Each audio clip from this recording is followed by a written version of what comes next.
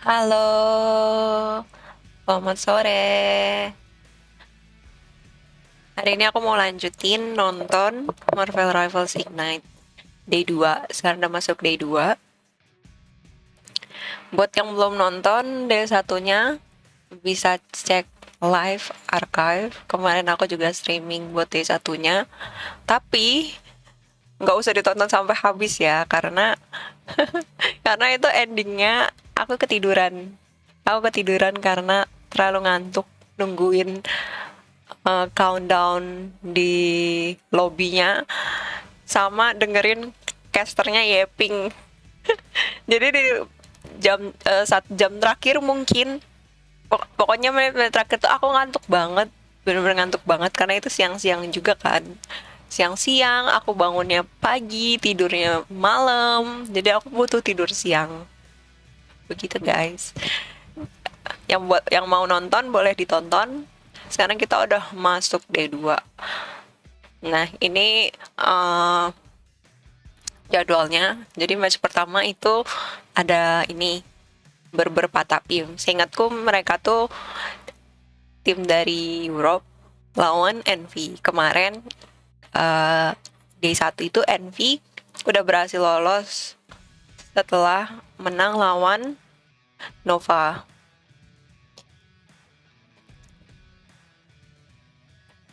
NV lawan Nova menang gitu kan. Terus jadi dia masuk ke day 2. Nah, terus match kedua itu, nah ini tim yang aku dukung guys. Ini tim yang aku dukung banget. Sentinels dari North America. Kenapa aku dukung Sentinels? Karena mereka tuh aku suka banget gameplay mereka yang bener-bener based on teamwork. Jadi semuanya tuh saling nge-cover satu sama lain. Nanti coba kalian lihat ya. Dari match-match sebelumnya pas kualifikasi tuh mereka mainnya bener-bener rapi banget, rapi banget. Aku suka. Plus ada Aramori. Jadi kalian harus lihat Auramori. Dia tuh player Sentinels, role-nya strategis dan dia cewek guys, keren banget sih. Terus ada Rat, kemarin Rat juga lolos, dia menang lawan Genji di match pertama. Terus ada match ketiga tuh ada Oak. Aku gak tahu Oak nih apa, mungkin dia tim Asia ya atau di mana aku nggak pernah dengar. Selama ini aku seringnya ngikutinnya yang dari West. Terus Hundred Thieves itu juga kalau nggak salah dari North America. Dia lolos bareng Sentinels. Dia di Hundred Thieves aku juga ada apa namanya player yang aku suka DPS namanya Tera. Di match-match sebelumnya di kualifikasi dia tuh bener-bener hard carry banget, hard carry banget. Terus Harvey itu dia bagus banget kalau main Loki. Dia Loki-nya jago banget, sering MVP, selalu MVP kalau dia pakai Loki, auto MVP. Terus ada Delena juga. Delena tuh Hela main, jadi aku suka ngeliatin gameplay dia karena aku juga Hela main. Jadi aku banyak belajar dari gameplaynya dia. Terus match keempat itu ada RC. RC aku gak tahu mereka tuh tim apa, tim dari mana. Aku nggak pernah denger juga. Mungkin Asia atau Europe. Asia sama Europe aku nggak terlalu ngikutin timnya, sayangnya. Terus GZ, Jezi, Jezi, Jezi, Jezi itu kalau nggak salah dia tuh tim rumah. Kalau nggak salah dia tuh dari China. Jadi mereka main di kandang sendiri kayak Genji kemarin. Kita lihat ya mereka bisa balasin dendamnya Genji kemarin yang udah di parah sih. Genji kemarin benar-benar didominasi banget sama Envy, benar-benar dilumat habis. Dan mereka kayaknya juga kena mental kayak yang udah aku bilang sebelumnya, karena di match-match awal tuh Genji lumayan bisa balance sama Envy, tapi pas makin ke belakang, makin akhir itu mainnya down parah. Jadi kayak mungkin mereka udah kena mental, jadi mereka udah nyerah duluan gitu ya. I don't know. Sempet apa namanya? Sempet bagus di awal tapi di endingnya mereka kayak ya udah itu. Jadi ini yang aku nggak tahu ya, mungkin Oak sama RC. Aduh, bener gak? Skare. Jadi RC, Jizi sama Oak itu aku nggak tahu mereka dari tim mana. Nanti kita lihat aja. Jizi harusnya China kalau nggak salah. Ya ini masih nungguin countdown. Oh iya, BTW guys, ini tuh aku nontonnya nggak eh, on on time screen on time stream ya. Jadi kayak eh, ini streamnya udah mulai dari 8.30 lagi kayak kemarin. Jadi ini aku nontonnya archive, dan nanti pas udah masuk apa namanya countdown kayak gini, waiting room, bakal aku cepetin aja nyampe. Jadi kita fokusnya ntar di matchnya, of course, tentu aja kita nonton matchnya. Terus selesai match itu biasanya ada sedikit komentator dari caster, itu kita tonton aja. Sama ini spill statsnya. Nah itu juga penting, nanti kita tonton aja. Tapi kalau udah spill stats, biasanya casternya yappingnya kemana-mana, udah nggak ngebahas matchnya lagi. Jadi ntar kita skip aja, lanjut ke match selanjutnya gitu ya. Tapi selama satu match ini kayak ini berberpatapi melawan Envy. Lucu ya namanya berberpatapi, kayak nggak serius gitu anjir. Tapi mereka mainnya bagus kok. Aku udah beberapa kali nonton mereka main, hampir setiap matchnya aku tontonin pas kualifikasi. Nah ini kayak berberpatapi melawan Envy ini, nanti kita tontonin match pertamanya, match keduanya. Match pertama itu biasanya mereka mainnya capture. Match kedua ini carrier apa sih? Itulah, tahu kan yang ngejalanin carrier itu, aku lupa namanya, konvoy. Match keduanya konvoy. Nah itu kita langsung nonton aja, nggak usah di skip, meski di tengahnya nanti bakal ada sedikit yapping dari caster ya, tapi ntar juga pasti ada spill stats, pasti juga ada apa namanya komentator dari caster ya. Buat ini aku juga mau nontonin apa wawancaranya, buat wawancara sama tim yang menang nanti setelah matchnya selesai. Itu nanti aku juga bakal tontonin, karena itu juga cuman sebentar dan aku kayak tertarik. Biasanya yang paling aku tunggu setelah match selesai itu itunya wawancaranya, selain spill statusnya, statistiknya kok status. Selain spill statistik, aku juga nungguin wawancaranya. Jadi nanti kita tontonin wawancaranya. Oke, jadi kita tonton match sampai selesai, nunggu dikit casternya yapping, spill stats biasanya. Terus kalau match ada selesai, yang menang diwawancara. Nah itu ntar langsung kita skip aja pas sampai match selanjutnya lagi gitu. Pertama biar nggak lama, kedua biar aku nggak ketiduran. Karena menunggu itu sebenarnya aku nggak masalah ya nunggu, aku nggak bosen nunggu, cuman ngantuk. Apalagi siang-siang gini loh, sore-sore gini, ini jam-jam rawan ngantuk gak sih? Jadi kita harus jaga-jaga. Nah ini setelah countdown selesai, ini biasanya mereka prepare dulu, preparing stage segala macam. Terus playernya pada masuk. Nah itu di jangka waktu itu kemungkinan bakal aku skip aja ya guys. Aku skip. Karena itu isinya cuma caster yapping doang. Itu bisa nyampe 30 menit lebih sendiri. Jadi lama banget. Jadi kita skip aja. Setelah countdownnya ini selesai, tapi kita tonton dikit lah, nggak apa-apa. Kita biarkan casternya ngomong dikit. Oh iya, BTW, nggak apa-apa ya suaranya aku kecilin dikit. Terutama pas lagi lagu kayak gini, sama pas lagi apa nanti casternya ngomong. Kalau di match juga aku gedeinnya dikit aja ya, biar nggak kena copyright.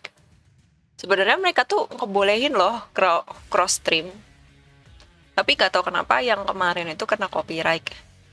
Gak apa-apa sih, yang penting gak keblok kan. Karena aku juga gak pakai AdSense sama sekali. Jadi yang penting gak keblok. Aku takutnya kalau udah keblok aja sih. Nah ini mereka menunjukkan lokasinya guys, di Guangzhou, China. Bagus ya. Nah mulai. Oh iya, ini aku nontonnya di YouTube BTW, karena kalau di Twitch dia nggak bisa di replay. Maksudku bukan di replay sih, nggak bisa dikejar. Mereka harus nunggu di archive dulu.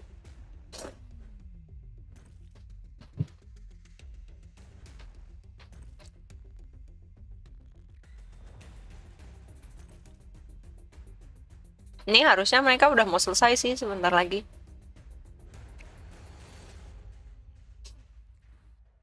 Terus kemarin tuh aku nonton di Twitch agak muter ya. Jadi sekarang kita coba nonton di YouTube. Aduh. Aduh maaf guys, aku bersin-bersin terus.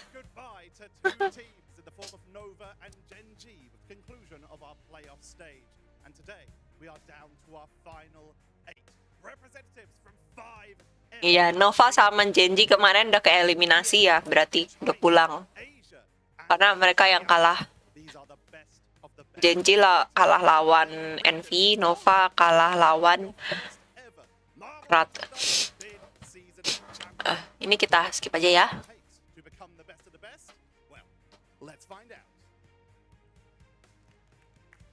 Ini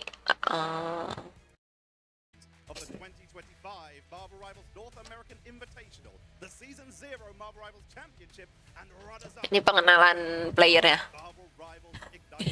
They look so awkward. Oh, munduran dikit ya. Ini ternyata yang dikenalin timnya semuanya nih. Aku mau lihat. Aku mau lihat tim-timnya biar tahu. Nah, sini.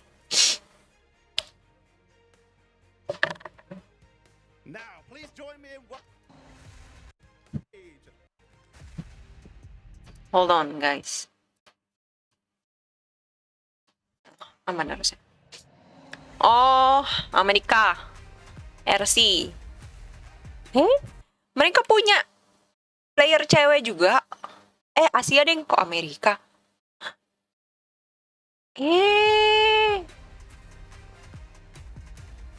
Aku gak tahu dia cewek. Aku gak terlalu ngikutin Asia ya. Tapi ternyata dia strategis juga, cewek namanya Muka. Oke, RC.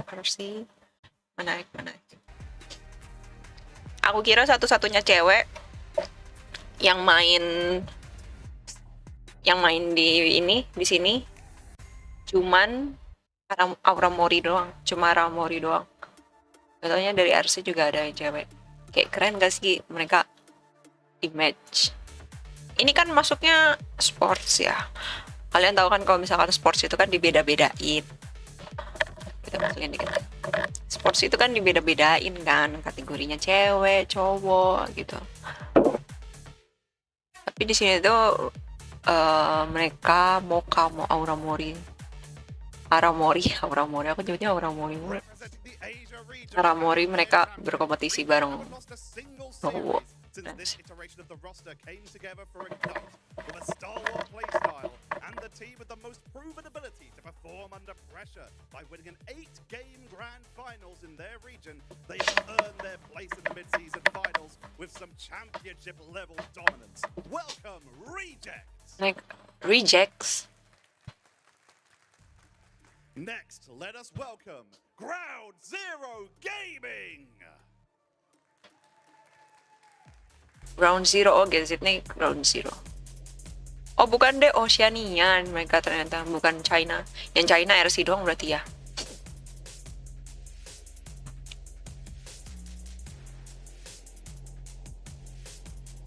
Ground Zero.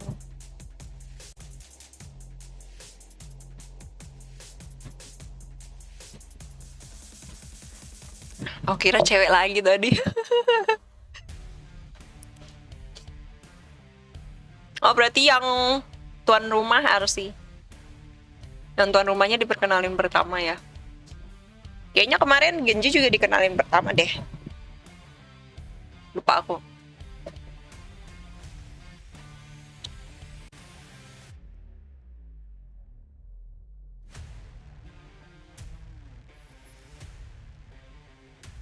Representing the Oceania region and with solid performances against some of the best Asia teams in previous MRCs, Ground Zero secured the region's single qualification spot for the LAN finals, a testament to their status as the region's undisputed juggernaut. Welcome, Ground Zero Gaming. Wih. Next, let us welcome Over Ultra Gaming. What? Apa namanya? Oh, ouch. Lah, ini juga China.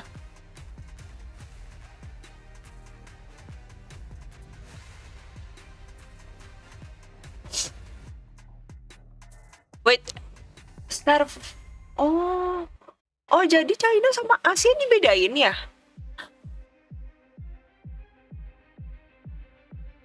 Servernya dibedain. Sumpah aku nggak tahu itu. Kalau itu aku bener-bener nggak ngikutin yang Asia, daerah Asia situ.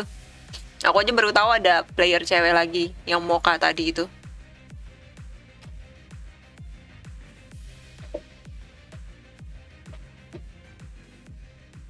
Representing the China region as their champion and last standing team. They stand as a Oh, China punya regionnya sendiri ternyata. Berarti yang Asia kemarin tuh cuman Nova. Nova kan Korea ya kalau nggak salah kemarin. Nova sama tadi RC. China itu si ini OG atau kita sebut OG aja. OG sama Genji kemarin. Wih, 100 Thieves. Ini Tera di duelis. Dia hard carry banget. Nah, ini Delena yang aku bilang tadi. Apa namanya? Hela main. Sama aku suka satu lagi Harvey. Nah, ini juga jago banget main Loki-nya. SJP juga oke.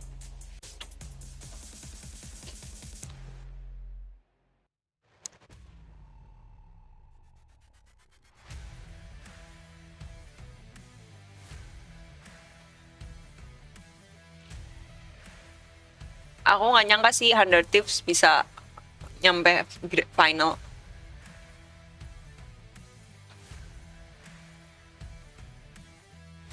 Karena kemarin di kualifikasi jujur aja, mereka banyak misplay-nya. Yang bener-bener nge-carry, yang bener-bener mainnya bagus terus, konstan tuh cuma Tera doang. Tapi berarti oke sih mereka. Mungkin ending-endingnya mereka, aku nggak terlalu nontonin kualifikasi akhirnya, tapi mungkin mereka akhirnya bisa nggak cover satu sama lain ya.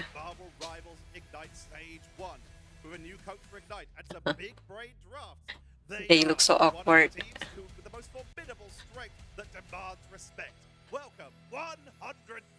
Ooh. 100 Thieves. Dah.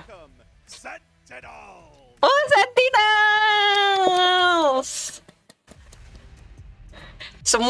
Mereka semua playernya bener-bener S tier. This is so pretty.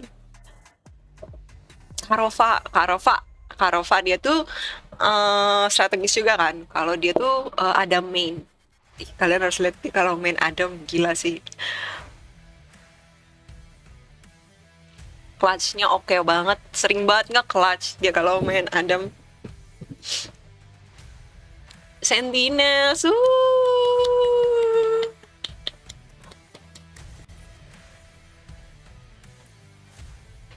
Terus aku suka banget sih chemistry mereka tuh lucu tau kalau bareng-bareng. Kayak liat no Aramori, epic banget dia. Keren sih sampai sini. No kan, cuman kalah sekali doang pas kualifikasi, gila sih. Gila mereka sih, dominating banget di North America. Wih, Next, please akhirnya. welcome Rad.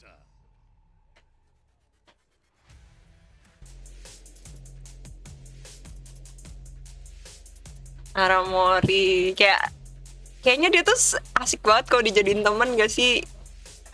Aku sering nontonin streamnya dia juga kan.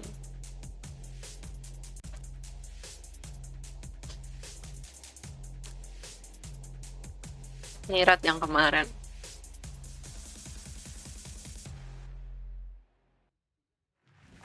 Tadi harusnya kita perhatiin ya, mereka tuh cadangannya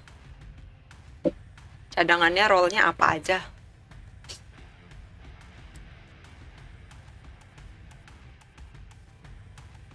Rat ini kalau nggak salah cadangannya duelist.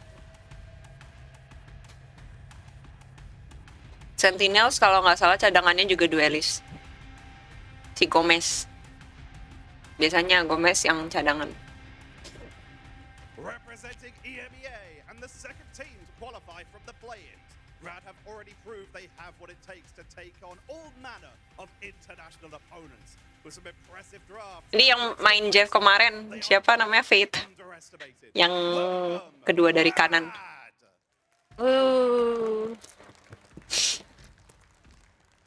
Next, let us welcome Citadel Gaming.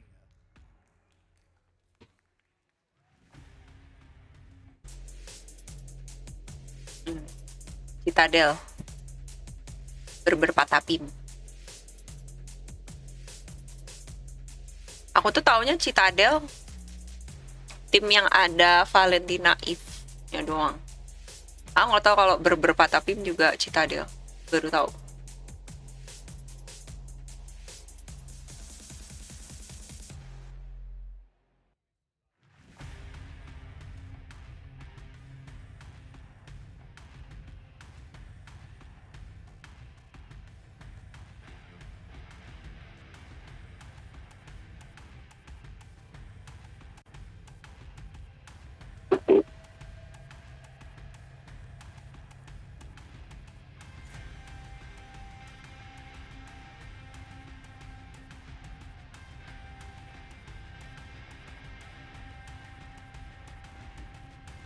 Representing the EMEA region as their champions, coming all the way from open qualifier contenders to legends who have conquered every opponent in the main. Oh, mereka dari open qualify.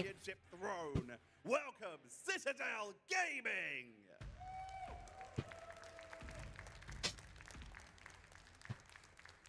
And finally, let's welcome Envy. Envy terakhir.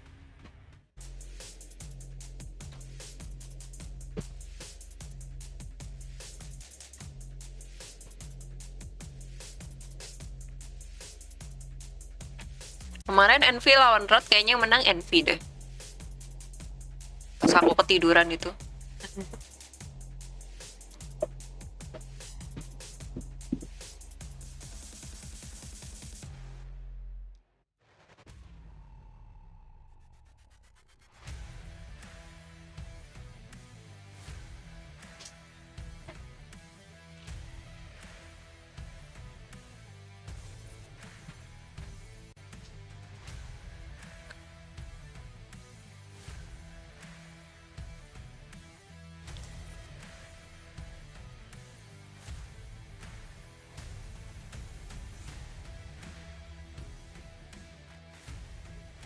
Envy's arrival turned the American scene on its head, clobbering the status quo and asserting themselves as an incredible force with many dominant victories.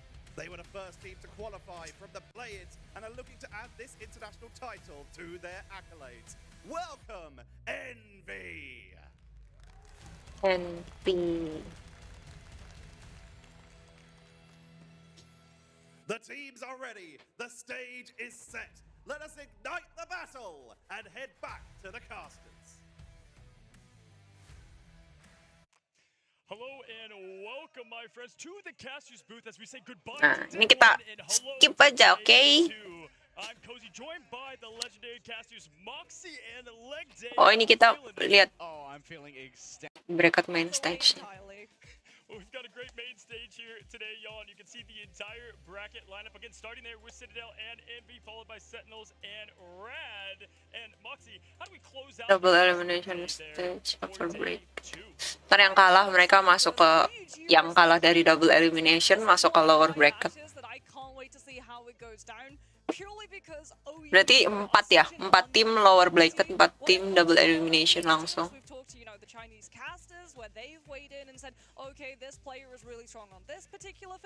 Yang kalah masuk lower, yang menang nanti tetap lanjut terus di upper bracket nyampe grand final.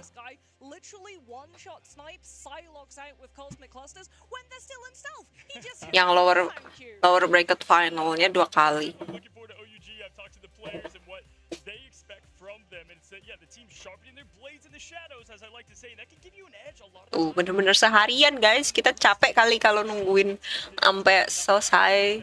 And then they kind of got jumped and surprised. Again, looking at Bakal berjam-jam, jadi kita starting here in just skip biar lebih cepet. we've got a good one.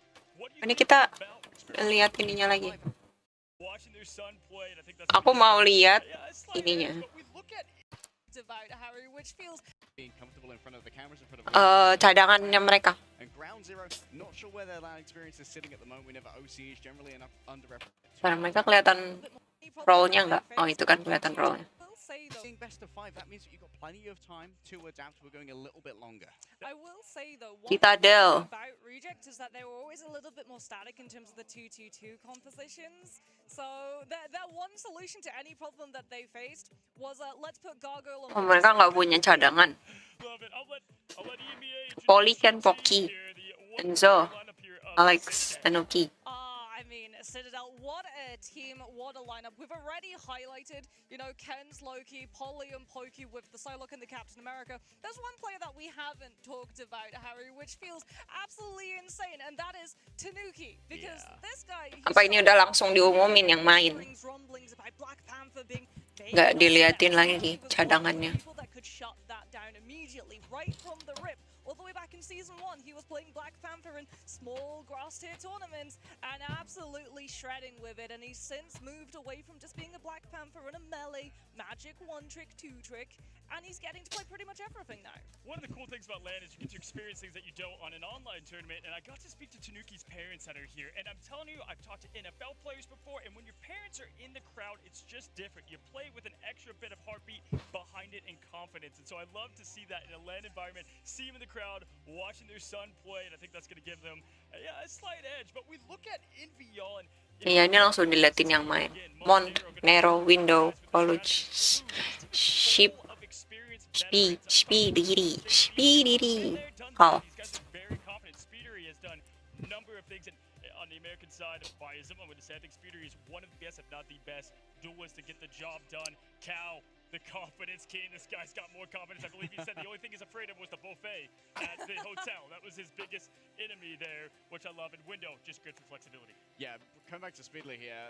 For those of us who fear Speedly, heading into this, we kind of call him the Flyer Prime. Yeah. He is, without a doubt, I'm going to say hands up as an EMEA shill, best Flyer player I have ever seen. Like, man's just born for the air. In a different life, if it wasn't a pro gamer. Pal, best flyer. Good point. Listen, Player. that could be a big difference maker though, because you look at team comps like Psylocke, Star-Lord. I know Mereka lagi siap-siap guys, kita langsung skip aja ya. I see a ton of Psylocke play for Envy. They can dip into that speedily, but when you look at it, Cal typically more that hits cannon than yes. Ini kita langsung masuk winning phase-nya aja. Hex come through from Citadel and get an Di map, aduh, map yang paling aku benci, Hell's Heaven. Hell's Heaven capture. Envy, ban Luna, Loki, save Luna, save Cloak, ban Ultron. Berpatah Pim, ban Mantis, Torch, Loki, Psylocke, they're trying to force a save Captain America. from Speedly. For Citadel, what do they prioritize for their last? Aduh, Captain America, jujur ya guys. Having some Tank yang paling aku benci tuh buat sekarang Captain America sih. very important for the Apalagi kalau yang main bener-bener ngerti how to dive. Dive ke belakang, atau simply gangguin apa DPS-nya. Aku lebih milih ngelawan tank yang brawling sama tank kita. Karena kalau udah ngedive tuh, aduh, ya ampun, males banget. Males banget. Mau kamu jadi pakai role apapun, kalau dive-nya ngeganggu backline, itu ngeselin banget sih. Bisa formasinya bisa kacau. Pertama, kedua kalian bisa nggak dapet kill, nggak dapet backup. Kalau jadi tank kalian nggak dapet backup, kalau dapet DPS kalian nggak dapet heal. Kalau jadi healer kalian nggak bisa ngambil. Ngeselin banget tengahnya, ganggu formasi banget Captain America itu. Going to be some of those other maps instead of Eldritch Monument where you don't have a lot of natural terrain to be able to hide around. It can be pretty brutal for those flyers up in the sky. All right, heroes and villains, let's get into our first map of the day. Citadel Gaming Berber, our EMEA #1 seed, going up against the #3 from America. Dia baca berbernya gitu, Berber. Let's see how these two regions are going to interact. Kita panggil Barbar aja ya. Berber kita panggil Barbar aja. Tim Barbar. Langsung portal. Depan muka langsung portal. Make sure that they're sustained and speeding, being able to take everybody out here. Look at that collective damage. He was really creating unfair fights here and allowing repositioning using the speed. Yeah, and Pokey actually used the Soul One very early on as they came through from the portal, so they don't have it now to play aggressively as they walk into the space that Envy already control. Spam pressure comes on through from Tanuki, just trying to take some of that space that Envy had and barter it back to Citadel's side. All right, at the moment it seems like Citadel have most of a space on the point, but Window's going to be walking on up to get that. So's Nero! The entire strategist line's collapsed, but Tanuki feels the pressure starting to roll on up. Posey going to roll on down as well. Nova's do or die right here as you have to go all or nothing with no heals behind. Akhirnya Torch keluar penjara, guys. Keluar dari ini bawah tanah. Akhirnya nggak di lock. Dan yang make juga Tanuki. Tanuki itu juga player torch yang bagus banget. Selain Rimazing. You can try and fly away from those walls, but all the low ceilings here in the frozen airfield, it can get difficult in towards the back with the Omega Hurricane. Supernova going to be used in response here from Tanuki. An inhospitable environment gets rid of Ken, who might well be able to resurrect themselves thereafter and come back with a soul resurgence. Enzo's the next to fall on down. Dapat tuh, iya. Alex has to fade away into the dark force dimension. It's a quick dodge away. Keluar semua ultinya.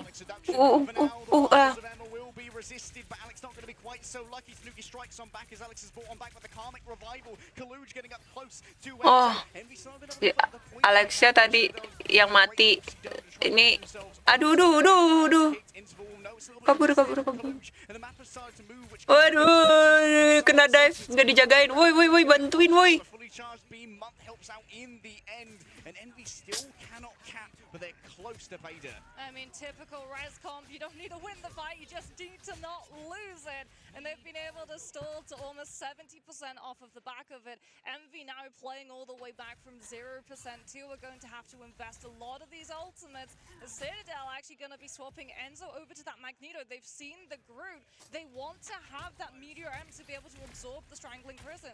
Yeah, could be a great amount of heal that is going to be available here. Tanuki has to decide on the pathing as well. Early use of the Omega Hurricane here. This could be an easy disengage. Mereka nggak punya defensif. Nggak punya defense ult. Dapat backline-nya. one ultimate invested, 38% of the point picked up off of the back of it. However, Enzo has been able to poke up with that Magneto, building up the Meteor M, and they do have that Eternal Bond from the Cloak and Dagger too. Envy don't have a one-shot here, and that's the problem that Month has to deal with when the Magneto ultimate comes through and manages to hit pay dirt. Strangling Prison in the hands of Window could be everything here. Good peel coming through from Kaluj. For now, the Phoenix has been identified. Tanuki getting rather low, having to dodge away as best they can. Up to the skies for Phoenix, holding on to this. And it's a premature use of the Meteor M. It gets instantly burned on down by the focus fire of Citadel Berber. And Month in the back. Right click, and Pokey's getting even more. Strangling Prison. Scan can do on the Adam. And Pokey is just racking. Harusnya tadi combo ya. Itu apa namanya? Ayam Phoenix-nya. Ayam Phoenix sama Strangling Prison kalau di combo tuh lumayan loh. Tapi Ayam Phoenix, si Kal, si Phoenix malah ulti duluan. Ulti duluan pun juga dia nge-holdnya lama. Berarti kayak nggak ada yang bagus buat di ulti. Sekalinya dia ngulti ke belakang nggak ada marknya. Jadi nggak ada damage-nya. Born Again 4-5 hidup semua lagi. Forced to disengage as a freedom charge rolls on forward. Citadel Berber, they say that it's free, and Tanuki tends to agree as Window falls down. The hero's going to be joining him. Cloak and Dagger has to go into the dark force to manage to try and fight. Itu stormnya tadi si Spidery berusaha wipe out. Berusaha nge-wipe out revive-nya Adam.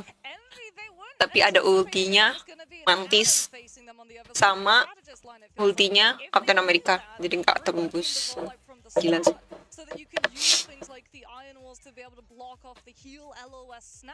Coming on from that Adam as well, stopping that poke damage, being able to hit those crit shots and instantly refresh 1 second on your cooldown. It'd be pretty crazy. And Citadel, they played it smart with the bans. They were like, oh, we don't have Star-Lord? We're not going to be playing triple res. We'll definitely be playing dive. You guys should play a comp for dive. Yeah, like, you gotta deal with our dive, bro. Don't worry about triple res. That's cringe. Nah. They hit it in the back pocket the entire time. Pokey's getting so much done off those right clicks. Still Envy. We've seen this happen to them before against Random. They managed to reverse sweep on Hell's Heaven fairly easily. This is a team that's fantastic at adjustments.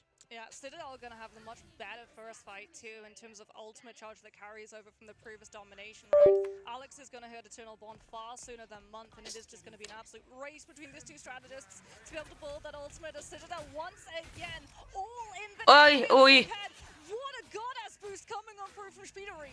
Oh, look at those walls that came up from Window as well. Either side of the portal exit. Huge DPS from the group. Great heads up play. And of course, udah dicegat duluan. Their goddess boost as well to get all that damage out. Itunya, portalnya. It paints a target right on their backs, and like you said, Envy, instead of splitting, they stack. Alex does have that Eternal Bond, but you're going to have to hold it. It's got CC immunity as well as healing frames, so it's perfect to stop Window from having pick potential with the Strangling Prison. Cal for now doing their best to avoid the auspices of Folly. Constantly scary in the backline. Jaws theme begins to play. They need to find their moment. Window was already up at the front with a Strangling Prison that needs to be brought into account by the side of Berber. In towards the back now. Freedom charge. Only halfway there here for Polly, but instead it's going to be the Supernova. It takes so much damage. Window can't stand up to it. The Ken not quite going to be so lucky there. Falls down to the Eternal Bond. It's Polly in the back. Omega Hurricane straight over onto the Cloak and Dagger. Maybe we can get up onto high ground. Multi apa itu?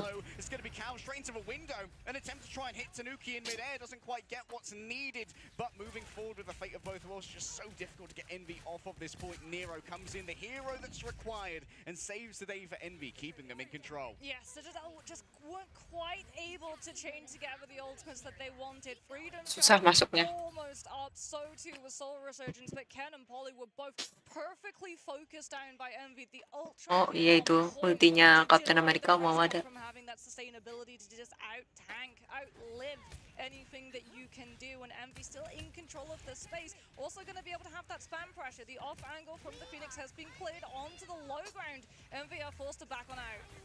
Oh, Cal spitting fire, trying to get on a bay. That's a huge Sembel. coming through from window. 4 players caught with him. Nero's fallen down.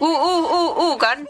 Going in towards the back. A nice Nggak boleh kelihatan sih, nggak boleh kelihatan si backline tuh kalau ada Captain America. kalian nongol dikit tuh terus kelihatan dia udah dikejar sampai ujung. Gak bakal dilepasin sampai mati.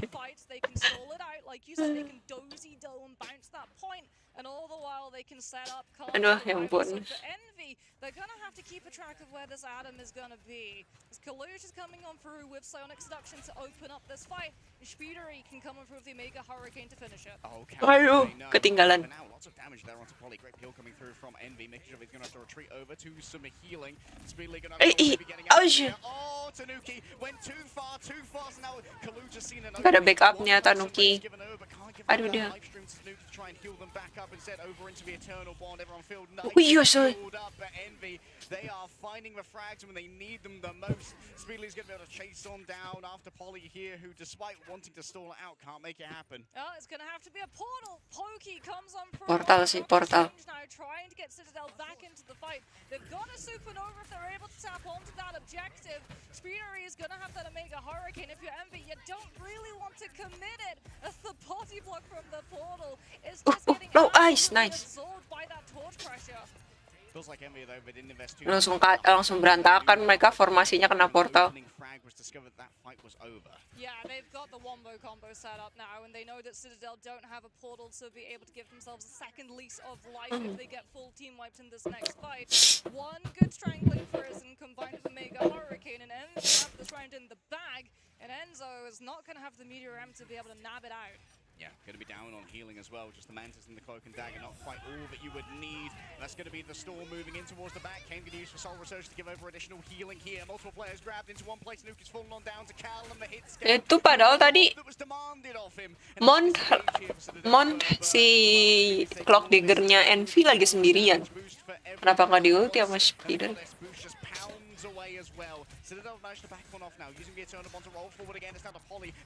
Alex kok Mont salah. Alex tadi lagi sendirian, nggak ada ulti juga. Gangguin banget Nero kan, mati Nero sama Polly. Mati Lunanya sama Captain America. Kayak bingung anjir kalau misalkan belakang. Nah, aduh nggak ada marknya tapi nggak ada rasanya.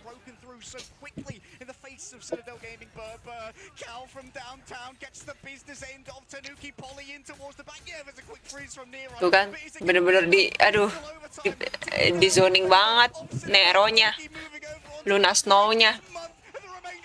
Susah sih, serba salah soalnya. Dia mau menyelamatkan diri, mau fokus ngedamage Polly, mau fokus ngedamage Captain America, timnya mati. Tapi kalau dia fokus nge-heal, dianya mati. Aduh, kasihan banget hidup sebagai strategis. Trying to stabilize and stave off any potential further pushes coming on through from Citadel, such that they could go really quickly with the setup of the Groot and the Storm combining to find that full team wipe when the resources just were not there, and they're denied. We talked about the fact like we were a little bit worried, you know, maybe letting one-sided torch coming on through might have been a little bit problematic, and I mean that's something that Citadel had, right? They had options. Yeah. They had so many options. They had Adam comp available with the Mantis. They had the Black Panther, the Wolverine, if they wanted to go that direction. And then they also had the Human Torch too. So even though we saw great adaptations coming on through from Envy at the beginning of that second round, they just could immediately come up with different problems for Envy to not have time to solve. Yeah, I don't want to force thoughts into their brain, but might have been a heads-up play there in the window. Like, I can stop this. I could stop this unmirrored Human Torch if I do the bait of going Groot. And they think, oh, I know what counters Groot. I'll go Wolverine. But Tanuki stuck to his guns on the Human Torch, realized that it was working, did not take the bait to go over to a Wolverine. I think they dealt with the Groot fairly effectively. Yeah. The Strangling Prison Wombo, I think, only got one successful operation. It was some good peeling that came through from... Ya, misalkan Tanuki pakai Wolverine juga dia nggak bisa ngekontes. Nggak ada yang ngekontes siapa Stormnya, karena Stormnya sebenarnya si Speeder itu juga lumayan ganggu sih. Plus kalau misalkan pakai Torch, oke tadi karena bisa ngambil belakang juga. Tadi aku lihat dia beberapa kali kok bantu nge-backup damage-nya Poli, bantu nge-backup damage-nya Captain America. Yeah, Idris Path is likely Jadi to mereka be bisa the nge-pick go. Nero As almost yang Luna Snow-nya. They love their triple vanguard. Healer-nya udah ke-pick, Oh, ya udah gampang. I think Formasinya berantakan. it was more of an indictment of how Korea plays the game than really an indication of huge strength from that composition. We know that Korea, they're kind of loath to move away from 2-2-2. Well, that's the thing. Genji was the outlier. Genji liked playing top-heavy strategist compositions. In fact, they even had some compositions where they had solo vanguards coming on through. Although OG also liked to do that too, so keep an eye out for that strategy potentially a little bit later on when they face up against 100 Thieves. But if you're Citadel, this is the concern, right, for Envy. If you take them to Yggdrasil path, it's predictable. Yeah. We can be like, yeah, it's probably gonna be Yggdrasil path, which means that everyone on Citadel's side are like, yeah, it's probably gonna be Yggdrasil path, which means triple Vanguard, triple strategist. Now, in terms of your ban line, do you start? Iya, NP kemarin main triple strategist Yeah, sama usually triple there, vanguard Citadel ya. Yesterday they were throwing a bunch of Idrisol path, knowing that in all likelihood they were going to be going up against Envy. Like, we know where they're going to take us. And of course, this is a longer series. This is a best of 5 Yes. We're moving on from our best of 3s of yesterday, which means that there is going to be a lot of longevity, not only in our map pool, but also in the depth of strategies. Yeah, I mean, if you're Envy, you need to recover. Like, I Nah, feel ini like it could statistik. be a trap getting baited into taking them into Yggdrasil path, but at the same time, if you just lost Hell's Heaven, you want that point of recovery, you want that little bit of just window to full recover before it landslides away into an unrecoverable position. As we can have a look and see all of these statistics, I mean, Alex on the Cloak and Dagger doing 37,000 healing in 2 rounds of domination is absolutely Yeah. insane. Month also matching Mont too, juga but, like, 38k tuh. why Cloak and Dagger is such a good strategist is the AoE on the primary, right? You've got a lot of Torch. utility, you've got an iframe on Cloak's utility kit, but then Dagger's base primary is AoE, so everyone within 12 meters radius is getting all of those heals. Yeah, here's a quick look at our MVP of Tanuki, one of the younger members of Citadel Gaming. Of course, is here with his parents chaperoning here in Guangzhou. First LAN, I do believe. And, well, Tanuki, he played a couple of other hero shooters, doesn't really have much of a competitive history. Used to be a Rocket Raccoon one trick, and then discovered his love for Black Panther and kind of Iya, went from there. Tanuki pernah jadi Rocket Raccoon one trick. Terus- Terus jadi suka main Black Panther, terus jadinya DPS sekarang. Very conspicuous by their absence here in Guangzhou. Yeah, Tanuki played, I think it was one small tournament under Euphoria's EMEA team, Yes. and then instantly got scouted Yeah. and grabbed into OG because they just saw what a prodigy this guy is going to be. And I mean, it's insane to think, like you said, he's as young as he is. He's already so well rehearsed in so many different heroes. We've seen him on that Torch. Envy obviously thought, okay, we can deal with that Human Torch. We've got a lot of options available for ourselves. We've also got things like the Emma available where we can use Psionic Seduction to just try and full shut down that flyer. And it just was not to be, as Tanuki was fully unleashed. And we got to see him really just not all that contested. A lot of the time he had a lot of terrain to be able to play around. Sometimes he was getting a Ini couple kita of skip hits aja ya. from a Phoenix self angle. Ke That match was also being selanjutnya. heavily pressured by every single other Every time. Over to shock storm. against the Jeff Nader. Eventually, I figured out Judge Jones Bombed because when team Minum-minum guys, jangan lupa and soon. minum biar nggak dehidrasi. Map Asgard Convoy. do they take a page Yxgard. out of Rad's Yxgard. playbook? I don't know how to spell it. Kita sebutnya Asgard aja. Asgard Convoy. That being the vanguards, and no, it's actually going to be Yay. starting off yet again. Citadel removing the Mantis from play, therefore gutting both the res comp and the Ultron composition. And I think that's actually really smart from them because Envy have loved putting Spiri on that Ultron, on Yggdrasil in particular. Yeah, Spidley is fantastic on any. Iya, Envy suka banget main ini, apa namanya, Rescom. Kemarin mereka juga main Rescom. ada mantis. As well as there being room on the objective to set up those Loki clones so they can be pseudo-mobile. Well, Envy are going to be taking Ken's Loki out of the pool as well as receiving themselves one-sided Luna. There's the Human Torch back. Torchnya di penjara lagi guys. Aku pengen lihat gameplay Torch. Aku juga Torch main soalnya. Rather than going for the Psylocke protection. Yeah, likely going to see a last Cloak and Dagger protect here as well. To allow for Nero and Monk to stick as that two-person wrecking crew in the back. Not needing to move over towards a tertiary strategist. And the last ban here, the Doctor Strange should be good. Kludge is so good at Doctor Strange. He gets so much value out of Agamotto, and it messes with the portal recontest. Yes, that's the thing. Whenever Envy started losing momentum on their spawn holds, they would have whoever went down swap to the Strange portal back, and instantly all of that momentum would come right back into them. And as a result, even if they lost like 1 or 2 players, they were still able to hold for 3 minutes almost every single time they played the Yggdrasil defense. So like you said, removing the Doctor Strange does go after one of those vanguards, but also really neuters Envy's ability to regroup and stabilize, as opposed to Citadel, who when they're on the attack, their spawn is right behind them. If one person goes down, that trade is infinitely more valuable for them than it is for the defense. Yeah, it's definitely an uneven attrition gradient when you're in that spawn hold scenario, but Envy have just been so good at backing each other up and making sure that it's so hard for someone to be lost in all of this. Sometimes group can be a great way to intercede between the safe locations of those strategists and where the vanguards are playing to try and keep that point contested. Block the line of sight on the heel. Yeah, we potentially get to see Emma Aegis as well doing that same purpose, where you see where the backline are trying to safely position themselves around the corner so they avoid incoming poke damage. And we're going to have a look, and well, we'll have to wait and see for Envy's spawn hold, as they're going to be on the attack this round. And Spinnery is going to be on that Storm double flyer composition once again with Winter on the crew.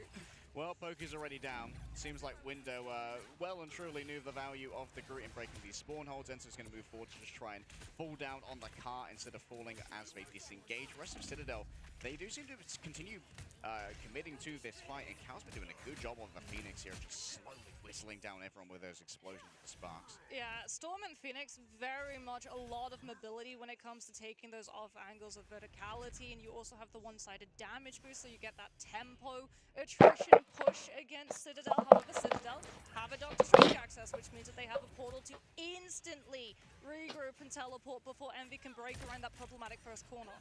I think that the Wolverine instead Envy nggak bisa pakai Strange ya. Oh no, there he is. He's been seen. Tanuki almost instantly gets. Mereka dari tadi emang sih apa namanya comebacknya karena portal.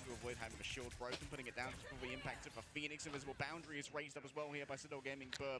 And then they're just going to be able to cleanly disengage here. They don't put in too much, but Monk, I believe, gets grabbed by Tanuki with that feral leap. Now you've got to deal, however, with the Omega Hurricane in the back, forces out the Eternal Bond. For Envy, they're fairly happy with this one already. They've forced out all the resources they need to. Yeah, and they've still Bener-bener solo other than that Omega Hurricane, they went for a DPS Tanuki doang. got both the Cloak and Dagger's Eternal Bond and the Luna's Fate of Both Worlds to amp up any damage output coming on through when people get CC'd by either Emma or Groot. And now that the Storm has been able to break soalnya Storm doors, we're gonna be seeing speedily soalnya Envy pakai Groot ya. to take off angle flank instead.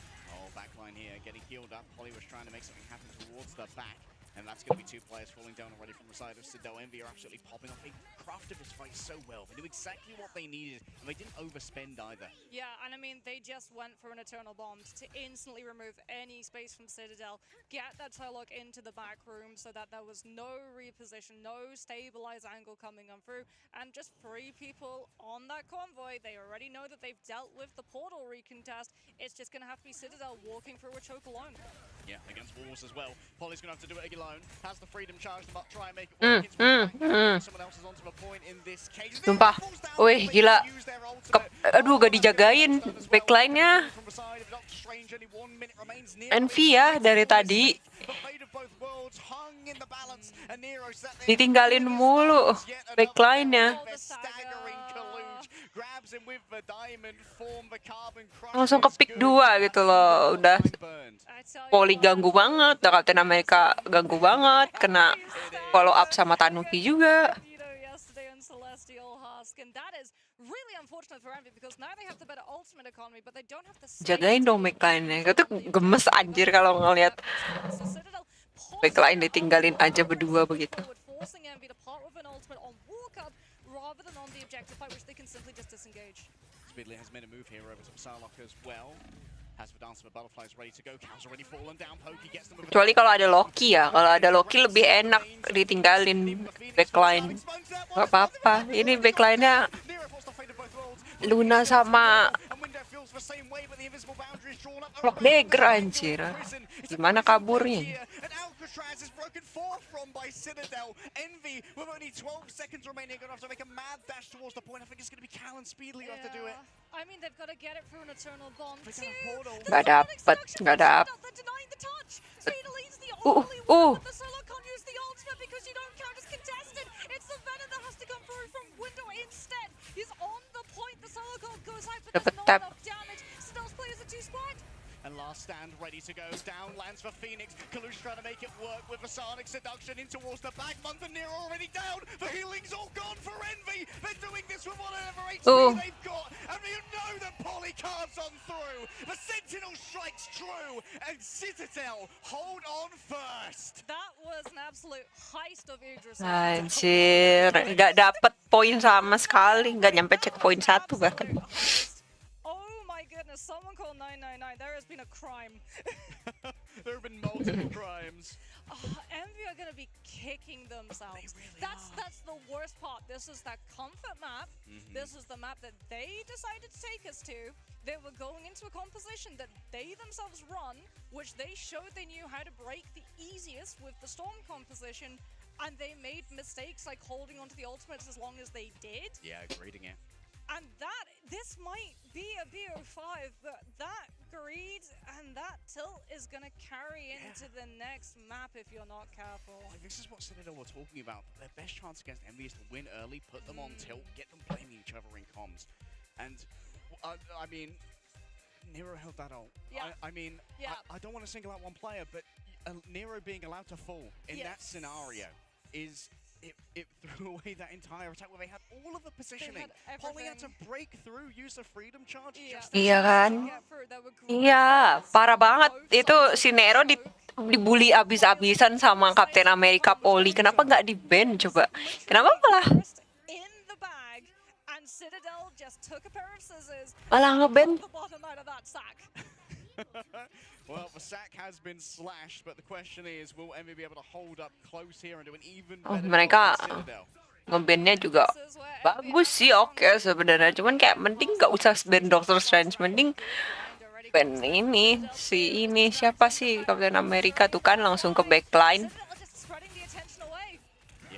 CC right there. Feral leaped in towards the back, and then it's going to be the Carbon Crush to keep Kaluj in place, make sure he can't activate the damage reduction of that either. And now Pokey just dodges on away, keeping this paranoia in the Envy backline. Window's fallen down as well. They're too busy healing each other. A bit of patty cake being played, but the Vanguard line was mulched in the meantime. Oh my goodness, Citadel, instead of fighting into the triple Vanguard, triple strategist in a brawl situation, they slowly draw resources away into all of these different areas, and now we're on a final fight territory. Envy, if they're not careful, aren't going to clear the Wolverine, and someone, even if they clear him, is getting Berhasil nggak nih triple strategist? Okay, missed Feral Leap right there. That's a chance for Envy to move on forward. The Carbon Crush, I believe that's some missed usage, but it has at least kept Snooki at bay. And now the car is right on the precipice. Terus juga kenapa masih Envy make they're moving further away. They're on mind control. They were dragged into the air by Tanuki, and they were slammed down to terra firma. Kenapa juga mereka masih pakai Groot? Ada Wolverine loh bang, ada Wolverine bang. Window, kenapa masih pakai Groot? Apa ya, Envy ini? Bener sih kata casternya tadi pertama. Tim yang bisa menang tuh tim yang adaptable. Envy gak kurang adaptable sih menurutku hero picknya. Mereka bandingnya target ban. find the pit. Apa ya, It's no strange to be able to banningnya teleport target ban, in bukan from counter any ban. Harusnya misalkan pengen banget make Groot, kenapa nggak ban aja tuh si and then be able to Wolverine score gitu and loh. cycle. Backline Kenapa haven't been able malah to heal anyone. They haven't been seeing nge-ban anyone within LOS taking damage because they've been zoned Doctor out Strange? Oke, emang so they didn't beberapa, get a tapi strategist ultimate to just eh blast through kenapa choke malah point. nge-ban? Apa sih tadi? Bukan deng yang di ban That ultimate, and they don't have a Doctor choke Strange point tuh when it comes beberapa, to tapi CUV, apa sih tadi and they mereka? can't get themselves both the Emerson Aduh. introduction, and it's just done. Oh, Mantis ya tadi. Mantis, Loki, Torch, satu lagi siapa? Through the Aegis from downtown while he was still CCing Kalush to try and just Yeah. keep them. They have to either exit the Satu lagi deal with lupa. Vanguards where they're going to get themselves into the LOS of someone else to poke them, Yeah. or they were going to have to deal with Polly and Pokey. And like you said, Mox, predictability. Kurang adaptable You sih. know everything, but if Envy. I know what's going to happen, then Salah definitely knows. Yeah, I mean they've been scouting this for a while. We've seen a lot of these teams, like they've actually even been watching. Sentinels were watching a lot of Rads games yesterday, Yeah, and actually, Exile was as taking well all the as notes. Nova, and they were right next to me. I had my notebook, they had their notebook, and we were like, oh, this is really No fun. buddies, no friend. But I mean, if you're MV, you've got to just take the downtime between the next map. Your coach has to come in clutch right now. Like you have to just decompress, ignore the fact that map happened. Yeah. You've just got to play it like this is you going into second map. Idris of the Path? Nah, we didn't play that at all. We're gonna have some Mind Stone shenanigans round about here because that's definitely one that Envy wish they could forget. Yeah, this is where Gator's really going to earn that paycheck. Gator's turn to refocus all of these players with big personalities and make sure that any clashes are worked out before we get back. Masuk lower bracket berarti ya. It's going to be a huge job, but one that Gator's more than capable of. He has so much expertise in these high-pressure situations, and many of the Envy players do. So, despite it being match point to Citadel, this is far from over. Yeah, and I mean, they are going to be forced, though, to take us to a convergence, which is going to be a little bit rough. Do you want to go Call of Dejalia, which is dive? Didn't go great against Rad. They didn't win it, but It's also Kita cepetin. Aku pengen lihat statistiknya. first, almost you. If we've got to take a 5-5 versus 6, so we didn't really see them hold the spaces as confidently and aggressively as they wanted to, because they didn't really try and clear the Psylocke or the Captain America, right? They sort of just let them walk in and reacted when they Tuh ya ampun, NP I mean, worrisome as well here. Is the strateginya this was essentially two healnya Tanuki. Yes. Both the Human Torch and Mon. Wolverine have proven fatal to Envy. healnya div banget karena digangguin terus. Nggak bisa nyalahin mereka. Bukan salah mereka. Karena mereka nggak dapat cover juga. It's also the flexibility. Because if you try and ban out Pokey and Polly, thinking that those two are the problem, Tanuki rears his head and says, hi, and then if you go after them, Ken's like, oh, you didn't insta-ban my Loki? Well, we're now gonna save that. So, you see how the problems just keep stacking up and keep stacking up and keep stacking up because they're so good at so many different heroes, and all those different heroes have entirely different solutions that you then have to have open as options to swap to in your own draft. Double Tanuki MVPs as well. I think I saw on the previous screen, Month had like 7k healing. Yeah. Something went very wrong right there. Iya kan? 7k healing. Aneh. Something wrong about that. Karena ya dia digangguin mulu sama Polly, digangguin mulu sama Captain Amerikanya. Bukan salah dia. Bukan salah. Gimana coba kabur dari Captain Amerika sebagai strategis? Sulit banget. Kejar kemana-mana pasti. Into a whole chain of like cloak and daggers, terror cape, and they were able to just take him out before that ultimate came through, where again you can see that target focus and priority coming out that we did from Hell's Heaven, where they identify from Envy side who's going to be coming in with those ultimates that's going to elongate the fight and potentially leave a window open. Mana nih, ntar pasti masuk highlight nih, yang Polly ngedive, terus di ini Wolverine, di backup Wolverine, di backup Tanuki. Every team that might potentially come up against them, and I think that's the worry for Envy. Idris Path has always been comfort. It's always meant safety. It's always meant recovery. They've never really looked mortal on it. Nggak masuk. Now, You can see Envy That's so quite the excited PogChamp from and hype Enzo. that he breaks the camera. Oh, but that is the danger, right? Now the secret has been given away. That's how you break the spawn hold, not just for you at home in your own games, but also to every other team competing in this. And if MV do fall here and go down to the lower bracket, they're going to be facing another team. Yes. And that team is going to have access to that VOD, and they're like, oh, okay, so if we go up against Envy on Yggdrasil path, that's the composition, that's the strategy, that's the angle, and that's the engagement line we'll take. Yes. All we need is for Nero to have a little brain fart as well. Also helps. Yes. My Q key didn't work. You know, the players bring their peripherals from home. Maybe my Q key is a little bit sticky. Skip lagi ya. It's maybe like, oh yeah, like Loki, double hit confirm. Yeah, but I've got to check with both worlds before I decide on my fate, you know? There are many realities. Langsung As lagi. we've talked about, Ken's Loki is very, Map 3. very scary indeed. Yeah. But Loki from Ken could be everything. Taking away the Lunar Snow as well. Yeah. But Nero's been able to... Nah, akhirnya di-ban tuh Captain America. Even Lunar Gradient. This can be a big change in the midst of a fight. Di-ban kan Captain Amerikanya, udah nggak bisa. Mereka udah nggak bisa ngelawannya. Still in, Psylocke still in, Luna save. If you went for a Loki save, like you would maybe have to worry about things like the Punisher, where he just sits in the regeneration domain with Final Judgment. But with the Luna in, you now have to worry about things like a Star-Lord, a Psylocke, a Panther, a Wolverine. And that's going to really force Envy's hand when it comes to this last ban. Oh yeah, they're taking away... Asik. Torch di save. Mereka pakai torch nih. Well, the ban from Envy is going to be Ultron, but do they go one-sided Ultron now? We'll have to see. If not, I'm sure it'll get banned away by Citadel Gaming. Maybe they'd force something like an Invisible Woman Loki? Oh, true. Invis boundary is... Yeah, it's an invisible boundary save. Okay, they've got Human Torch. Yeah. So if Citadel had access to a ban now, they would actually have gone for Sue so that they got one-sided Invisible Woman team up with the Human Torch. Now they're going to go for the next best option to remove, which is the Ultron, so you don't get the drone pocket coming on through one-sidedly against the Human Torch, because it is going to be a dogfight up in the sky. However, we've got one-sided Luna, one-sided Invis, 35% heal trickle coming on through from Idle Aura on one side, Envy with the team up and Guardian Shield to pocket their torch on the other. Who's going to be able to take it?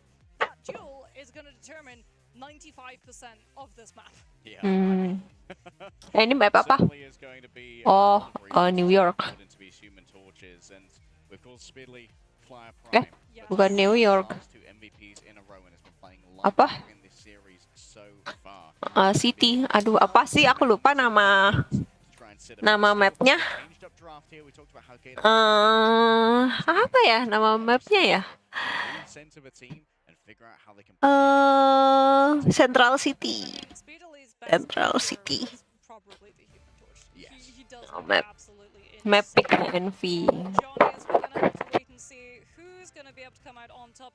There's more on the line for Envy in this map, as it being a BO5. If they lose this one, they're down to the lower bracket immediately, as Envy are gonna be on the attack, Citadel on the defense, starting off with Pokey yet again on that Psylocke. This time though, without the Captain America, but still problems for Flyers to deal with nevertheless. couple problems, and of course it's going to be an uneven gradient of hit scan here as well, with Caliber to constantly pressure out Tanuki from these more aggressive angles, and that Guardian Shield is really going to be so important as we see how Nero and Ken invest it. Yeah, I mean, Guardian Shield, you can't crit shot it, so it is going to be sticking around for a while, as we can see Tanuki taking a little bit too many stacks of Spark, as Pokey is going to just be waiting, posting around that corner. They haven't cleared him, but one good hit from that torch, and they're going to instantly know where the Psylocke's playing from.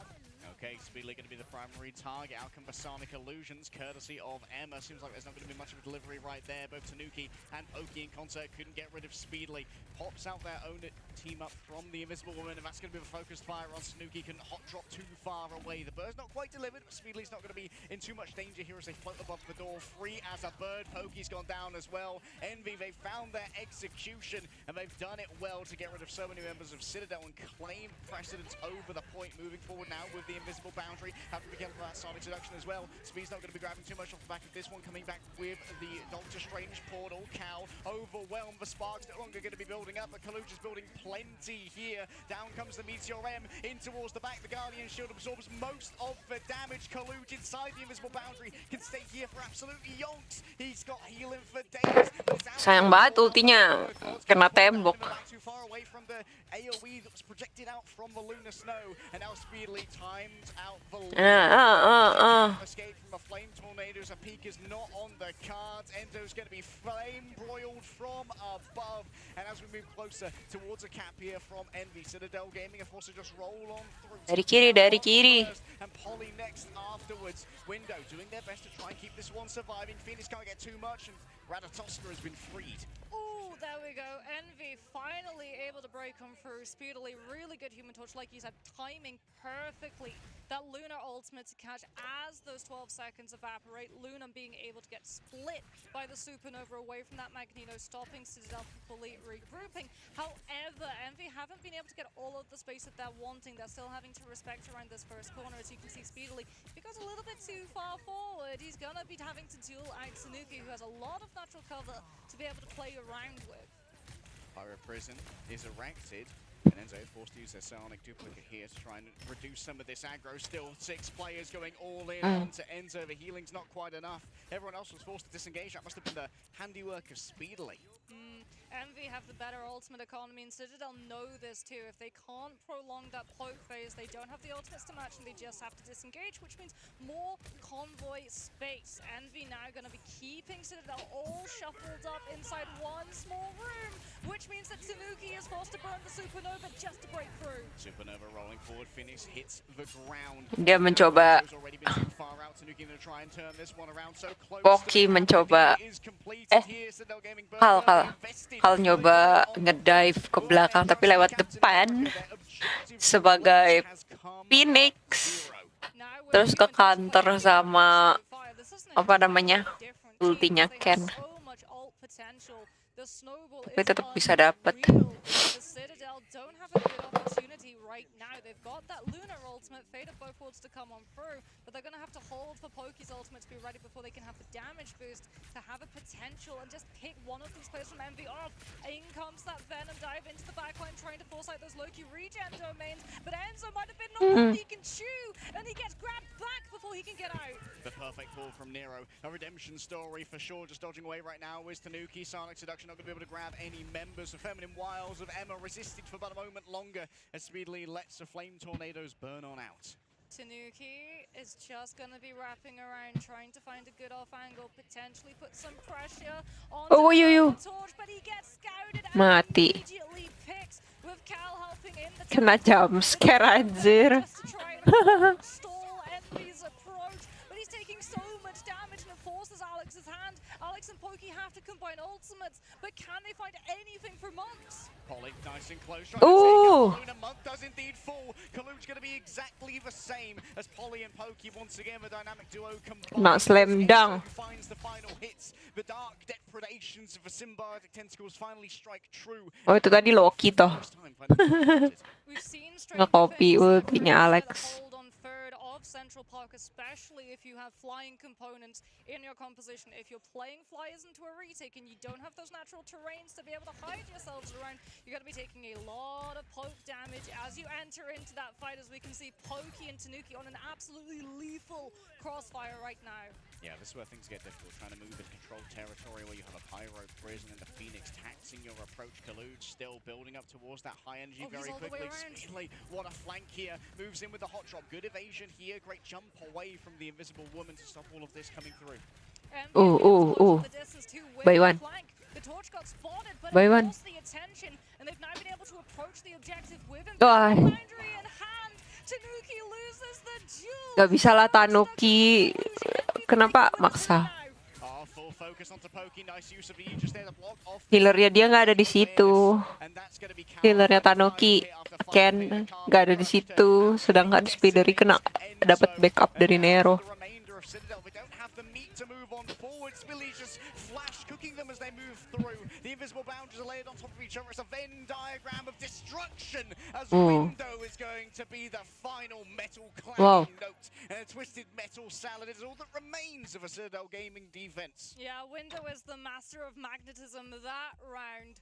Partly because he gets the Meteor M pick, and also because he gets to use his ultimate to absorb Tanuki's. A huge chunk of that supernova damage gets immediately absorbed by the meatball, and that is going to be Envy full pushing. It was a little bit worrying concerning when they faltered. Comeback kah? Envy comeback kah? Point for the first time, but they were able to recover, just having the better ultimate economy, and also Speedly doing a very good job of understanding. If he just tried to play up in main, he would get shredded down instantly. So just go the long way around. It takes about 10 seconds extra, but that's time that you save by not getting picked out of the fight early. Yeah. And it seemed like Cal had great timing there as well. They isolated Tanuki in that off-angle position, and they kind of just, they pinned him. Yeah. Iya. Some suppressing fire. And Tanukinya kena bait tadi pas Baywan sama Speedery. didn't have time to hot drop out of there. Yeah, it was like dive, which is actually really funny because a lot of players say that Human Torch is kind of a dive hero. He can be dive, he can be spam, he can be poke. He can pretty much do it all, and that's another reason why he's so dangerous as a hero, right? All of the different playstyles, you never know which playstyle against the Human Torch you're going to be playing until you're on the wrong side of it. You find out real hard, real quick. Tanuki, is it real? Oh, well, they're on attack. They can't It's swap it, but real. it is out of spawn. And it is indeed real. They're going all the way around the back. And it's going to be with Enzo, too. They've even got the Luna team up.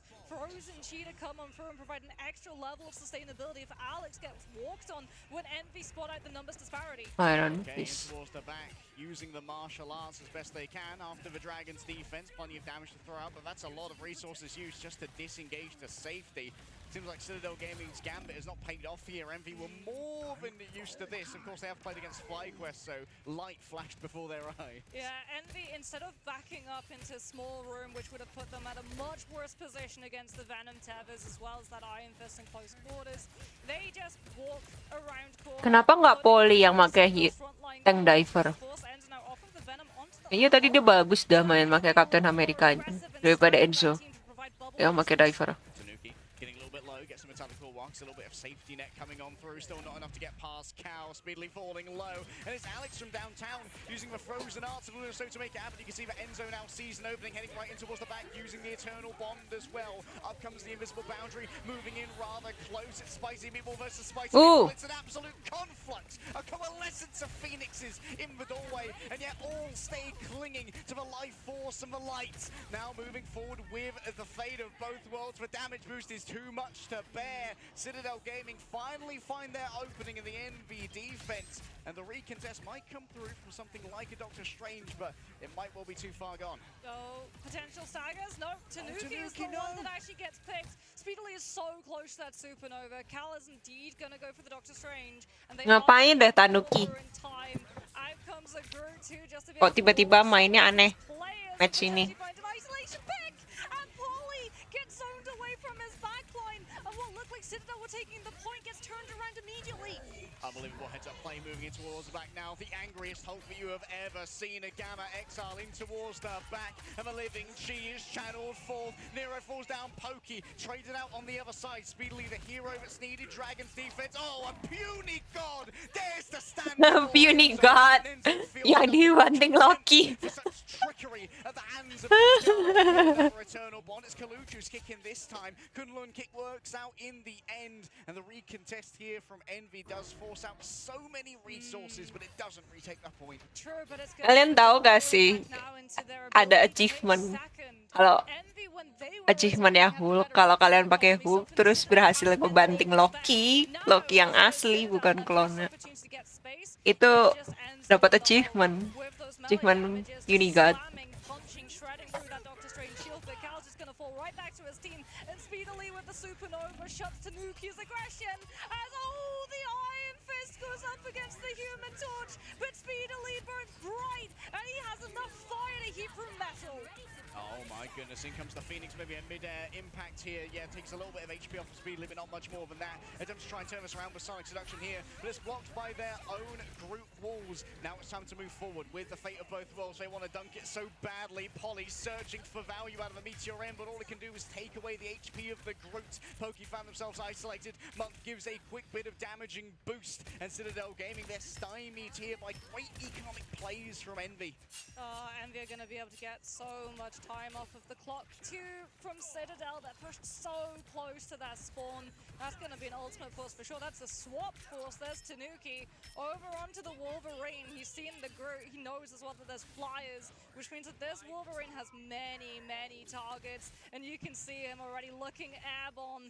And he's got the fastball special with Enzo on the Hulk too. We're flying in today. Can Tanuki find anything? Benefiting from double team-ups, but not able to get too much to begin with. Great evasion coming through from the side of Envy. Speedily hits the deck right here, but still manages to escape. Pokey outplayed by Cal. Cal's popping off. Oh, the hit scan prodigy is finally once again delivering on the promise of the Prince. A quick grab there on to the side of the group, but Tanuki can't quite deliver the damage that's needed in mid-air.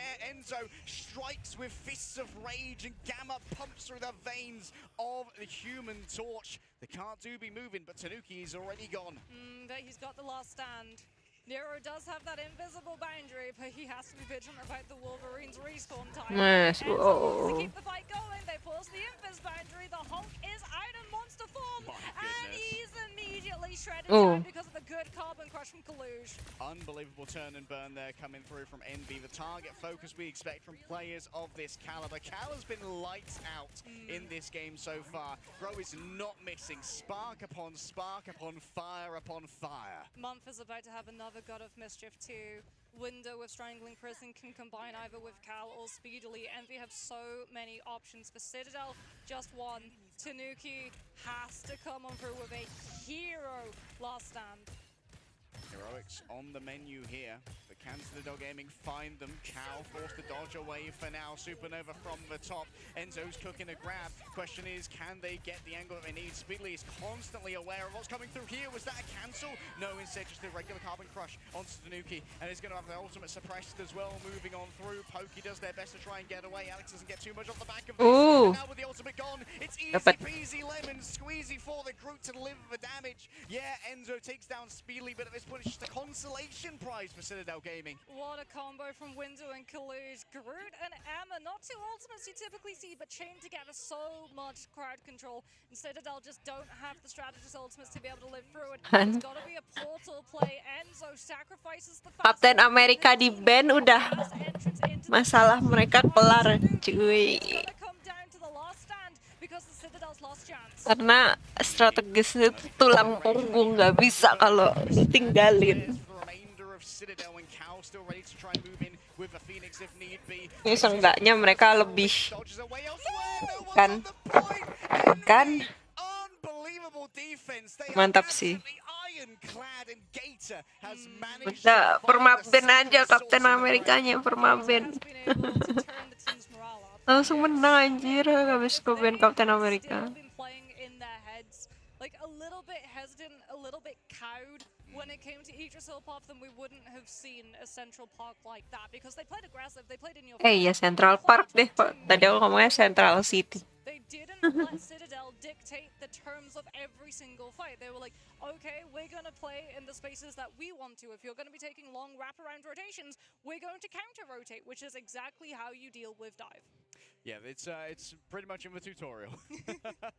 And you know what? Now the question is, how does Salah respond to this? Do we have the first ban Human Torch? Because, like, Speedly's kind of a menace right now. Yeah. And you can try and ban the Phoenix from Cal, but it has a good analog in Hela to still be able to take those off angles and really deliver the pain.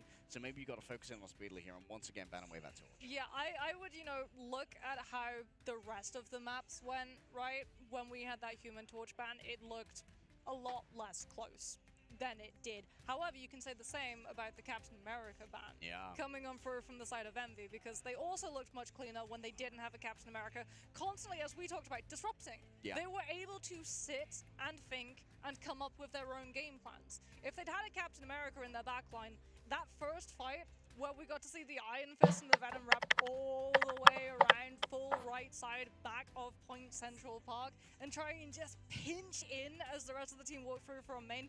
That would have gone incredibly differently if they hadn't had the opportunity to go like, okay, this is the composition, this is the attack, this is where they're going to try and hit us, let's not be in that space when they show up. Yeah, it allowed for plans laid to be plans executed, and that's kind of everything with Envy.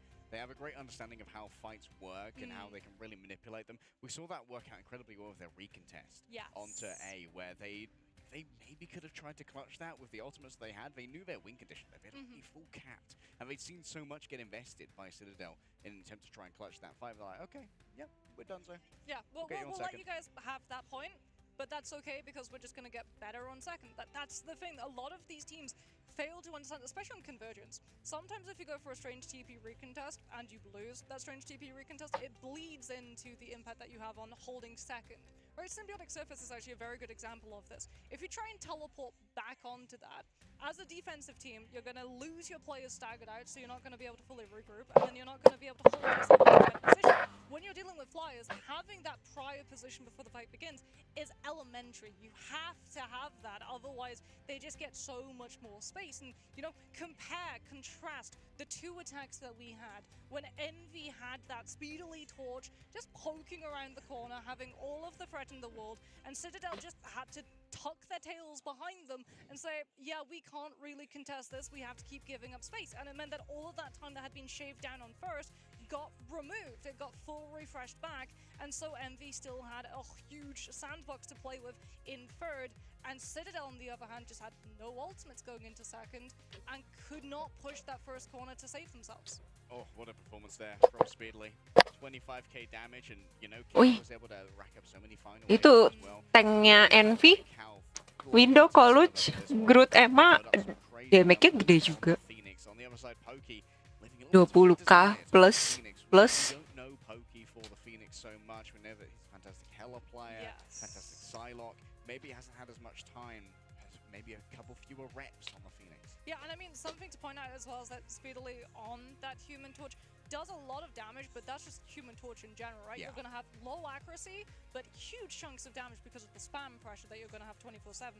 However, 15 final hits goes to show that a lot of that damage was actually directed into getting a pick. So it's not what we call meaningless damage, which is actually not meaningless, it's worse. It's damage that your opponent is then able to convert into ultimate charge for that backline. So if you're not able to convert all of that spam pressure into actually getting those picks, the other team is always going to have faster ultimate rotations. Susah ya nyebut namanya Speedy, kita panggil dia Shopee aja.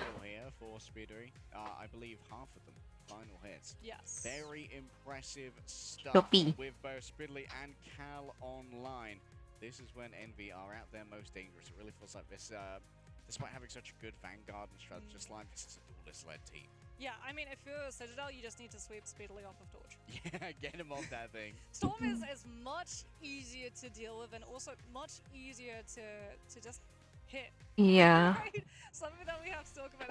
Torch. Storm apa ya? Storm damage outputnya oke, cuma dia durability-nya meh banget sih dibandingin apa? Durability. Ya durability ya. Skill escape skillnya nggak ada dibandingin Torch. Jadi lebih gampang kepick, lebih gampang pernah hit scan.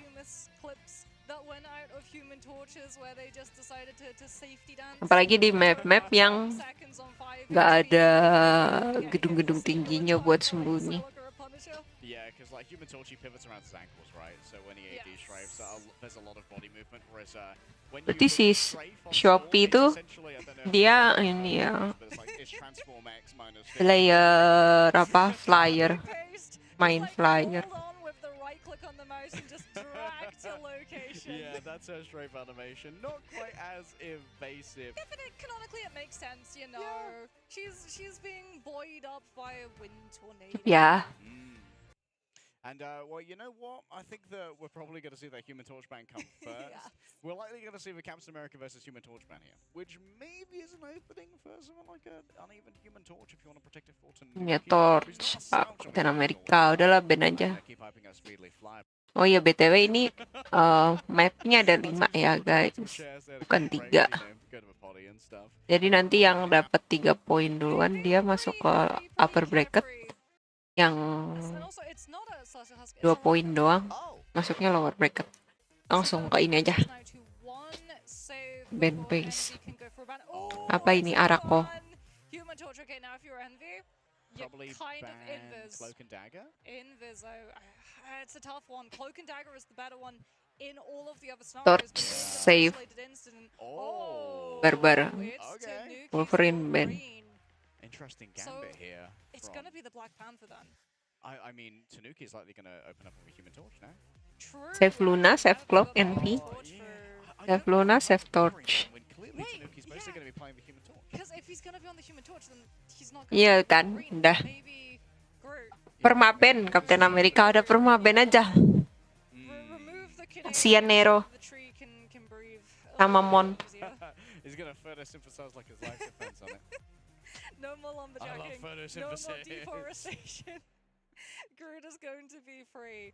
As hopefully to be able to get all the way through to the end of this map if you're Envy. Although I believe they're going to be defending first, so we'll have to wait and see whether or not they can escort it all the way through. As if you're Citadel, some of those options that we talked about have now been shut down. The Panther is still going to be open though. So if the Human Torch does feel like he's getting a little bit too much pressure his way, that is always going to be a potential pivot. Wondering what Speedly's going to end up on here is the question. The Ultron is still available. So maybe we see a little bit of a 3-3. Oh, hold on a minute. Tanuki's on Black Panther and Pokey's on the Human Oh, Torch. this is a new now. look. Yeah, Enzo's gonna be on the whole. Tanuki, Black Panther, Pokey. But there is a lot of spam pressure coming on through. And if you're looking at the Human Torch and the Hulk, you're not looking at the Black Panther. Where's Tanuki gonna end up playing? Iya kan tuh, si Shopee sekarang mainnya Ultron, beneran player hero flyer. Spinning kick as well. Seems like the survivability is going to be there, courtesy of the Ultron drone. Is of course one of the classic counters to the Black Panther to play that. Ultron just played grouped on up to allow everyone to get that healing. Grab onto Kaluj. Oh, the usage of the Terror Cape not quite there in time. Tanuki just too much of a distraction in the back line, using those Vibranium claws to rend his way through. I might not be on Wolverine anymore, but I still got the claws.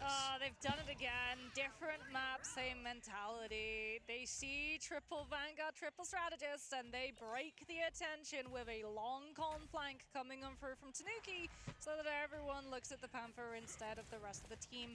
Now we're going to be seeing the swaps come on through, and we still have access to that Wolverine, and they're also going to have access to Primal Flame, as Cal's going to be on to that Phoenix too. Missed a nasty spot with a drop down. But Wolverine can definitely. Ini berarti kalau For now, not feeling too much pressure up in the front line. This is kind of it's a relaxing time for a group when you're up against a Human Torch and Not the Black for Enzo Panther. though. He's Barbar like, menang. No such luck for them. That's Selesai. over, bringing up a bunch of burning damage. Speedily takes out Enzo to begin with. Oh. Prison there from Window. That was built up bloody quick. Yeah, Kena- and I mean, Pokey went for kena the ultinya super Groot. but the target focus from Speedily meant that Enzo wasn't out of the wombo from the Strangling Prison. They had the wombo, they didn't have the combo. They're also going to be able to get a late pick onto Tanuki too, so Envy will be able to hold and now re-establish themselves. Not too far up though, as they do have to be cognizant of a potential Panther flank all the way through from the left side with Bast's descent descending into the entire back line. Alright, Nero needs to be quick on the trigger here. When it comes to that Fate of Both Worlds, can't afford to get womboed, can't afford to post a gif on Twitter saying, what do I do against this? A miss on the Carbon Crush could prove fatal, kicks into their own walls for now. Speedily managed to take Enzo off of the cliff.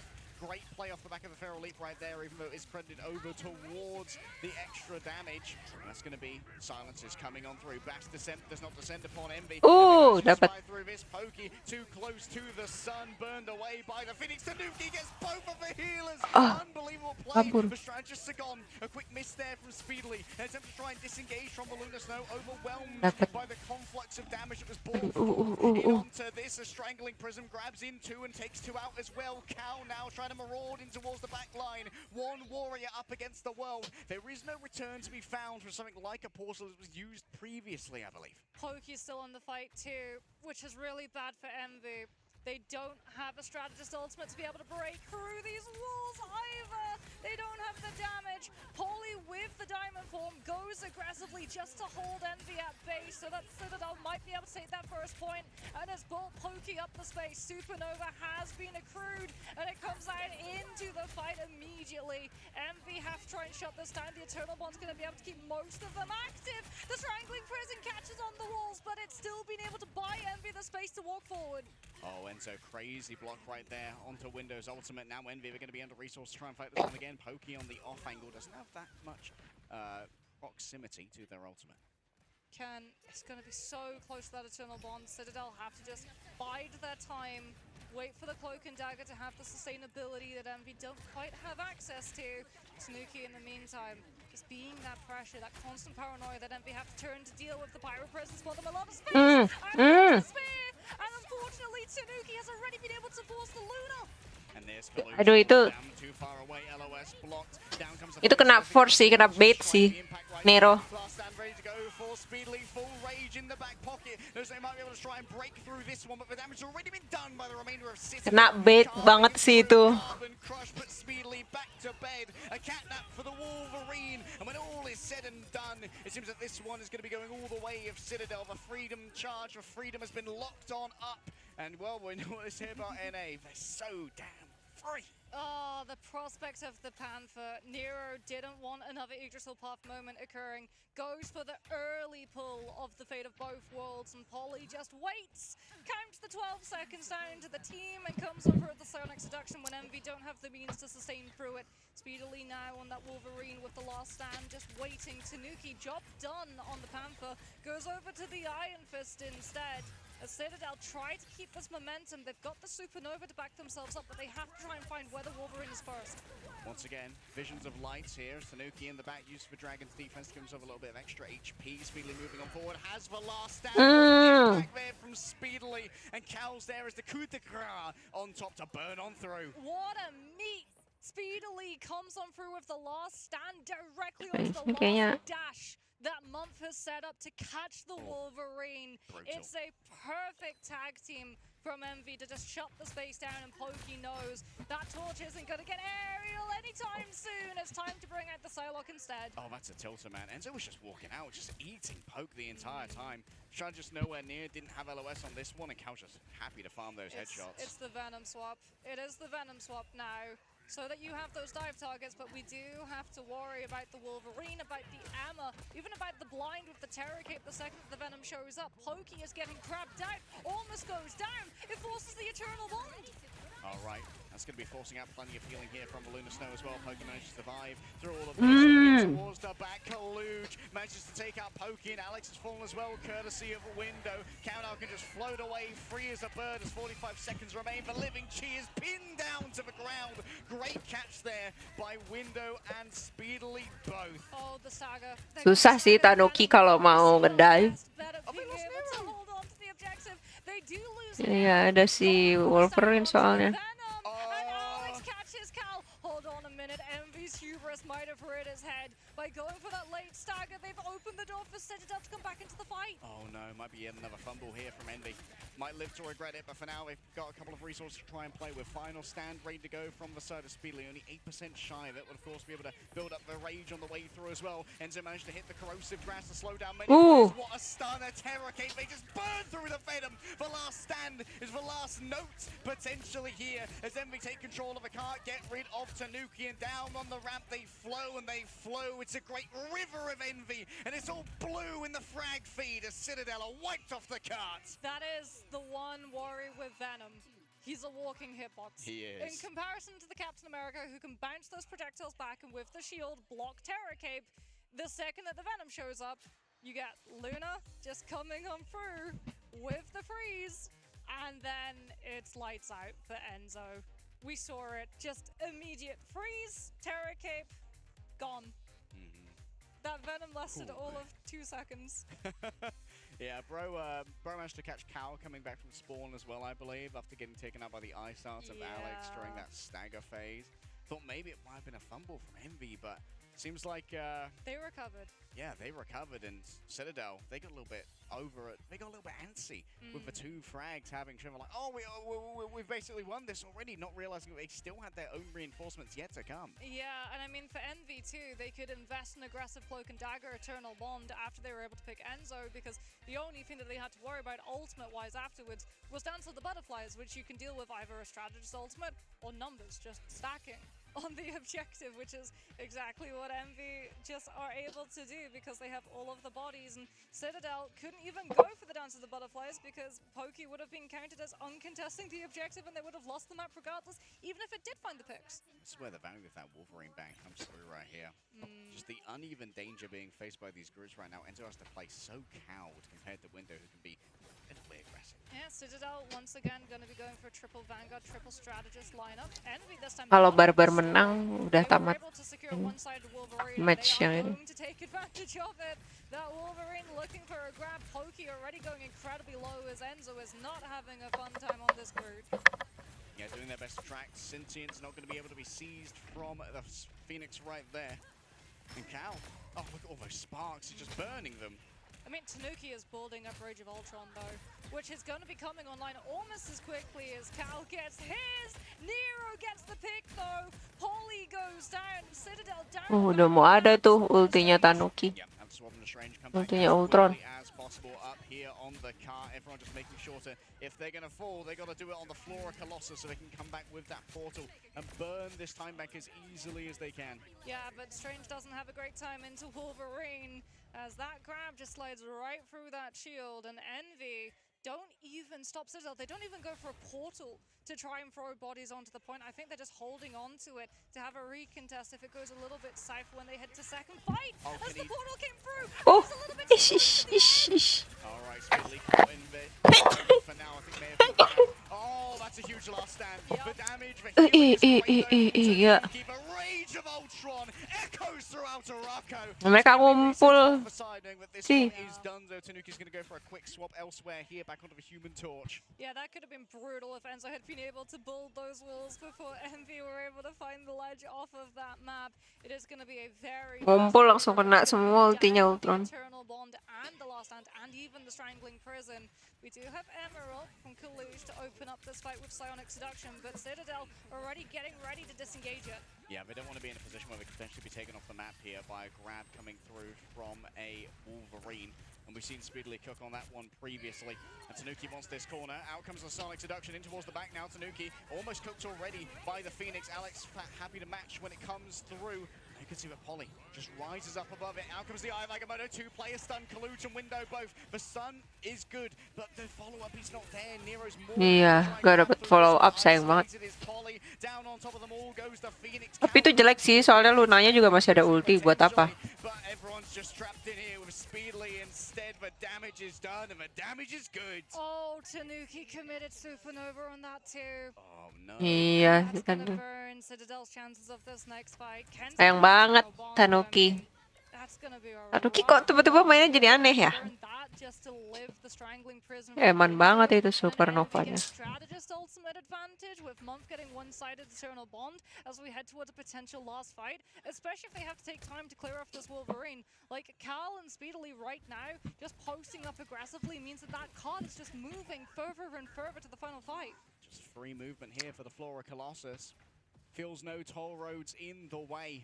And Polly just going to try and get a quick crunch here, get in the way of that Flora Colossus while the remainder of the team try and get control of the high ground. Speedily noted. Enzo's already used this diamond form to remember is going to be vulnerable to CC, one in the midst of the enemy team. Pokey playing around the outside. The Eternal Bonds are going to be exchanged already. Cal's going to be the primary target here, but it seems like the healer's going to be more than good enough. Tanuki not quite so lucky. The remainder of Citadel Gaming feel their walls crumble under the weight of envious power.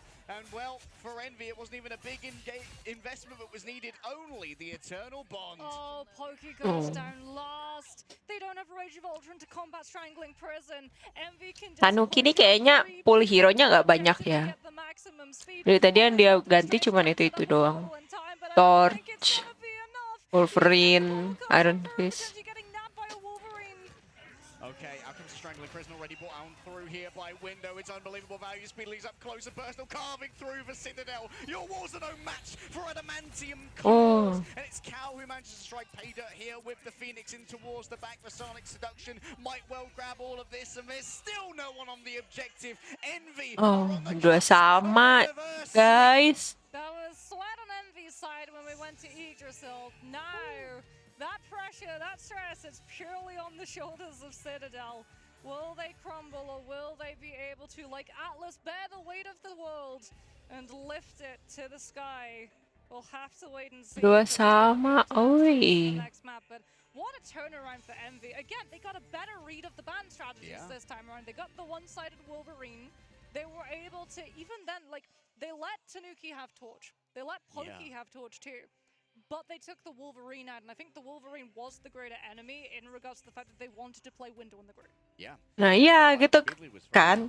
Tadi kan aku bilang misalkan Window emang pengen main Groot, kenapa nggak ban Wolverine-nya? Nah ini kan Wolverine-nya di ban, tetap menang kan mereka. Pokoknya mereka tuh mending antara ban Captain America atau Wolverine atau dua-duanya. Kayak tadi barusan easy win anjir.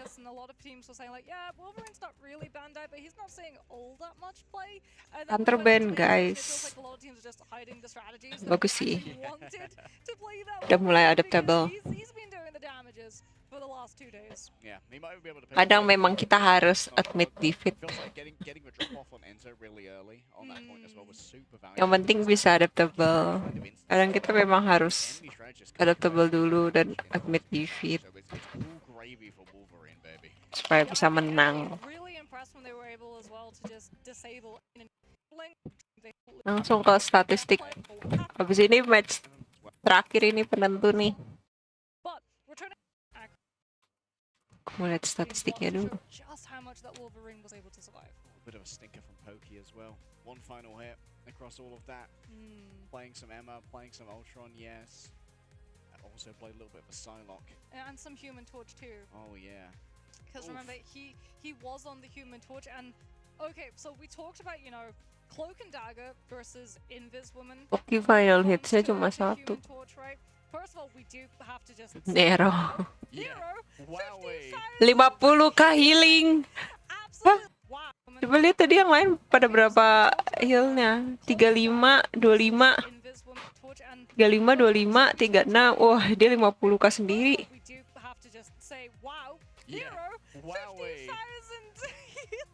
Bahkan akurasinya 67 ya. Luna itu udah impresif sih. And 67% accuracy coming on through as well. So final hits, a lot of those probably going to be coming out from those ice odds. But returning back to what we were talking about, right? Human Torch, Invis Woman versus Cloak and Dagger. Which do you traditionally want to have as your strategist? Invis Woman definitely has the lead on Cloak and Dagger for one very specific reason. Eternal Bond. Eternal Bond is an ultimate that has a lot of healing output, yes, but you have to be physically touching it on the ground to receive it. Where does a Human Torch play from? Up in the air, Mox. Up in the air. So the only way that you're actually going to, as a Human Torch, be able to receive any modicum of Cloak and Dagger healing is if you burn a cooldown as Human Torch to be able to dive on that ground. Yeah. And there were multiple fights where we saw Eternal Bond come through from the side of Citadel, and immediately the first person to fall was Pokey before he could get any part of it. Yeah, Pokey and Tanuki both, I think, managed to avoid. Iya sih. Kalau kita mau make ultinya Cloak Dagger tuh harus disentuh kan. Kalian harus berdiri di atasnya, harus diinjak. Jadi dia tuh sebenarnya tim yang jelek, Cloak and Dagger tuh tim yang jelek buat Human Torch, karena Torch itu terbang kan. Buat any flyer lah, tapi kalau siapa? Kalau Iron Man masih oke, karena dia ke bawahnya lebih gampang. Sisanya meh banget. Walaupun Torch bisa ngedive ke bawah, tapi itu make cooldown, dan sebenarnya dive-nya dia itu cooldownnya juga lumayan lama. Jadi kayak sayang aja gitu, buang-buang cooldown. and give the intel to your team on where that Wolverine is going to play. Very impressive so far. Like I said earlier, that maybe it's not worth banning Chaos Phoenix. I might be reconsidering. Jadi si Tanuki tadi kalau udah pakai torch cuman bisa ngandelin. Bro's doing work. Bro's doing so much work. Bahkan pakai ultinya Luna pun dia juga udah harus agak turun gitu. Kalau enggak kena. Citadel, I'm trying to think, how would you deal Harusnya makainya other than invis. potential hit scan?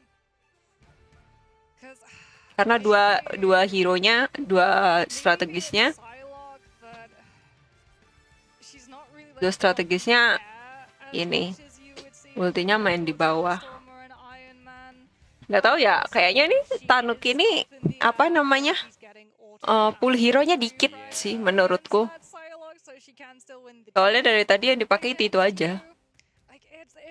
Kita skip lagi ya. Langsung ke sini. Map apa ini? And they bring out their Wolverine. This might force a Arako. Jean Grey ban here.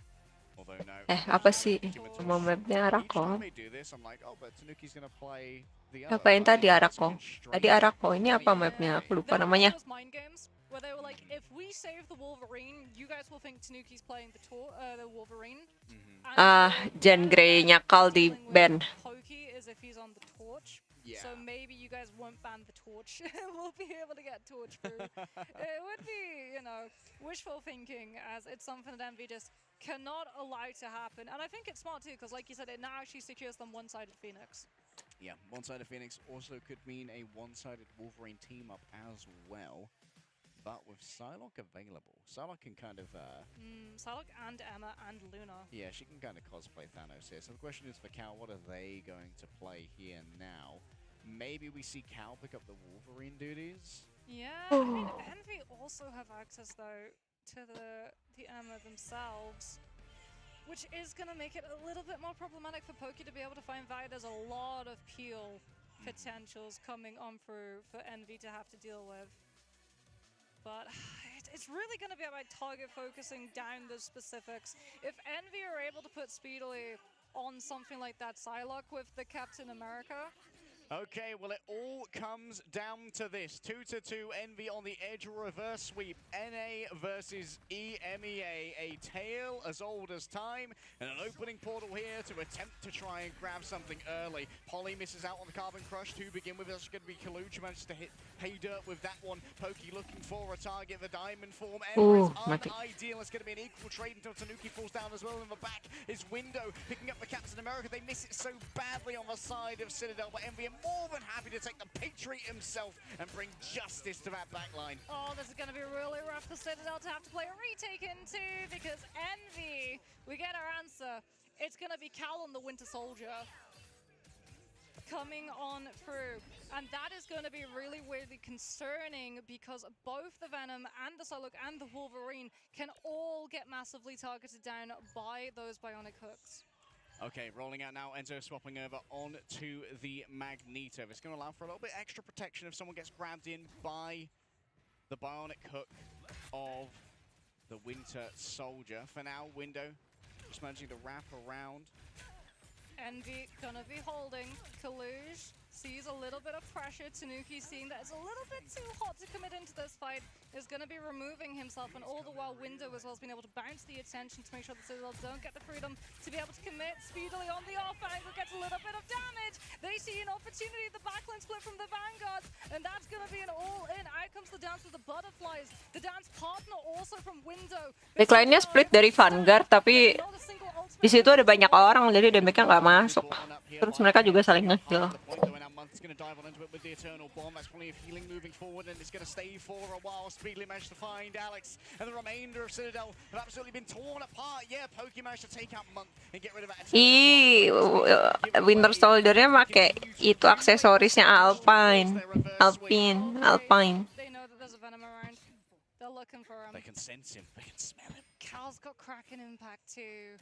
Ken is going to have to be incredibly careful. That Kraken impact is going to be really dangerous. Lagi He ngumpulin does have Dance of the Butterflies, but he ngumpulin can hold on to the damage. And ini just to tiketnya. Aku say, juga pengen dapet itu a sustainability option aksesorisnya as Alpine. N trying to chase onto that Psylocke just to force a reposition so Citadel can try and fight onto the point itself. And Alpine tuh yang putih nih yang di pinggangnya Winter Soldier, di pinggangnya Bucky, yang putih-putih. Itu gambarnya bentuknya kucingnya dia, namanya Alpine. Lucu banget. On the Emma beam, cellular corrosion from the Venom slows down multiple players, makes this far more difficult to escape from the seduction of the Emma. And now Polly rolling on forward. Ken's been taken down by Speedily in the back. No clutches this time from Envy, but still 99% is nothing to raise your nose at. Speedily is going to have Dance of the Butterflies too. Citadel are going to have that player sacked. They can't afford to use Invisible Boundary into that one. It's going to open them up to Psionic Seduction if they do. So it has to be giving up those angles, because if they play too spread, everyone's going to go down to the opening ultimate coming on through from Envy. Pokey just scouting, getting ready for that 3-point dive. The Venom, the Wolverine, the Psylocke, they all hit at the same time. And Nero is Ya Allah, obliterated within their moments. Nero. Oh, Nero never stood a chance against all of this. Still with that bubble on the floor. Kasian banget, dibully terus dia sama Diver. Ya Allah. Daily life as a strategist. Just chase them down for Sonic Seduction. Kalu just seeing the opportunity, and it's a chase down onto Enzo. Symbiotic Resilience will keep him alive for a moment longer, gripping onto Symbiotic Peril. It's going to be a quick grab there onto Sanuki, diving inside the invisible boundary. Bionic Hook's ready to go as the Eternal Bond keeps Envy sustained. Month needs to be held onto for yet a moment longer here as Cal has the impact going in towards Maluna Snow. You hear it Again. again. And again, and the envious power crescendos to nggak kena. Supernova in control of the point. 99%. Gila. The Katana and a can-do attitude to turn this one around. Pokey. Again. Himself rolls on up as Knowles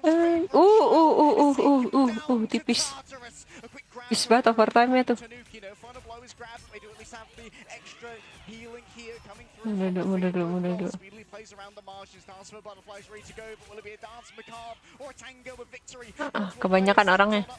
Spread out damage and all will survive except for Cal, of course, who gets their veins racked by the dark energies of the Maelstrom.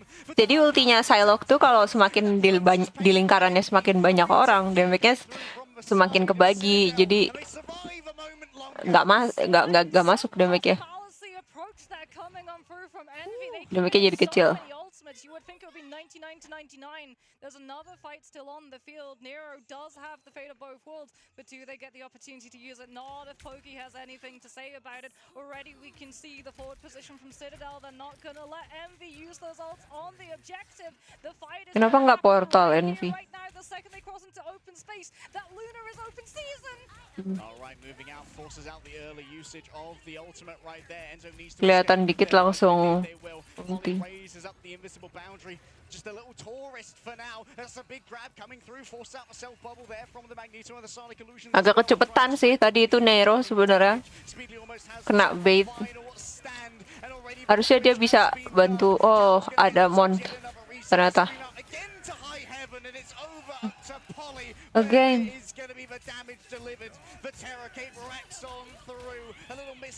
Nggak reset.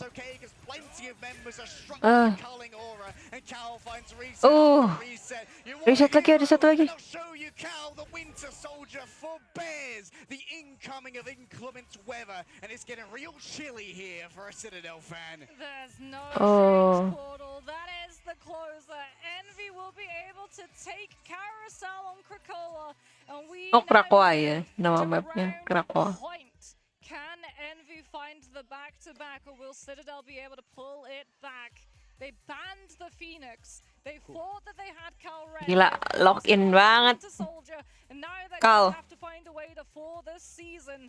Otherwise, it's going to be down to the lower bracket for EMEA's first team. Flashbacks to Season 1, Mox. Flashbacks to Season 1, when it felt like every single matchup was decided by who had the better Winter Soldier. And the callous roars of again and again and again, I thought were the echoing whispers of a shattered empire. But still, this castle stands. Envy did such a good job, too, of reading 3% Alex was when that first Kraken impact rang on through, away from Fate of Both Worlds. They perfectly caught the Luna, who was rotating away to not get caught before the ultimate was up in time. What an ultra coming on through from Envy. Jeffy. Oh, So enggak. Skybox, but Envy are on the edge of a reverse sweep. Nero nih agak panikan ya sebenarnya dia kalau ngulti. That was before them. Citadel do have the lead in Tapi terms of tadi ultimates for the kayaknya Skybox, but Envy really have a great comp at being able to worth shut down sih all the buat tower components. save dirinya sendiri. Going to Cuman be kayak into Cal's value on this Winter padahal Soldier. bisa Can buat Citadel bantu finally find a way push past damage it? Oh no, that's an unfortunate Winter mistake, Soldier. Tanuki. Maybe a touch of nerves hitting. That's a huge investment of 2 ultimates here, but still Nero managed to survive. Metallic for what coming out exactly the right time Oh, from mati. window. And I stare through this window to see many a frag and whoa, okay, we're going in with the Meteor M. Okay, nerves going both ways, I suppose. However, it's stopping players up for the dance of a butterfly. Speedly's trying to convert onto this one, but realizing the damage has been shared on out, has to disengage. Oh, but what a force. Citadel burned Eternal Bond. Oh, that's a big force. They don't have Fate of Both Worlds. If Envy reset now and don't commit damage to Citadel so they don't heal, they don't get Fate of Both Worlds to stop Kraken impact. Envy are about to walk into this fight without poking a single time. Envy mau ngehold ya damage ya biar barbar gak dapat ultinya Luna. Where that Winter Soldier is. Polly becomes immune to all CC while within that diamond form and coming back with their own here. Polly's going to use the Sonic Seduction. Combo tuh. Remember, that might stop Cal from using their own ultimate veil within the LOS. Mana ultinya Winter Soldier? Stays surviving. Everyone just groups on up for heals. Nggak bareng Going ultinya. down, and Ken as well. The damage done is permanent. Cal still commits to the fight right here as the Kraken Ai, is kemana? taken out by a Sayang banget nggak nyampe lah dia mau ngejar di atas. Well, Carbon Crush wins against Alex. Apparently, that poor Luna, again, less than 5% off the ultimate. The target focus from Envy, the second they get the call that Alex is down, out comes the Kraken impact, and Citadel have no leg to stand on. Silver lining for them, they're going to have it into this next fight. Potentially even to damage boost up Feast of the Abyss, but when you have Feast of the Abyss and Dance of the Butterflies, you can combine the two of them and still hold on to that defensive to match Witch with Mumps. Window scanning is good. Ice Arts is noted. And for now, just plays in cover. I think that beam is going to be very brutal to try and deal with. Not going to be too much of a frenzied arrival value right there. Pokey can't isolate a target, but Cal is taken out on the other side. Eternal Bond was too far away, and now into a back. Nero kena lagi. Nero nih mainnya ujung banget ya. Maksudnya dia kayaknya agak takut maju. Ya dia bakal, tapi di satu sisi kalau dia maju dia kelihatan kena dive. Tapi kalau dia sendiri, tapi seenggaknya kalau dia agak maju tuh temennya bisa ngelihat dan bisa bantuin juga, entah ngasih damage atau ngambil damage-nya. Dia takut kelihatan karena takut di dive mungkin. Tapi kalau misalkan dia terlalu mundur juga, diver malah lebih gampang gak sih ngedive-nya? Raw damage, baby, and that's certainly being felt by Polly right now, wrapping around their back. They have eyes on the punishment as they're going to opt in for the Magneto. The Feast of the Abyss gives over so much extra HP to that Venom. In close, it's a big chomp from Enzo. And well, Venom's eating those heads today, that much is for sure. Up against 2 Vanguards, it's not the ideal duel here for Venom, where we're able to match his health pool. And now at 99%, Envy have almost managed to flip this one back around. Tanuki doing their best to dance for their life. Yeah, but Citadel, they put Pokey onto Strange. They're going to try and fight this. They know that Envy don't have a Doctor Strange to go for a portal recontest. It's a little too late. Their players had already fallen. There was too much burst on the side of Envy. And now Citadel have burned that chance of portal recontest. Oh, that could be an uncharacteristic fumble here from the side of Citadel Gaming. They just could not get it before the point flip back. Ken's going to have Final Judgment too. CC immunity on the Punisher ultimate to be able to go toe-to-toe with Psionic Seduction coming on through from Polly. It's going to be a matter of these ultimates. Who's going to be able to find the vibe? Both of these teams don't have a reset, regroup opportunity. They have to finish it here and now. All for one and one for all. Cellular Corrosion already moving on forward, trying to shut down the usage of that ultimate, suppressing it, silencing it with the Sonic Seduction. Already halfway towards this is Citadel. Burr speedily tries to isolate but one target inside. The Dancer Butterflies is moving on forward. In comes the Meteor M. Who is Verdunk going to be on? Window can't quite connect. Alex keeps everyone healed on up as Ken's already used all this. Callow to the other side. The Metallic Ball locks in just the right position. A disengage is good. Woi, dari belakang kau. Anjir. Anjir. Neronya mati. Ya Allah, Kalnya juga mati.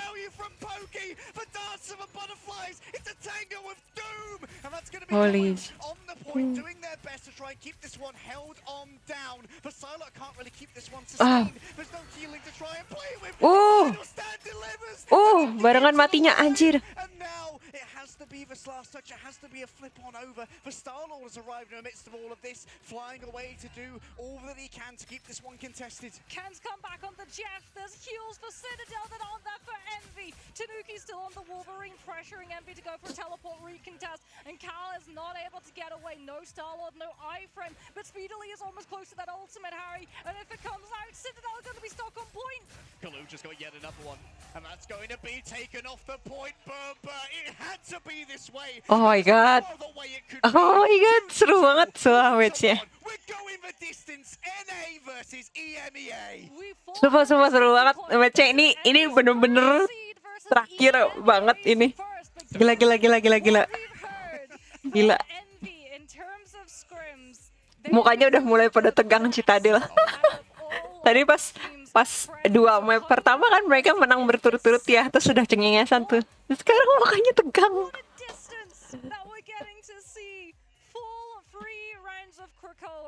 And now for Citadel and Envy, it comes down to this. Cal potentially goes back onto that Winter Soldier. The Punisher, I like the fact that they had that burst damage, that pick potential immediately punching through both the Psylocke and the Venom, as well as that potential final. Gila.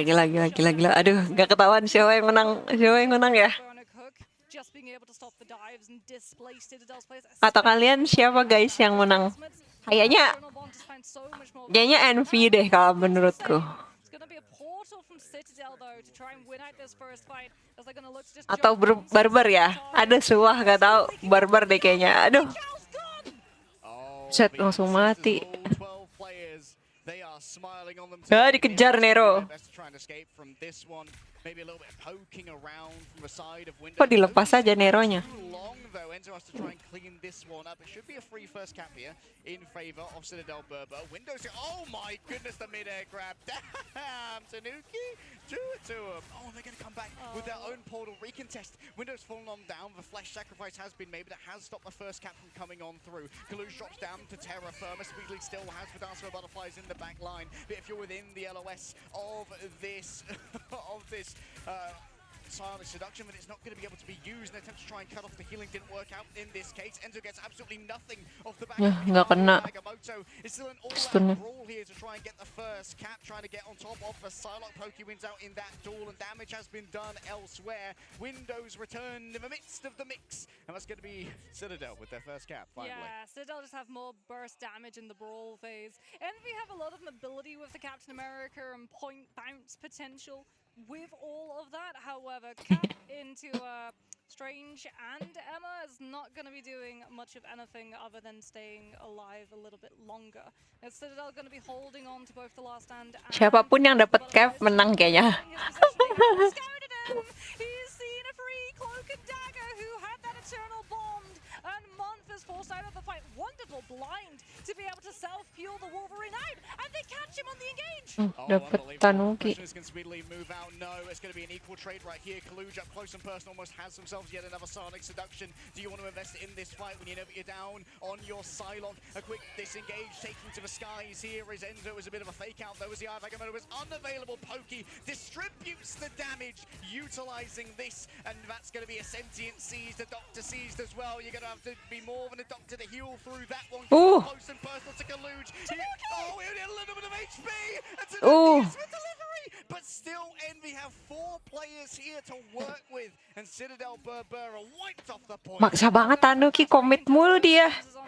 Komit sendirian terus.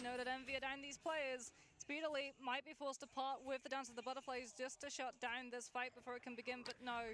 Citadel aren't able to set up the dive in time. It's going to be angle control before they can find a hit. All right, Enzo, flitting around. I see it onto window. Tanuki might well be tempted in, but you can see how much poke he's eating on the approach right here. They really want this Luna. The frenzied arrival's already been wasted though from Enzo. That's going to make it a little bit more difficult to try and get value out of this one. Kaluja's overextended is a trade for Alex, so some would say that's worth it, but Polly disagrees. Both of the Vanguards falling on down, and now it's down to Polly to make the decision. Are you going to go for the big investment here, utilizing your Sonic Seduction, waiting for the perfect time off the back of a Solar Corrosion to try and deliver on the Feast of the Abyss? Callan attempt to turn this one around. He needs to try and get the Rip aim! Rip aim! An unbelievable from a Psylocke, but Shinobi claims to life of the one and only Oni. Oh my god. Gila, gila, gila, gila. Cal gets the reset. Citadel don't have a Bisa defense. survive dari itu. One by one again and again, but Pokey wins the 1v1 and Citadel survive. Final fight now coming on through for the side of EMEA. Polly's got a Sonic Seduction. We're so far from that Eternal Bond month. So close. Wind is going to open it up. The Freedom Charge paving the way for Envy's come back into this fight. And Alex goes down. They're already on top of Alex. Window gets grabbed on in here by the Sonic Seduction, but there's going to be no further damage that's coming in thereafter. Enzo falls on down. Cal's been punished elsewhere, but Speedley's absolutely feasting. It's a quick flip in favor of Envy, and now Citadel are in the hot seat. Envy have the Eternal Bond. They're going to have another Kraken impact too before that point percentage hits 100. Citadel have to have that in the back of their heads. Do they try and win it now, or do they try and bank up their ultimates? They've got both of their duelists. They've got Fate of both worlds. If they commit and they don't manage to find it, they lose the map. But if they do, they take it handily. Kalau Barbar bisa optimalisasi itu ultinya Poki Tanuki Alex dapat sih. Soalnya Envy cuman punya ultinya Mont doang. Oh mati. Itu kena apa? Kok Tanukinya mati? Kena freeze kah?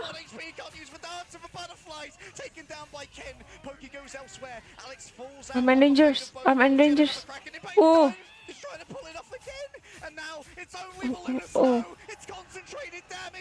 Nero, kasihan banget Nero. Dodging on in to the portal and attempt to find window. There's no one there. Only 4% remains. Speedly's trying to portal lagi. but body block's not good. Speedily makes it out. They're standing in the way. Anjir, body block. Di block. In here for a moment longer. Oh No. 12 seconds. Fate of both worlds. The stall from Envy is still through. The portal is down, but they've still got players. And now it's up to Window to bolt the Freedom Charge. And Envy can keep this fight going. They managed to claim control as well. Cal's back on the wall. Oh, Can to be done to try and help the healers in the back line. The strategists are falling down. Envy find the Envy kan menang. Siapa itu? Oh, Spider-Man. friendly neighborhood. It's all Envy. Gila kan? Oh my god, epic comeback banget sih. Turns blue. Envy find the win. Unbelievable. Gila seru banget sih match ini sumpah. First match. Gak ketahuan siapa yang menang, mereka kayak bener-bener seimbang. Versus Envy, and well behind the scenes we all thought that Envy was the strongest team. They were pushed to their limits, but they seem to have that clutch gene in them. Oh my goodness. That Harry, that was match one. That was match one. There are so many things that were just insane about that last fight. The decision making, first of all, from Pokey to use the ultimate. He sees that he's been hit by that Kraken impact. He knows if he gives away again that pick against the Kraken impact, Cal's just gonna unleash righteous fury on the entire team. So he solo ults so that he's intangible, so that the Bucky can't continue to chase that pick, and he just manages to find a pick, and you're like, okay, surely now. Gila seru banget, coy. All of the numbers, they're coming on through. They got everybody onto point, and then Aku suka nih match yang gak ketahuan siapa yang menang itu tuh kayak seru banget. Adrenalinnya Adrenalinnya dapet anjir. because it buys them the time. 12 seconds to build Freedom Charge. And they've Tanuki got sayang banget sih, dia banyak banget misplaynya di akhir-akhir. and they just sweep one by one the players from Citadel off the board. Unbelievable clutch. Oh man. I mean, I was already a fan of Envy. But Yes. they're earning more and more fans because like sometimes it's boring seeing a team just dominate their way through. You got to see the struggle. You got to see the adaptation. And today we saw plenty of adaptation. The question is, a team just going to start first banning Cap against Citadel now? Is that the secret sauce? It's not that difficult to execute. Yeah, and also it came through pretty early on in these stages. This is literally their first match. Yeah. So again, like, we applaud the players from Envy for being able to not just clutch out that insane overtime fight. The fact that they were able to just like keep calming, keep fighting, keep believing that it was still winnable goes to show what an amazing team they are. But that also they were able to come back from such a rough. Iya, kayaknya You cast back. Envy lebih kalem-kalem gitu loh, nggak buru-buru. Kalau kayak Citadel barbar itu, ya mainnya barbar. Kayak mereka kebanyakan komit sendiri, Tanuki komit sendiri, terus tadi aku juga lihat siapa Doctor Strange-nya komit sendiri, nggak dapet ultinya, nggak dapet stunnya. Jadi kayak sayang banget sih. Nggak tahu, mungkin mereka panik buru-buru pengen menang atau gimana, nggak tahu ya. Atau udah kena mental, nggak ada yang tahu. Karena sebenarnya mereka mainnya di awal rapih, bagus. Tapi Envy ya itu bisa adaptasi. Bagus sih mereka mau mau nurunin ego lah buat nge-ban Captain America, buat mengakui kalau Captain Amerikanya tuh emang annoying parah.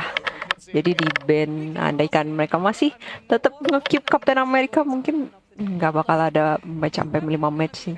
Nggak bakal sampai 5 map sih. Kita langsung lihat ininya aja, statistiknya.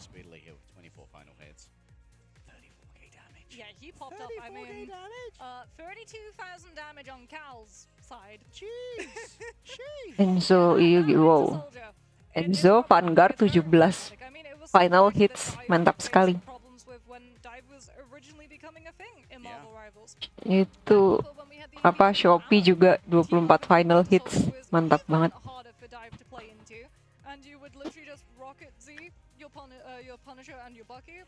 34k damage. And that Venom got shredded, and unfortunately for Citadel, lacking that Captain America, you lost a huge buffer with that shield being gone. That your Venom, every single time we saw Enzo, like, he was getting his dive timings. He was setting up perfectly from those angles. It's just he was hitting and getting instantly melted and having to use shield much sooner than he wanted to. Yeah, here's our MVP, speedily. Well-deserved 40 total KOs, but more than half of them were final hits. 39% accuracy, 34,000 damage. I mean, a lot of that is making sure that Enzo can't do what he wants. And we saw that Enzo ended up with the most final blows on his team as well. Enzo was doing some work, but it was speedily, it was keeping him count. Yeah, I mean, sometimes the Psylocke, the best thing that you can do is just shoot Vanguard. Yeah. Shoot Vanguard, build ultimate, full strategist ultimate from the other side. I mean, we're going to have a look at some of these replays coming on through. Wow, it feels like we played an entire series before we went back into Grove with how long that overtime fight went on Cradle.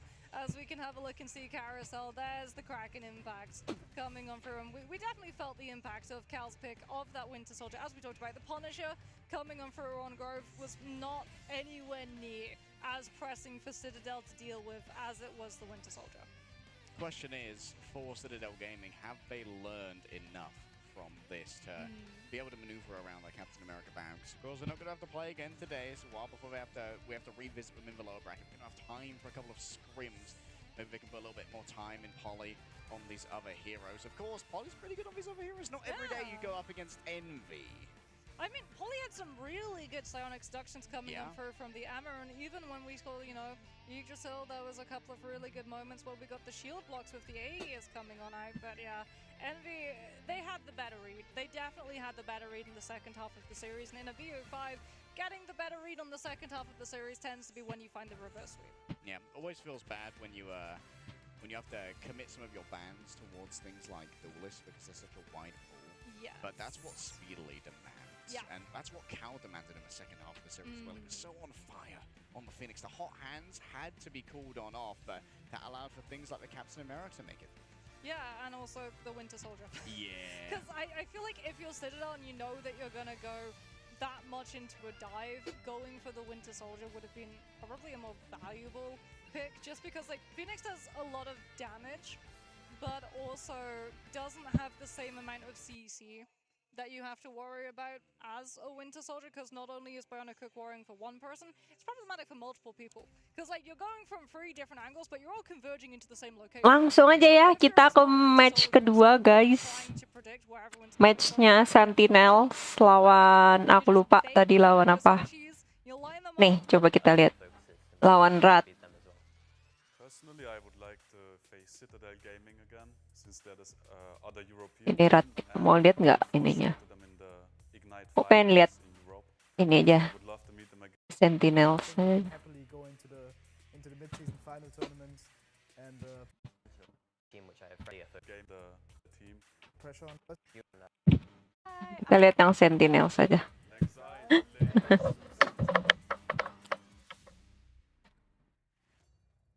Match 2. Hi, I'm Amazing from Sentinels. Hello, I'm Karova. What do you feel about making it? We're really excited to get to prove ourselves on the international stage. Like, I know Berber and now Citadel, they really kind of underestimated us a lot, and we've been practicing against them a lot and showing them like, hey, don't underestimate us on stage. So I think we're really, really excited to prove that, yeah, this is us, and we can win, you know, not just North America, but we can win the whole world. OUG. I think some of the players are really, really good, so I really want to see how we perform against them in the tournament environment. I think I want to play against Rad, because I have my friend Fate on there, and I want to beat him. Well, definitely for us, I think our #1 goal is winning. But outside of that, like, this is really a lot of our players' first time playing on a stage, like in a LAN environment. So getting used to that is like day one. That's what we're trying to conquer and like get in and make sure we're able to do. And then from there, like, win is the next step, of course. Yeah, we want to win. And I want to win dominantly. I want teams to be scared of us. So I hope to be, I think we're a very strong game day team. And yeah, I want to dominate the other teams. Really don't underestimate us, because I think that was the downfall of North America. We were thought to be in the Ignite playoffs in North America. We were thought to win not a single match, not one. And then we came through and didn't lose a single match. So please, don't underestimate us. Don't underestimate me. And I'll see you guys on the stage. I think don't underestimate me. I think we play some weird things, and I think some people might underestimate me or my teammates. I think that'll come back to bite you, and yeah, I think show some respect to us.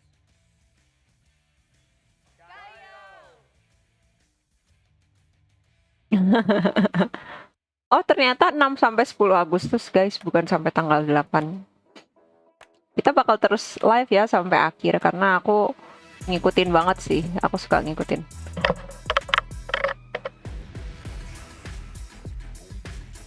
Kita langsung aja ya.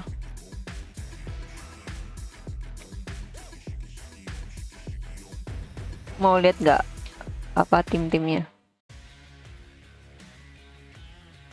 Dari perkenalan tim aja ya.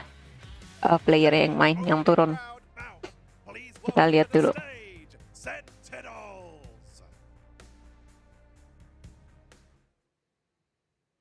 Sentinels duluan.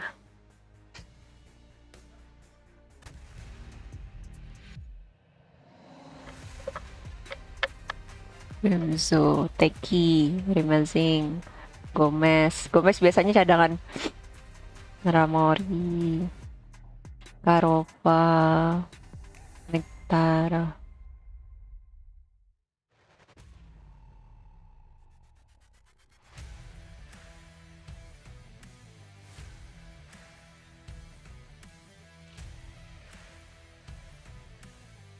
Penasaran? Mereka gimana mainnya kali ini?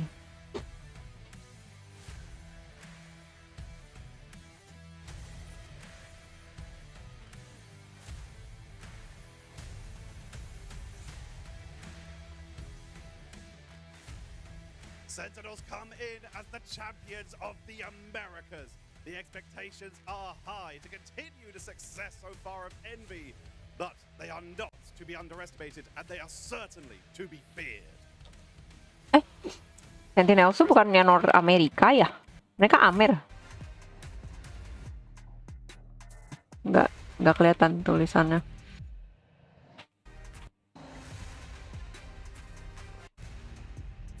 Amer deng, mereka bukan NA. Iya, merah. Amerika bukan North America.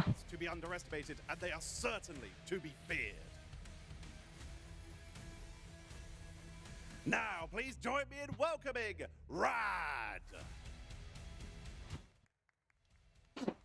Dadah. Lucu Aramori sama Karova. Karova tinggi banget. Aramorinya pendek.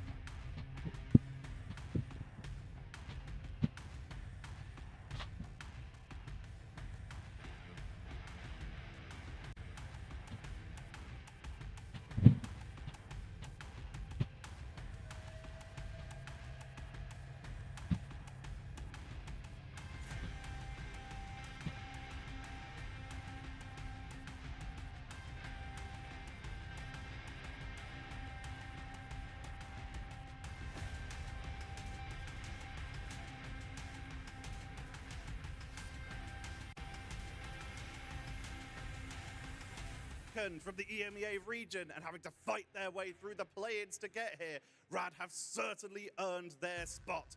Mukanya capek semua. They are now looking to continue their journey through these mid-season finals. Welcome, Rad!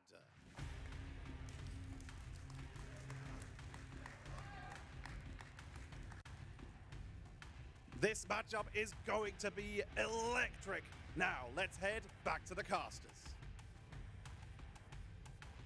Thank you so much, Tetra. We're ready to get stuck into NA versus EMEA round number 2. Mox, the first going narrowly the way of the Americas, but in the battle of the black and the red, this could be... Langsung aja ya. Yes, and I mean, we could be seeing a very similar strategy. Ini isinya palingan yeping sambil nunggu mereka siap-siap.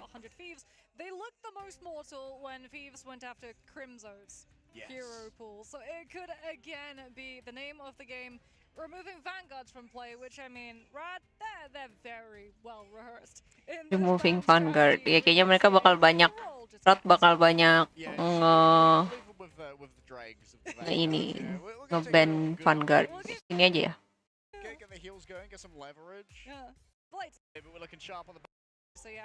Mapnya Hell's Heaven Capture.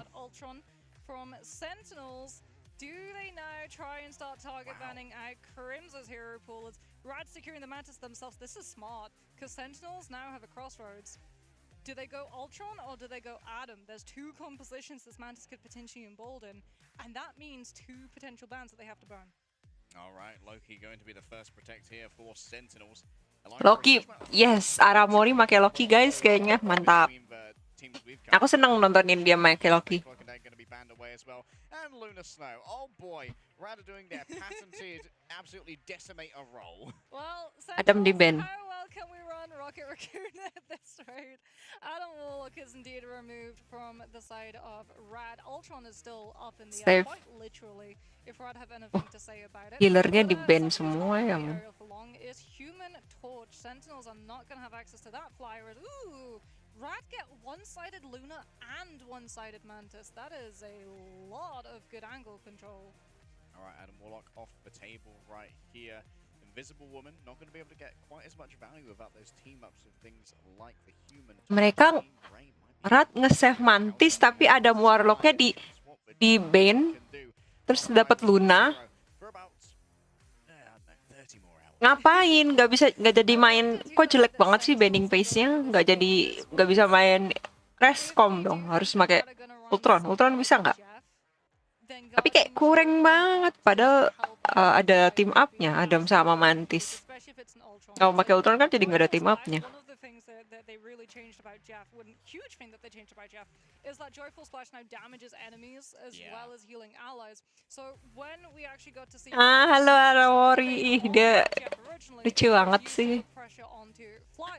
And now that Ultron is in the game, Ya, aku suka positive vibes-nya. He's playing the Jeff from yesterday. He's really pressuring the Ultrons. Okay, North America versus EMEA. Once more we head into the ring that has echoed with SENWIN. SENWIN. SENWIN. Aku gak tahu mereka punya yieldnya apa enggak. Tapi pokoknya mereka tuh kalau menang tuh, kalau ngedukung tuh manggilnya SENWIN.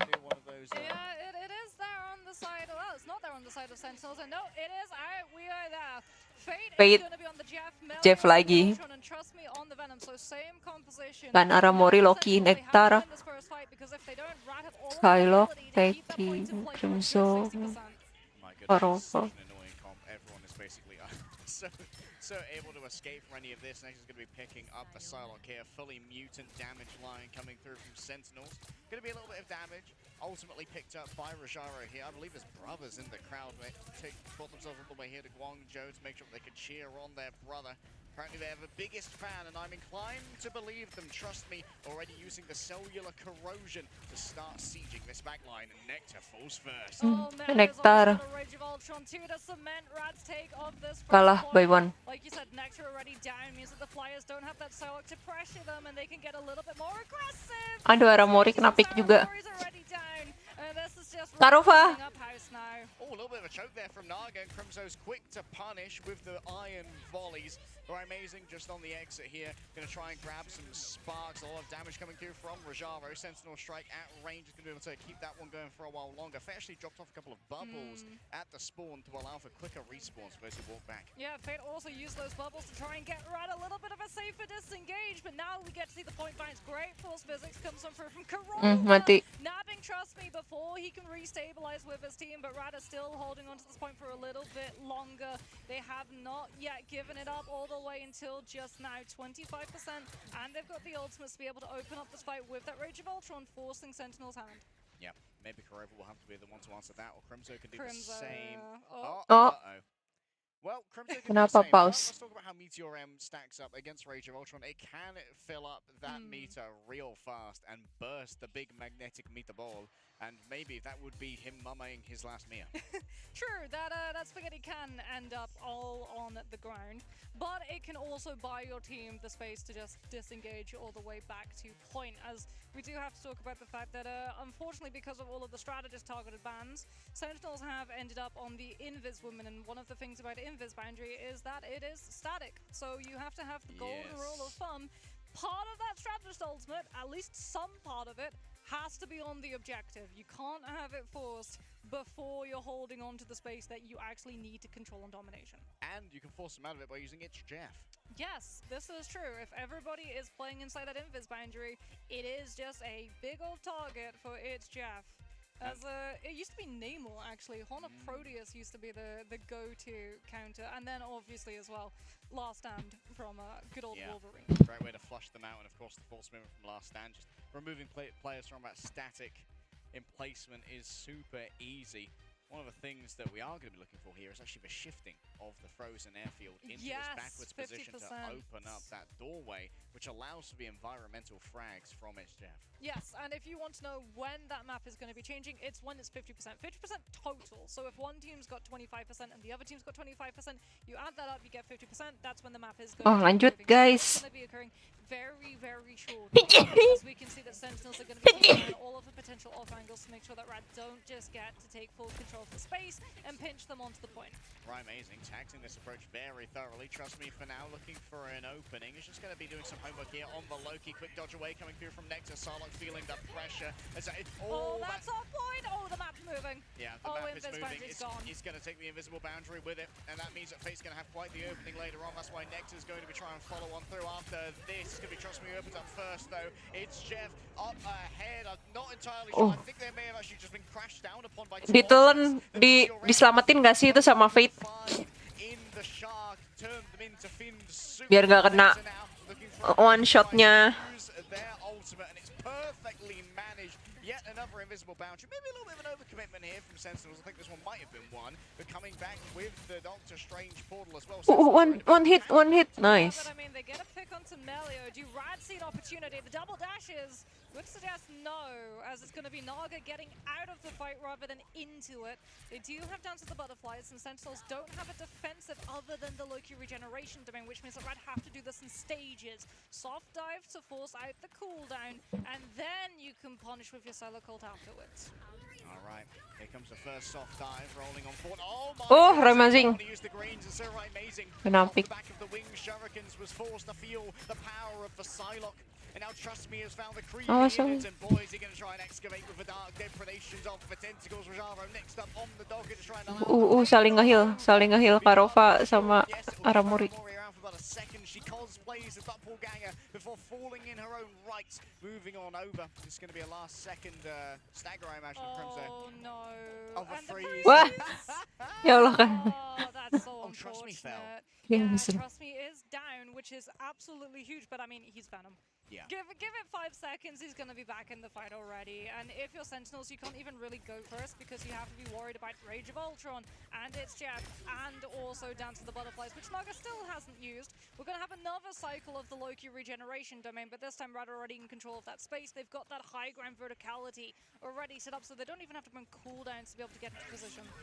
Fate in a good position right now. Very aggressive play coming forward already. Up comes the invisible boundary once again. Doesn't really have that much purchase on the point. Melio knows exactly where they want to play inside that, and so just sends in the speculation of it all. And that's going to be Melio falling elsewhere. Ryan Missing has been so accurate so far on this. Great dodge coming through at the turn. Gila Ryan Missing, mantap. See a shark disappear. You guys wanna see a shark disappear? Oh, telat. Wait, hold on a minute. Was that invisible boundary? Invis boundary. Uh-oh. Okay, so Mau masuk, di-push sama Karova. Sama Invisible Woman tadi mau masuk si Luna Snow-nya. 100% of it. So that Invis boundary is It ain't coming back. Wasn't an Invis boundary, it was a God of Mischief. Oh, do you know what? That's what it was. It would have been a preemptive Loki copy, and then because you've used your ultimate, you've got to use Invis boundary at some point anyway. And maybe using the Loki copy to get a knife frame on the Jeff ult as well. Kenapa? Oh, itu Aramori tadi yang ngedorong. I mean, it could just have been Sentinels.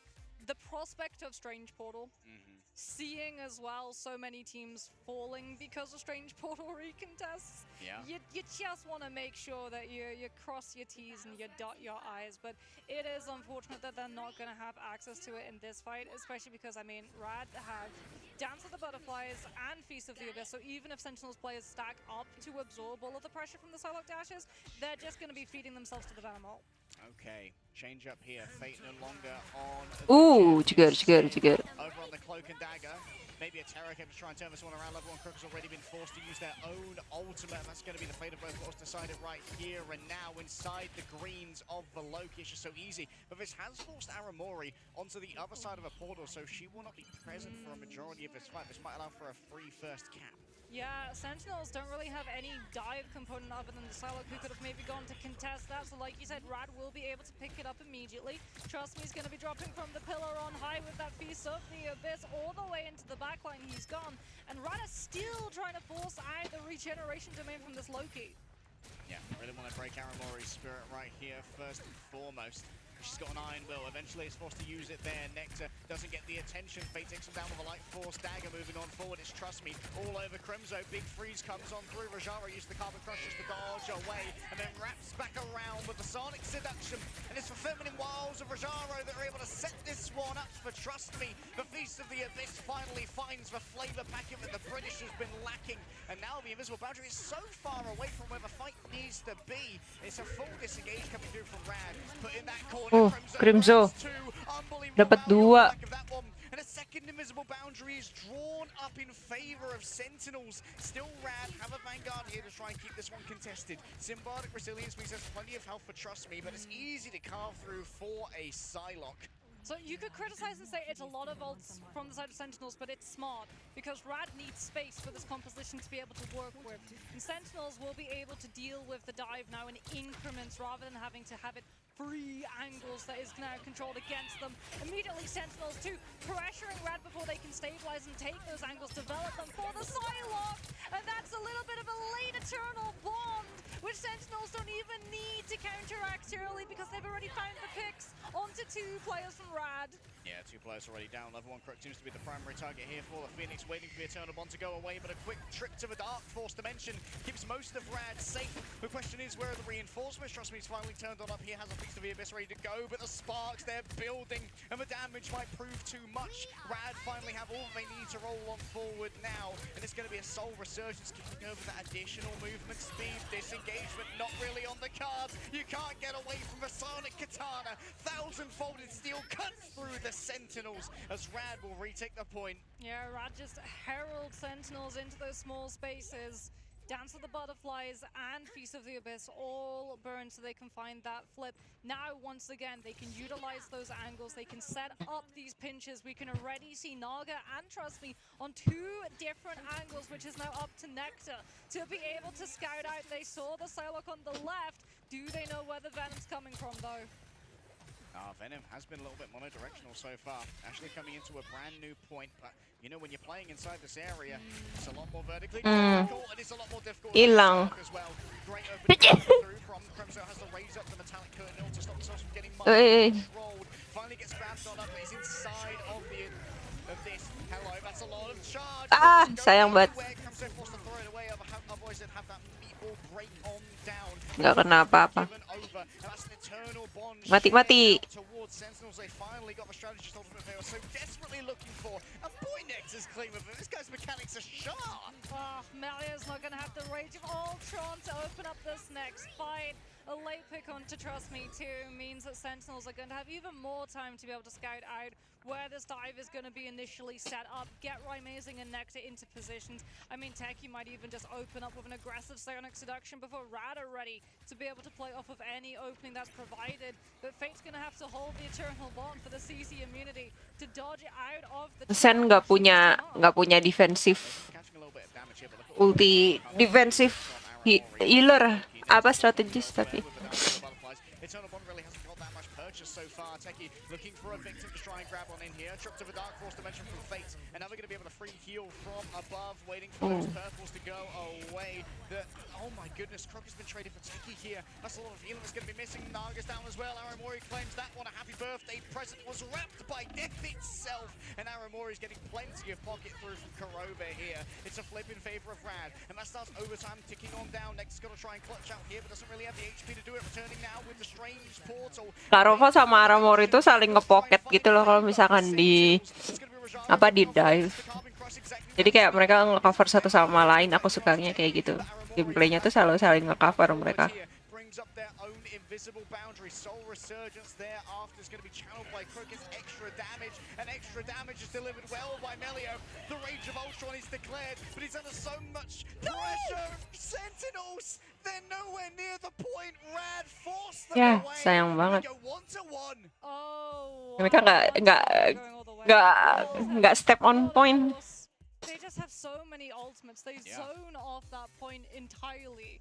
You have two players looking at Melio with the Rage of Ultron, one of which being that Psylocke. You'd already burned your defensives as well. I mean, really good job as well from level 1 Crook, coming on through from Rad. They tried to get the sedation onto Aramori when she went for the copy onto the invis, so that they would be able to catch the Loki, having to go through 2 frames of animation. 1 for the Castle God of Mischief, 2 for the copy of the invisible boundary throw up, which would have meant that Dance of the Butterflies could have been absolutely huge from Naga, but it doesn't come through, and then they just hold on to the Solok ultimate, wait for the invis boundaries to be done, and then come on through, forcing Sentinels to spread away from the point entirely, as we get to go all the way to Super Soldier Factory. And this is where we get to see Nectar off of the Psylocke and onto the Wolverine, because we've got an environmental drop-off potential that Rad are going to have to deal with. Yeah, Nectar's a nasty customer on the Wolverine, especially with that Phoenix Force team up to give over both the additional damage and the lifesteal.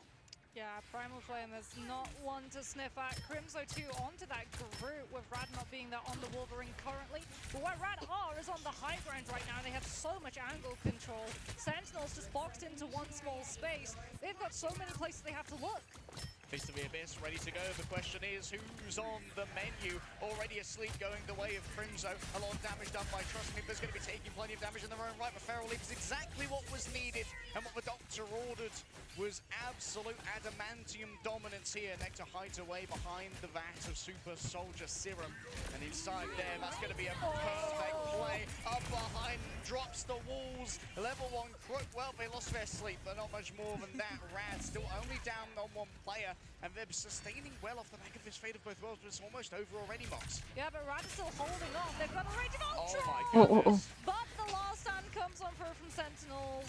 Techie 2 is going to be holding on the Meteor and to be able to potentially shut the Ultron ult down, as we can see that Nectar's able to find the ground and deposits them into the copied Loki boundary to get that slow so that the Mantis can't get to the team, and Rad can't cycle another defensive to stall the point longer. Yeah, great stun there on Crook, extending it using that rocket pack that had been held in the back pocket for a while. Techie's still holding on as well to this Meteor, and they might just use it for the CC immunity to dodge out of Rajara's Psionic Seduction, as they don't really have anything else that can pressure out that Emma, and Rad have the means to open up this fight aggressively. The question is, do they have the space? The Sentinels flood the choke and just take everything away.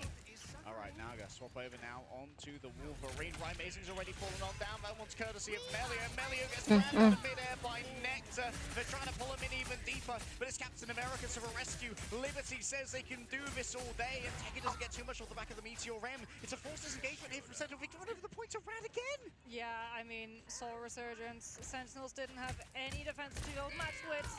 Now they've got the Invis boundary. Can Kurova throw it up in time? But no! They already lose Aramori, and now Rad are up 1 defensive. All right, attempt to try and keep everyone safe here. That's going to be a good Carbon Crusher, stop Nectar from farming up after that ultimate that was laid down by Crimzo.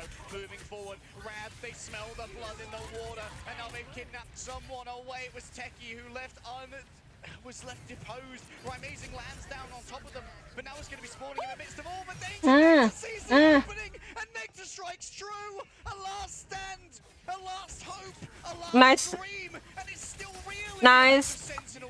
Nice follow up, anjir. Nectar. A freedom charge to keep everybody topped on up with the additional HP, but they're running on borrowed time, they're running on borrowed health, and they're running on borrowed space. Doctor Strange comes up with a portal. On your left, Rad say, and instantly they find the regroup. Invis boundary comes on through from Aramori, allowing Sentinels a window of opportunity, because this is the last fight.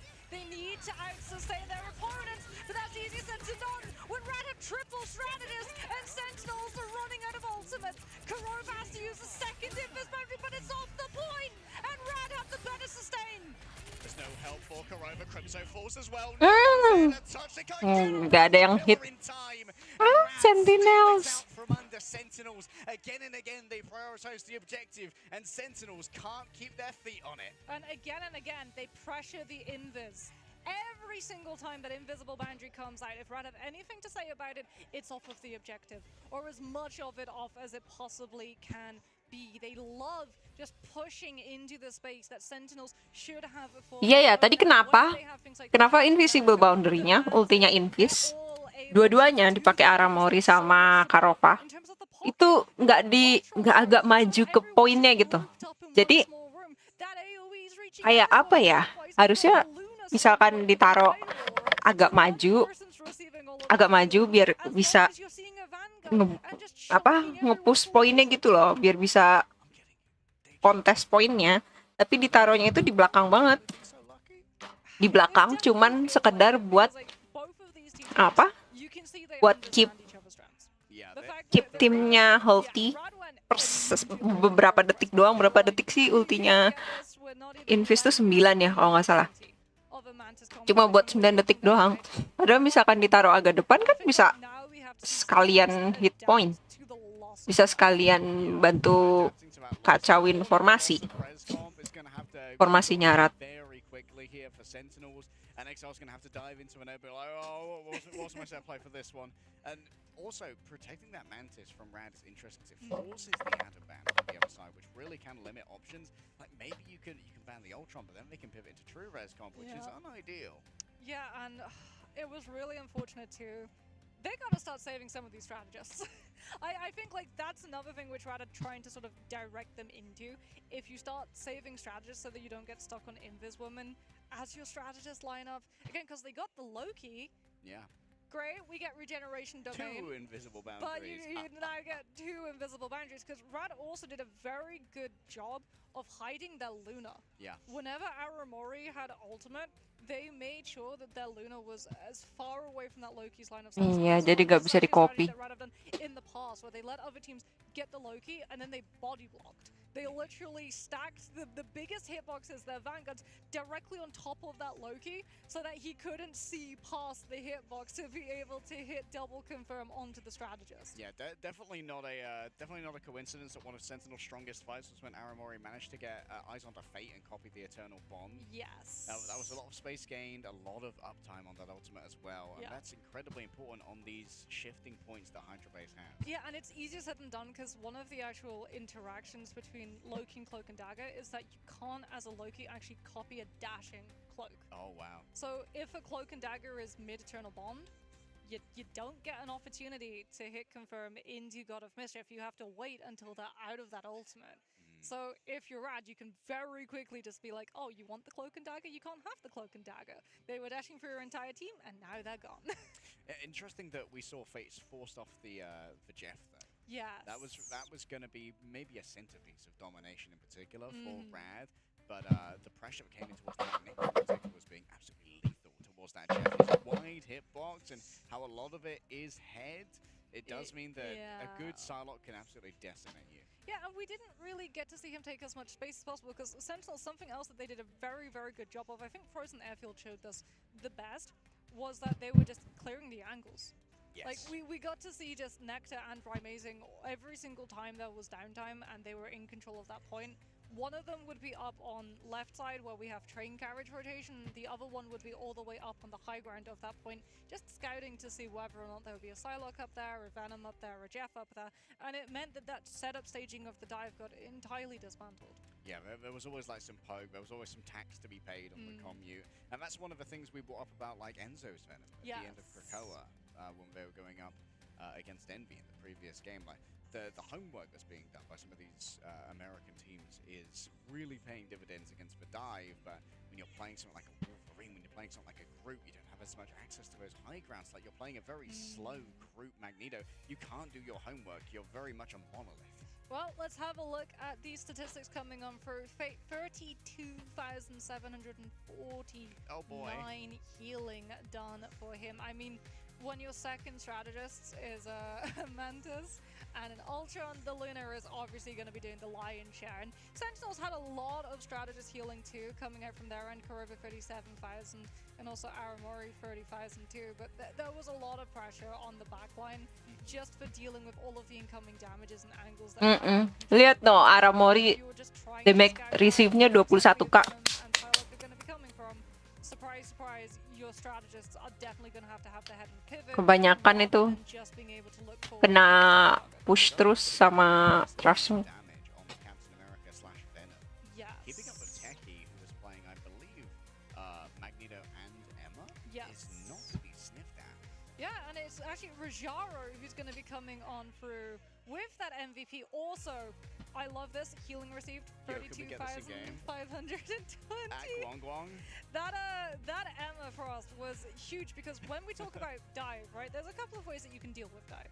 You can either deal with the things that dive your backline, where you bait your backline and then you play just full CC, the way that we saw Enzo just get absolutely shredded every single time.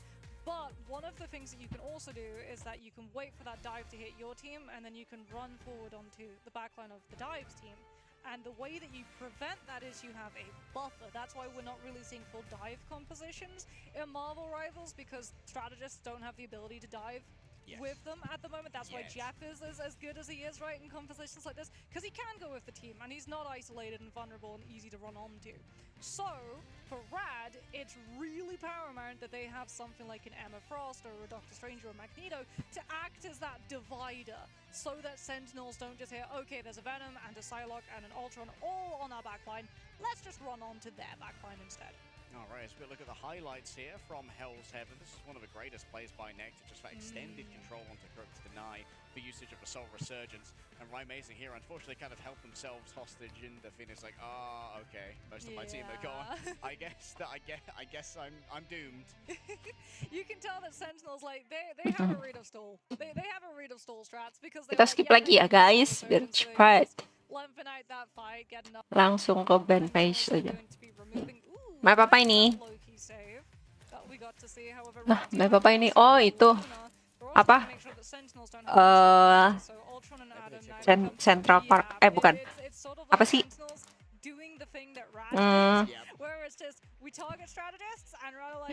Si mapnya Dracula. Yeah, once again, they're trying to put Aramori in a position where she has to copy a less than ideal strategist. Harus punya Central Park apa ya namanya? But like you said, if Aramori gets the angle, she'll also get the fate of both worlds, as well as for that 12-second window. Snowflake.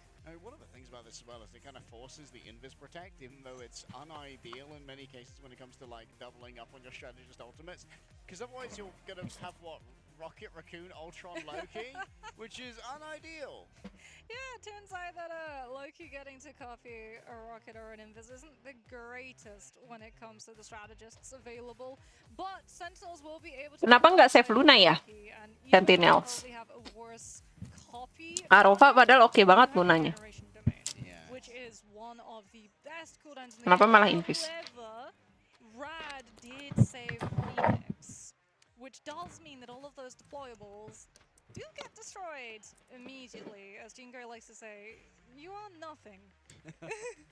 Me at all of those group wars, you are nothing. 100 HP is how much those... Torchnya lepas di Sentinel, semoga Rimazing pakai torch.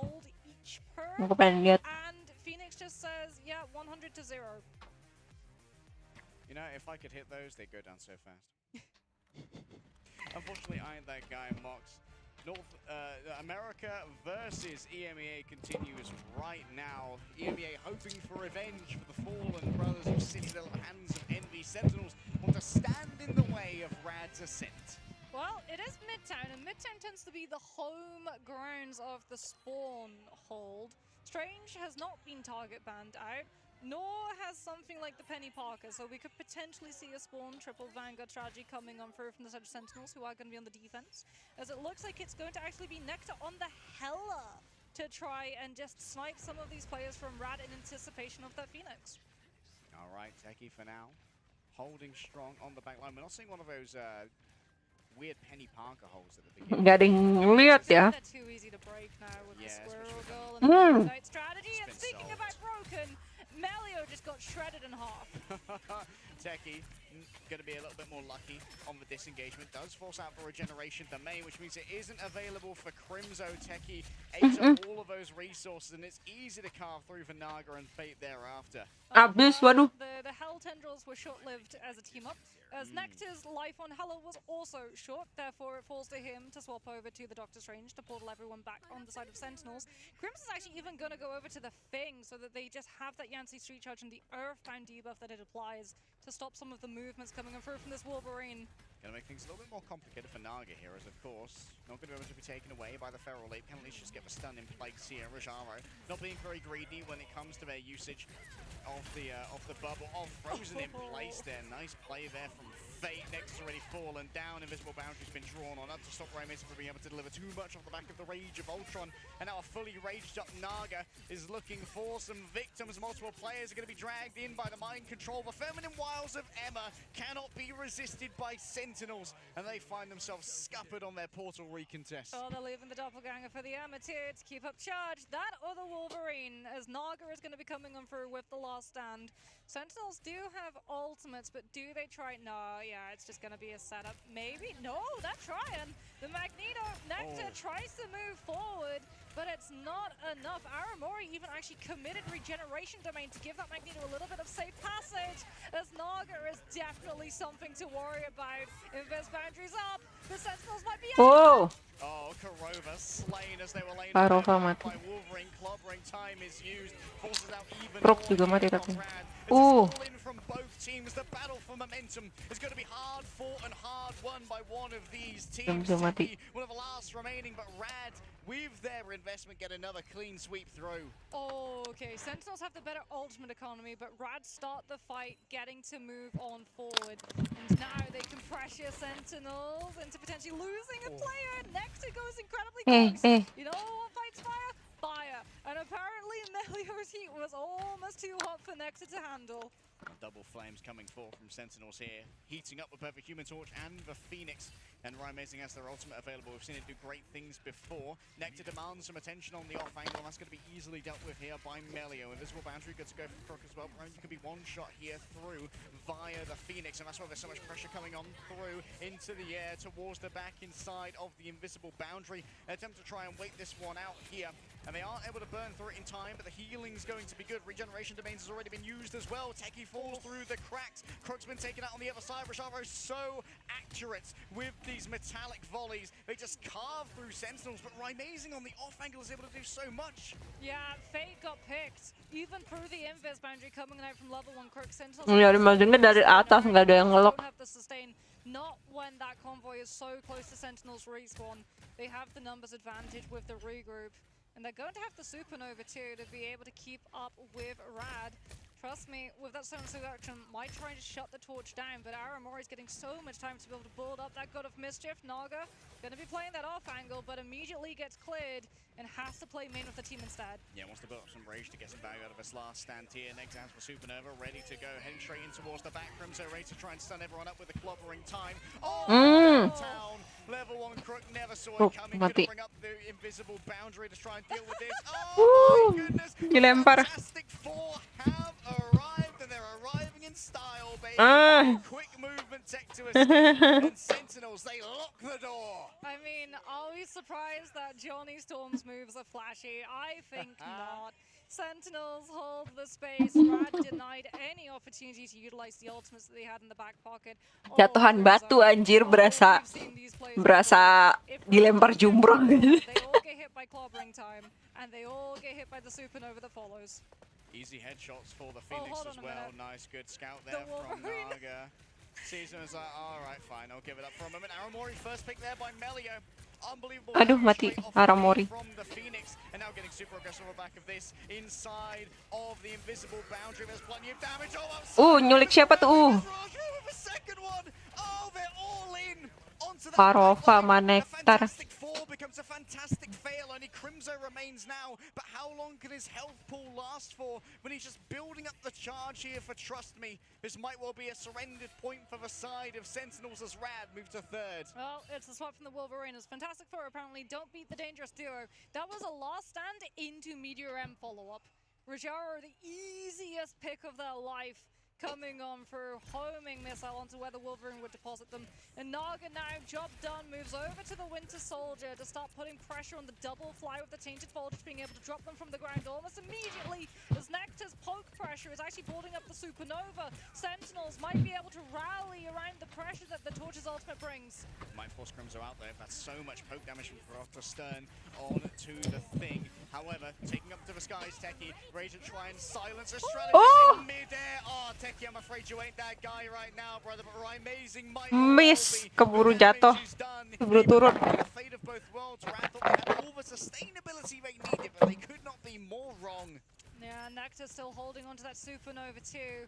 As we can see, the Tech is taking a little bit of damage just to be able to battery up Kurova, so they've got both of those strategist ultimates. There's the Sonic Seduction, and it catches onto Nectar, but the bubble and the regeneration domain keep the torch alive. The Emerald's done, and Nectar still has Supernovas to throw. Inside the invisible boundary is taken down. Tapi sayang banget jadi cuma sedikit supernovanya.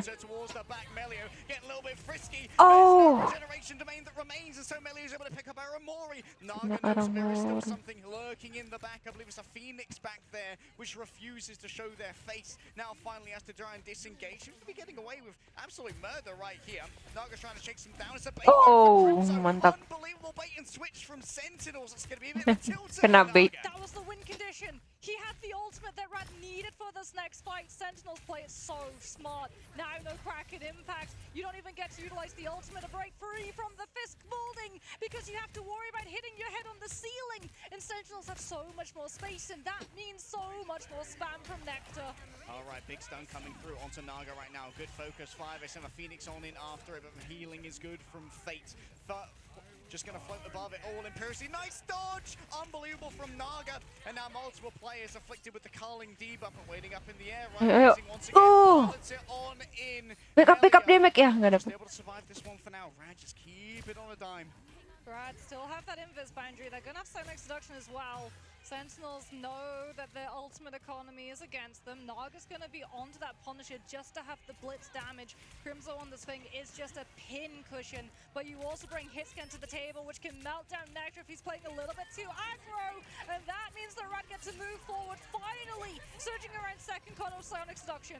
14 seconds remain. Multiple players mind controlled for a moment. Trust me, shield barely lasts a moment. Melio taken up by Crimzo from downtown. The embattled leap takes them directly where they need to be, and that's going to be Supernova projectiles grabbed on up, stunned Backline-nya dong. by Crimzo. Tuh, nah kan itu sendirian tuh. But is it time for dinner as Nectar tries to burn Nah. through them, and he burns through Fate. Naga's returned, yes, but level 1 Crook's going to be the only healing that's available for Rad, and standing up against the Sentinel's damage is far from guaranteed. A return of a Doctor Strange, and he's going to be checking in for an appointment here. dapat kuat. He's going to stand alone for a moment. There's not going to be enough healing really to try and sustain him. Dragged on in and turned around, absolutely tossed around like a ragdoll. Rad, they're going to have so much trouble getting through the portal as things stands in the way, and the wall of the You are Sentinels remains nothing. impenetrable. Nectar on that torch on third was just so impossible for Kan Rad to be asik able to banget nontonin gameplay Torch tuh. heal from Sentinels. When they come through with that Sonic Seduction in Nectar's ultimate, I'm like, for sure that torch is cooked. But it turns out that Rad are the ones that get smoked instead. What a bubble. The Bulwark from Techie, the Regeneration Domain 2 from Aramori, and Nectar just flying perfectly height level for the Regeneration Domain crystals to apply to him so that it's not too high. What a sync, because they knew that that would be the counter. The second Supernova got pulled, they knew Sonic Seduction was coming secondly. Yeah, great fight read there coming through from the side of Sentinels. Still, this is far from lost. They've got a reasonable Duh, maaf ya guys, aku dari tadi bersin-bersin terus. first, second, or so early on third. Is this where we get to see the spawn hold? Might Is be. this where we see the spawn hold? You know that Rymazing loves that Moon Knight. We do know that Rymazing does love that Moon Knight, and I mean, Crimson's already been playing the Groot too, so I feel like if you're Rad, you're wanting to stay clear away from it, because you do run the risk, if you go for the spawn hold, of being stuck in a bad composition for 2 other fights on first. Not something you really want to play with here. Crimso's going to roll out on the Groot just in case. Does he stick with it? Is the question. I mean, you've got good synergy with both your Phoenix and your Torch, but no. It's going to be the thing that comes on through. So damage reduction too, just to give Sentinels that extra little bit of confidence to be able to move forward into this ball stage of the fight. He's going to be good at shutting down, trust me, but it's going to be catching a lot of poke from the Phoenix Psylocke duo. Survivability might be an issue, but you can also say that it's going to charge up those strategist ultimates before you even know it. Melio, a little bit of a fumble there, unable to convert onto Nectar. Oh, it is the Groot. So he gave the damage reduction, then swaps off to the Groot to try and find wall isolations onto Rad, whose players are being split handily by Sentinels, having 2 flyers, which means that they have multiple lane controls on both the left and right, and now main because of the Groot pushing the brawl. Melio's half back here as well. Nectar continuously peppering them and just has essentially unlimited healing from his Guardian Shield that can't be dealt with easily by Melio. Melio's stuck. Oh, this is like a hostage situation. Hold up. Oh. You're not, Never mind. I'm not stuck in here with you. Nobody puts Melio in a corner. And yeah, that is I'm not stuck here with you. You're stuck here with me. And you know what? Moment. Fate's gonna get a better bargain. Right, Amazing falls too. Alright, Melio still working round the back. Techie tries to press on forward. That's going to be the Phoenix ult coming on up almost directly on top of the Magneto. Metallic Bulwark managed to block out most of the damage. Trust me, still delivers a Sentinel strike to the heart when it's needed to finish this one off for Rad. And despite giving up some space, they hold strong. Dance of the Butterflies can be used in tandem with Psionic Seduction to just silence Aramori's ability to save the team, but those regeneration domains, you have to worry about them. Nectar too is going to be able to scout out. Trust me, they know that Freedom Charge is going to be up for that Captain America. They do not want another Sustain ultimate to let Rad live them longer. Alright, preemptive copy here with the God of Mischief coming through from Aramori to make sure that it cannot be shut down. That forces out the invisible boundary. Trust me, just disengages. Waits for this one to finish. Might well be down to the second invisible boundary, but Kurova's still a little bit shy of this one. Ready to go forth with the Dancer of Butterflies, waiting for the rest of Rad to move on forward. Forced to disengage, here it comes. The Dancer of Butterflies, so many players stacked on up. They democratize the damage, still manages to strike at the heart when it's needed. Lumayan deh back ya. Focus fire coming through from Rad and send it down to 130. Yeah, perfect timing too. Malio commits the ultimate as Kurova gets invisible boundary, and one of the first to fall is the Invis Woman. Sentinels, though, will have really good ultimates coming into this next fight. That Strangling Prison and Supernova can punch damage through both the Invis Boundary and that Luna Dance of Fate of Both Worlds, regardless of which strategist decides to commit their ult. Nectar has learned to respect Melio in a small room. We will not be taking that adventure again. And now with a Supernova active, maybe Melio can try and wrap in from behind inside of the invisible boundary. They're stacked up on top of each other. It's a Venn diagram of destruction here as Nectar rises up with all of the damage. In comes the first Phoenix, for second waits imperiously above. As Naga comes on down, find themselves caught within the Strangling Prison laid down by Crimso. Good breaking of the Thornlash walls behind. There isn't enough damage to burst on through. Next has been taken down here, up close and personal together. This is where the Phoenix is at her best. Trust me's coming in with the melee. Sentinel strikes inside of the invisible boundary. The healing's good to keep Sentinels in this for now. And Naga was dragged back in with a force physics. And now it has to be Kurova who's under siege. Metallic Bulwark has to be given on over. Guess who's going to be mind controlled? It's everyone on Sentinels. Rajaro's able to line him on up and maybe knock them down. It's going to be Melio who does the first bit of knocking right here. And knocking on the door comes the diamond form. Emma going for a grab and a nice spinning kick too. Techie's still there to try and clinch this one back, and level 1 Crook is caught out of position. There's going to be one last fight. One last fight, potentially two. Rad haven't strange portaled yet. They could strange portal overtime anjir. Another one just before the point moves on, but no, it doesn't look like anyone's going to be swapping onto the strange. They trust that they're going to be able to tap the cap onto it instead. Nectar onto the Winter Soldier, might be able to come through with the Bionic Hook and stop him from touching. Oh, great Aegis there, coming through from Rajaro. Heard the charging of the Bionic Hook, was able to try and stop it in its tracks. Just a little bit of pausing here and there to give time for Melio to set up on the off angle with the Dancer with Butterflies. Kurova, it's going to be all about the usage of this invisible boundary right here, but try to get away with only using the regeneration domains. They're broken on through, the Phoenix ult on top, that forces Kurova to use it, but remember that it's away from the cart for now, and the invisible boundary is better. It's down on the cart, they couldn't see where everyone was, and when the invisible boundary goes up, so too do the hopes and dreams of Sentinel. Oh, shades of Eldritch Monument there at the end. Sentinels, ya Allah, objektif. Again, have so much pressure on the objective that Sentinels are forced to take a big step at the time that Sentinels need to be consolidating that position. But they had to respect the ultimates that Rad were coming in with. They knew that they had to just deal. Oh my god. Ultimate coming through. Like you said, they tried to go for the Ayo, comeback dong. regeneration domain because they knew they had to outlast Epic comeback dong. afterwards. You're going going up against essentially free strategist ultimates when you have that Captain America in play, right? As opposed to you've got to then stretch Invisible Boundary and Regeneration Domain. Mr. Fantastic tends to be the one who stretches normally in Fantastic Four, but unfortunately when you're coming in with that composition, you gotta make Mrs. Fantastic's ultimate work just as hard.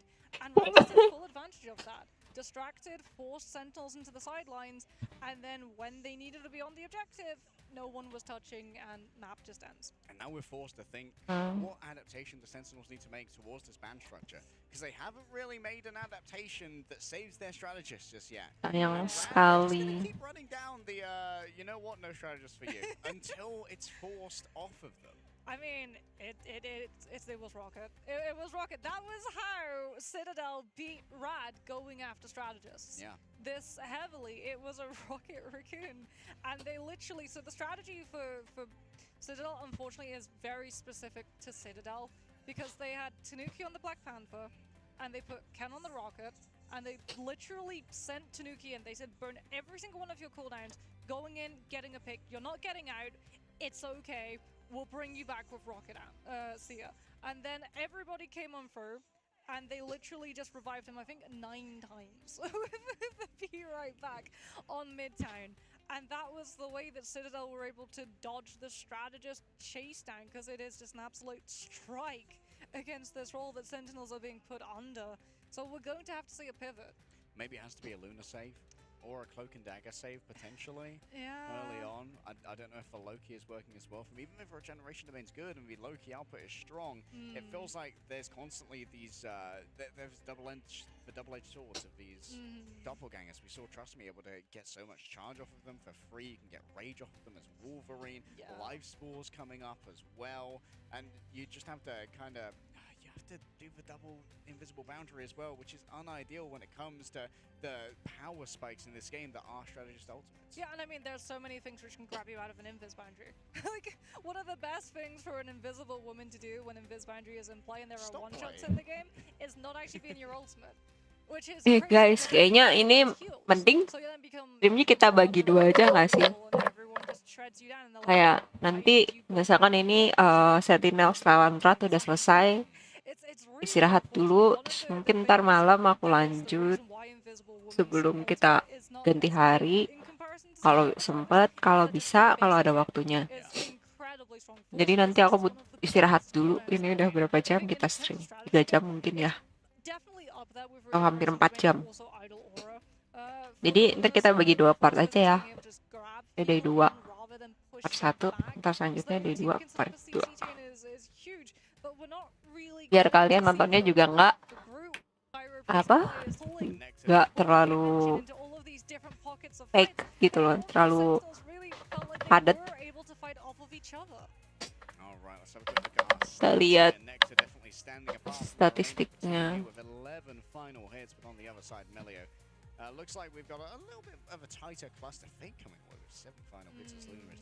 Arova dapat 50 kahil lumayan. So that Rad can literally just choose wherever they want to fight. Even when sometimes they were going in, taking fights against and losing those 1v1s, it was still stalling time. So that when they wanted to go for the Aramori, damage agresifnya banyak terus ya. Terus 1k sekarang. They could always fight on objective where they wanted to. Oh, the deja vu continues, Mox. Hopefully it's not a full lebih banyak daripada dualisnya bahkan. We have indeed been here before, as Fade is going to be picking up that MVP on the Lunar Snow with 45,323 total healing done on that map of Mid-10. Crucially as well, 7 final hits. That is... Wow, that's like half of his total KOs. Yeah, that's a very bloodthirsty Lunar Snow. There's nothing to be sniffed at either. Yeah. Like, Fate's a great mechanical player. Didn't quite reach the heights that he wanted in previous esports titles in the hero shooter genre, kind of stuck in like the tier 4 space.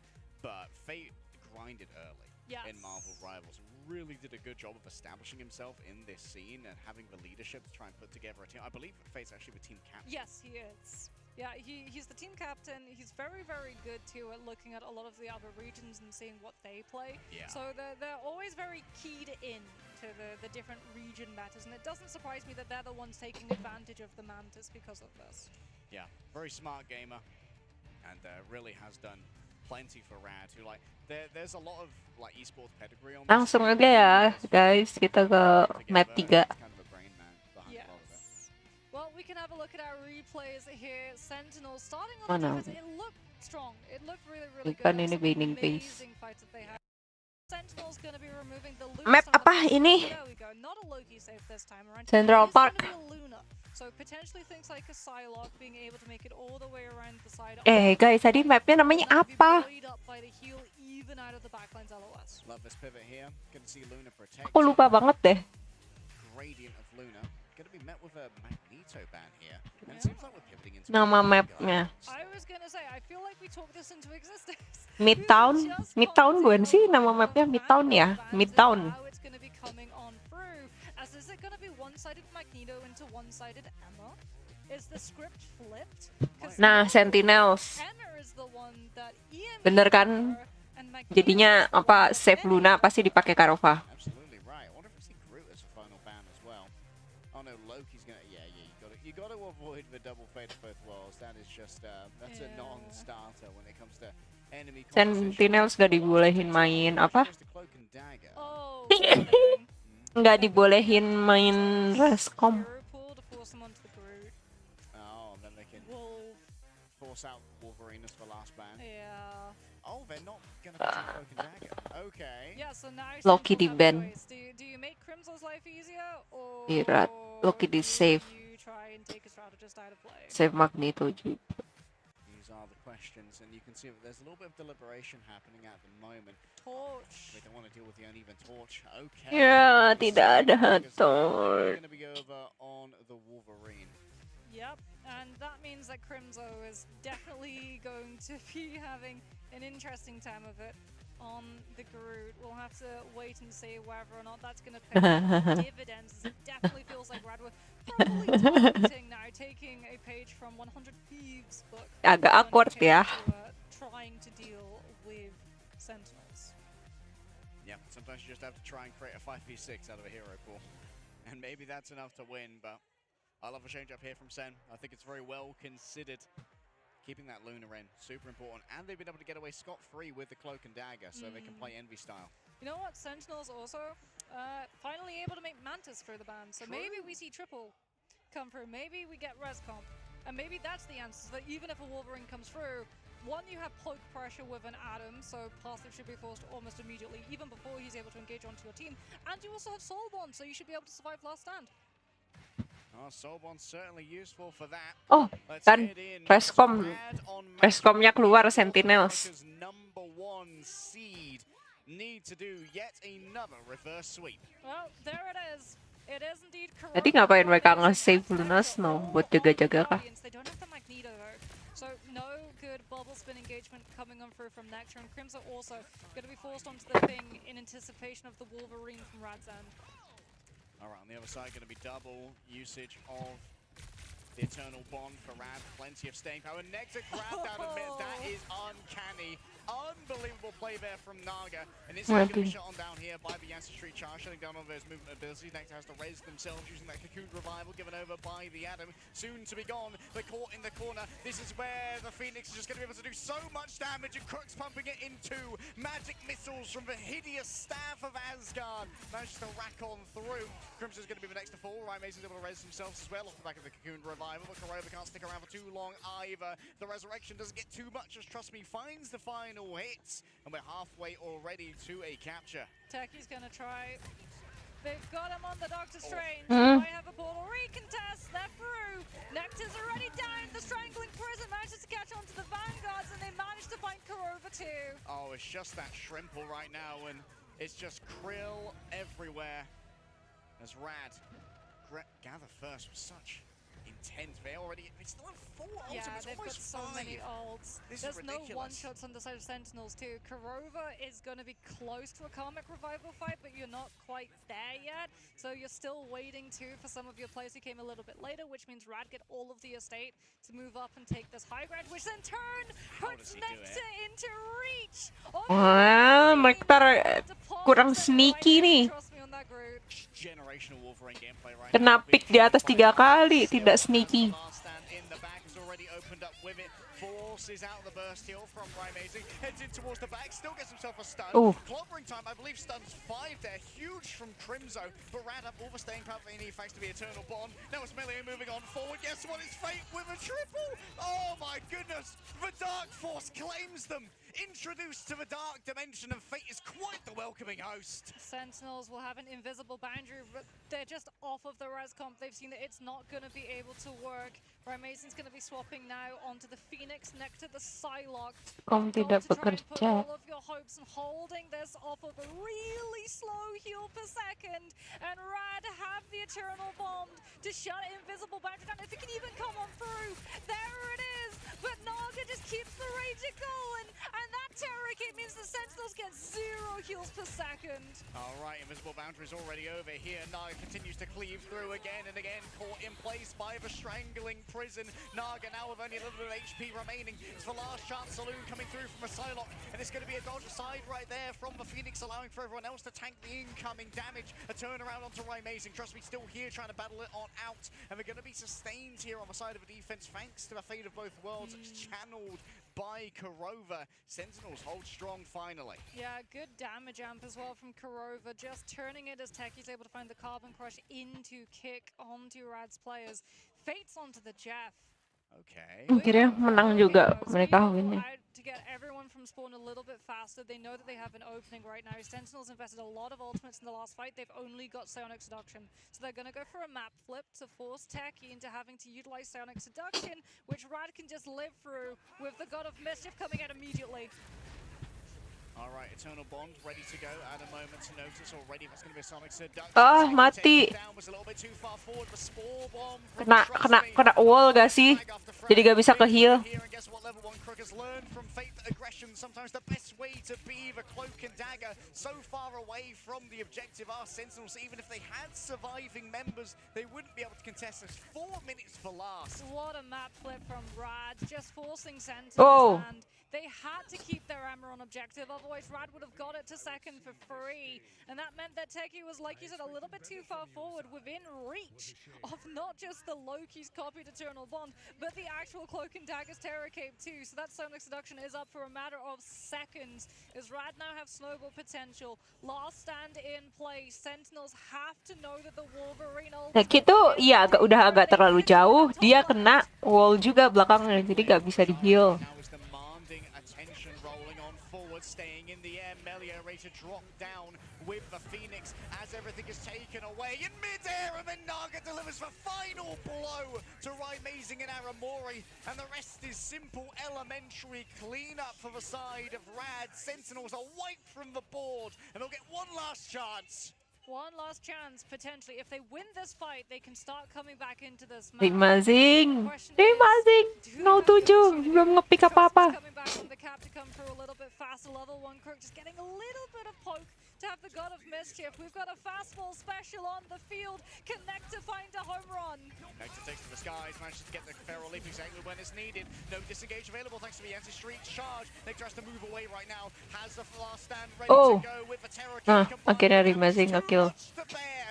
Rad may have had momentum on their side. Sentinels had pure force of will on theirs. Rad just throw themselves off of the map to get a little bit faster of a regroup and also prevent Sentinels from staggering them for 30 seconds. Last stand can be combined with Psionic Seduction, but Sentinels would burn their entire ultimate economy. If so, Naga is going to go over to the Winter Soldier, the Bionic Hook, to be able to keep check on both the Phoenix and the Wolverine, as well as just punch through Crimzo with all of the damages from the Rotterstone. And Techie is already down. Teki jauh banget mainnya dari tadi. Once again, Bionic Hook charged up for a moment. A quick visit to Dark Force Dimension. Melio has the Phoenix ready to go, and a couple of fully marked players. The prep work is being done for the moment, but at the moment it's all about the pressure going elsewhere. Catching someone out, but goes too far. Gets caught up by Nectar and Crimson. Leo. Melee fourth in concert. The Eternal Bond is now the last note for Sentinels to sustain themselves. The hook! He finds the hook! He doesn't manage to find it though. Aramori is able to keep herself in the Eternal Bond. What a grab! What a cancel! Oh, Around, but Ryan Mason gets it done in his own right. Fate Shut down. And Sentinels, they have finally found their rhythm. They found their tempo. I don't know if they were rushing or if they were dragging, but right now they are standing firm.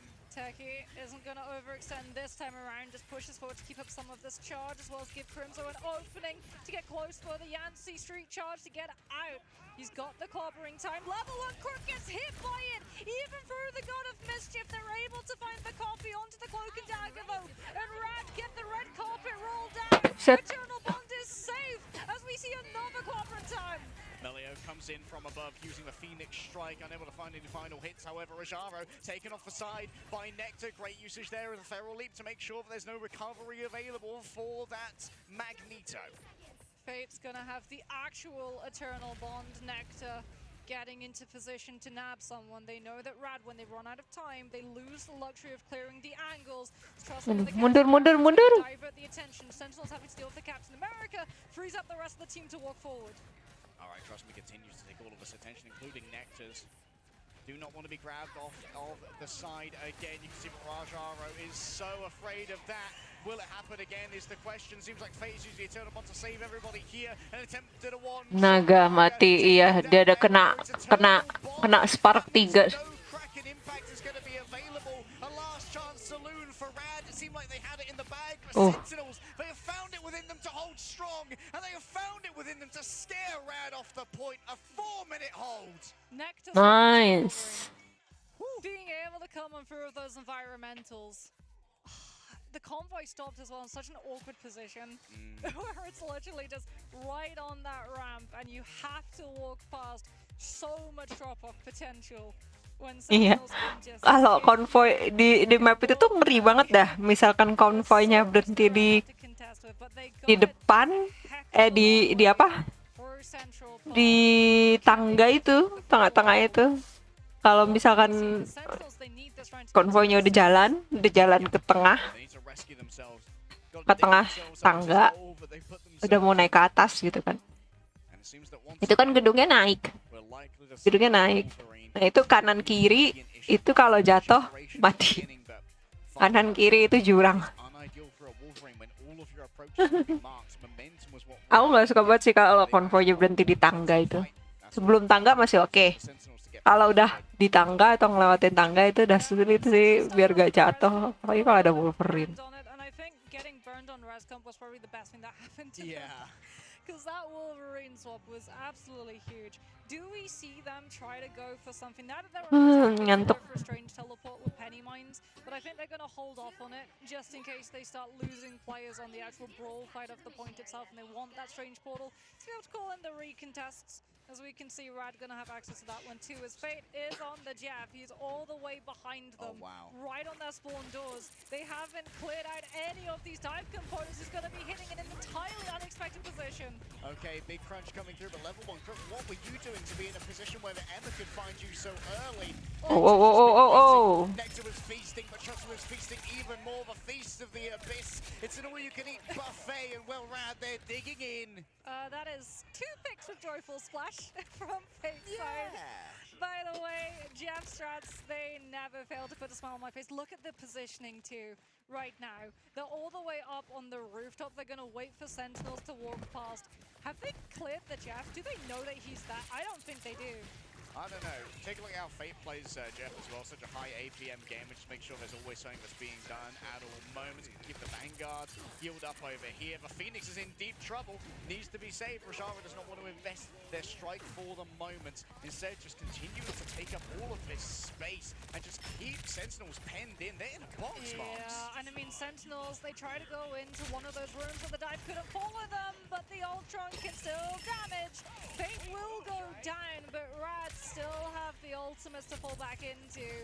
And Melio just has to be careful he doesn't overextend. Jeff's going to be back in a matter of moments too with those speed bubbles coming on first. The Sentinels don't even get to push 5v6. Oh, legendary. Going to try and open this one up in their own right, force out the Eternal Bond. And now Fate's going to try and eat up all of those who are trying to stick with it, I imagine. Ya, dapat satu dong. Grabs one, that's going to be Valuna off the map. Oh. She'll go, but no, unable to split them out in time. Instead, she's going to be deposited right where the Jeff fell.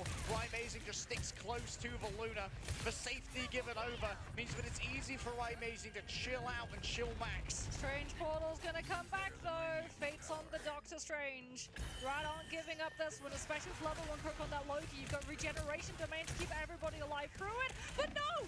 He gets picked by Techie! Oh, level 1 Crook going down early could be brutal. And you can see the clobbering time is available to begin with. Rajara has already fallen on down the fastball special, good to go. Get on! No. Ultron! And indeed, what an Mantap, impact mantap. from Nectar combined with Crimzo. Oh, Coach Crimzo setting up everyone else. for Bagus success. sekali Obviously, lemparannya. in the back, but all the reward for the pain that was given is even more delivered by adamantium claws sliced and diced into tenderloin steaks of Clintar. Nectar is an absolute menace, a monster that needs to be dealt with. Still, Sentinels have not managed to capture anything here, but they have at least continued to grab these frags. Level 1 Crook yet again.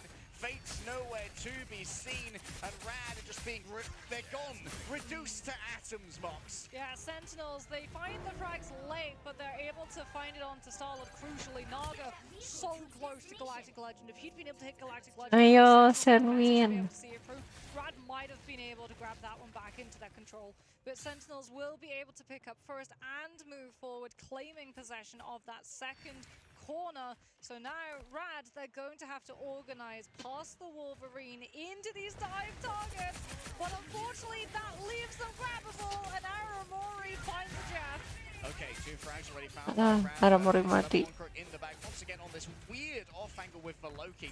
Satu tukar satu sih tapi healnya. And hello, we're going to see the investment here of the Rage of Ultron. That's actually going to force out Kurova's own usage of the ultimate. Many players grabbed on out of this one. They want Kurova super bad, but Naga knows it's better. Maybe discretion's the better part of Valor when you've got so little HP against the respawns of Sentinels. Out comes the Galactic Legend. Naga's seen the writing on the wall, knows exactly where to go, forces out the Eternal Bond. And now for Rad, it's a disengagement game. And, oh, that's scary, Mox. Oh, Naga's trying not to get staggered. Right, Amazing's chasing, looking for any potential pick. Rad are going to Aduh, dapat lagi. Nectar. He's so clean with those grabs. Rad have an opening too. Fake can come through in his jet, but crucially you have to worry about Sentinels lacking in defensive. It's the Phoenix not instead. No defensive. Dapat. Just get offensive. The best defense is a good offense, and Sentinels show off in style. Alright, playing within the regeneration of Amos, taking away real quick. Once again, Eternal Bomb going to be grabbed on up here by level 1 Crook. Sentinels get to lose a member though, so this is under-resourced if ever I saw it. Rolling on forward, they want Aramori super bad, but Crimson delivers the embattled leak to make sure that there's damage reduction. A quick clobbering time here, stuns everyone up, and Aramori's there with the follow-up. Next to stays Siapa tuh? Siapa? curiously above it all. 2 players grabbed up here by Fate, should be easy to spit them out. Does not want to spit out Rajara this time, and it's off the edge. No second chances, no resurrections, and no mercy from the Jeff. Still, Sentinels believe it to be winnable. They have 4 players to go with here, and an Eternal Bond as well. They double strategy salted! Kurova and Aramori both overlap ulti one fight, and Radno get an opening. Melio gets in. Ngapain mereka ulti duanya, aduh nggak ada defense kan. Double ulti, kepencet kah? Misplay kah? Soalnya buat apa anjir 2 gitu. Iya, Naga juga ada lagi ultinya. Sentinels have 40 seconds left. They can't even utilize Psionic Seduction trying to open the space. Rada playing so far forward, they're trying to force Techie so they can just disengage and hold on to ultimate economy of their own. As Fate is just playing havoc. The jump onto the Emma, they're trying to force Sentinels to utilize that one ultimate, and if they don't hold on to it, Naga's just gonna go in with his. Oh, the Galactic Legend doesn't get too much off the back of this one. Could instantly be seduced. Manages to get behind the roof just in time. Techie claims some space on the point. The backline's still under siege. Point. They're doing everything in their power, try and make sure this backline just continually feels uncomfortable. But Aramori tries to rescue them. In comes it's Jeff. 2 players grab. Rajara needs to be left on the point at the moment. He's going to be able to potentially move over off the side. He's going to try their best to get down to the crit box. And indeed they will. Level 1 crit backs off. More members of Sentinels have fallen on down, but Nectar's still here with full charge and a dream. A freedom charge is declared by Rajaro. That's going to be a clobbering time going on to 2. Just move the feet of the abyss in towards the back. The Rage of Ultron from above. And boy, does he have a great shooting gallery to try and play with. It's Melio all the time. The Rage of Ultron. It's a siren song for the Knights. The overtime can't make it through. The body block is good. And Rad have done it. They slain the #1 seed from North America. Twice now we get to see Oh, Rat yang NA North America. coming the night from Fate. This time in part due to level 1 Crook literally ferrying that chef. Sentinels masuk lower break, guys. So the Fate of both worlds keeps Fate alive the entire time as he brings 2 crucial members from Sentinel's composition over and off the map so that they can have the numbers advantage, so that they can have the ultimate advantage. And I mean, things fell apart. Sentinels, there was a little bit of miscommunication, it feels, when we saw both the Luna and the Cloak and Dagger use their ultimates at the same time. Iya, itu sayang banget sih. Feel like the writing was on the wall, that Rad knew we might lose this fight, but there's another one afterwards, and we're going to have the better of that one, where we'll be able to win it instead. When the bright light shine in your face, Mox, mistakes are bound to happen. Despite playing together for so long on this Sentinels team, only Crimzo really has that long-term LAN experience. Everyone else is fairly new to LAN itself, despite their previous accomplishments. And when you're the #1 seed, when you got a big Iya sih, mereka tadi ngomong ya. Mereka belum pernah kompetisi di on the spot gini. Jadi mungkin grogi, mungkin belum sesuai sama suasananya, karena kan itu ngefek juga kan ya. Itu ngefek banget misalkan kalian ada kompetisi kayak gini. Katanya ini yang udah pernah kompetisi on the spot ini baru Crimzo doang di Sentinels. Yang tadi make apa? The Rock. The Thing.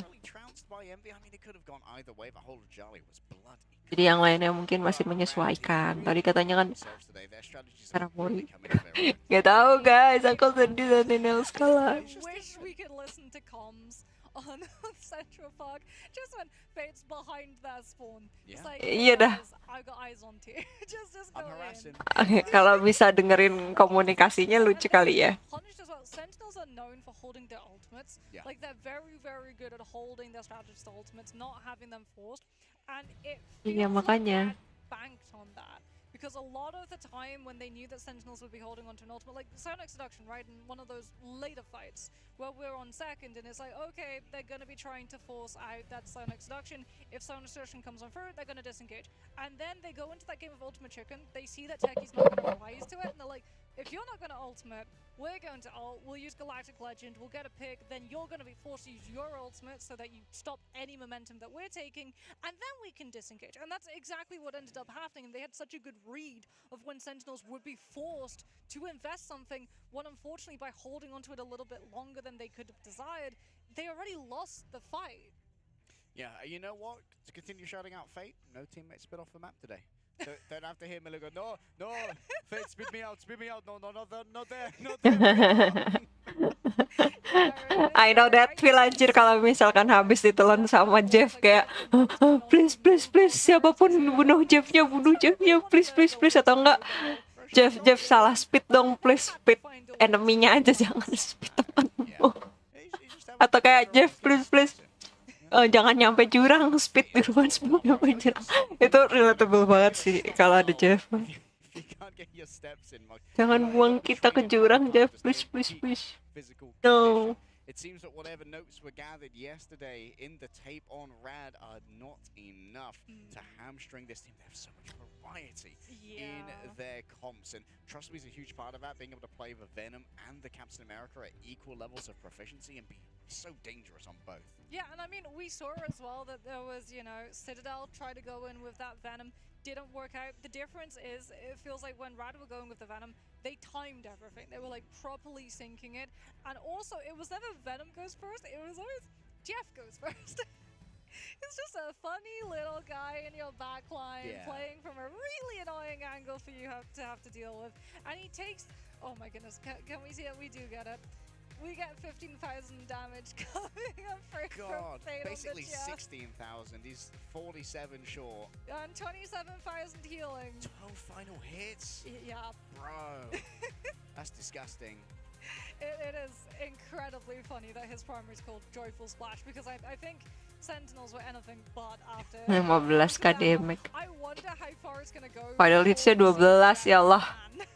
Sadly showered. Dasar I mean, some apa? might want to Hiu psikopat. playing against it. It's going to be level 1 Crook walking away with the MVP on the Loki, however. Level 1 Crook, such a high output player, 35k when it comes to healing in this one, but it wasn't particularly long due to the hold on second, 60% accuracy. And you know what? Helping out in a lot of these KOs as well. 41 assists. Yes, very, very strong Loki player, very, very strong Mantis player. And I think that's something else, like you talked about it, right? Rad, very, very flexible all across the board. If you try and ban them out of one particular hero, they fall back onto something else. And I think we really got to see that Rad played Sentinels. They took out the Vanguard, the strategy that we talked about, that 100 Thieves had actually employed against Sentinels in the past, which had problems for Sentinels to deal with. And we can see that Rad anticipated that they would be able to take advantage of that same weakness. So I think that's one that Sentinels are definitely going to have to try and brush up on before they go up against some of those other teams. Yeah, let's have a look at our highlights now from this map. We really saw what Sentinels could achieve on third point, but unfortunately couldn't quite find the same value on their own attack of second. But it took them so long to break through like a very tilty spawn hold, because like the Jeff is such a distractionary feature in the backline as well, and it can also force someone to like try and overextend to try and fight the Jeff. You're like, yeah, I can take Jeff in a duel. Yeah, but what you don't know is that there's like a Captain America and there's a Venom who will wait like, yeah, bring him in.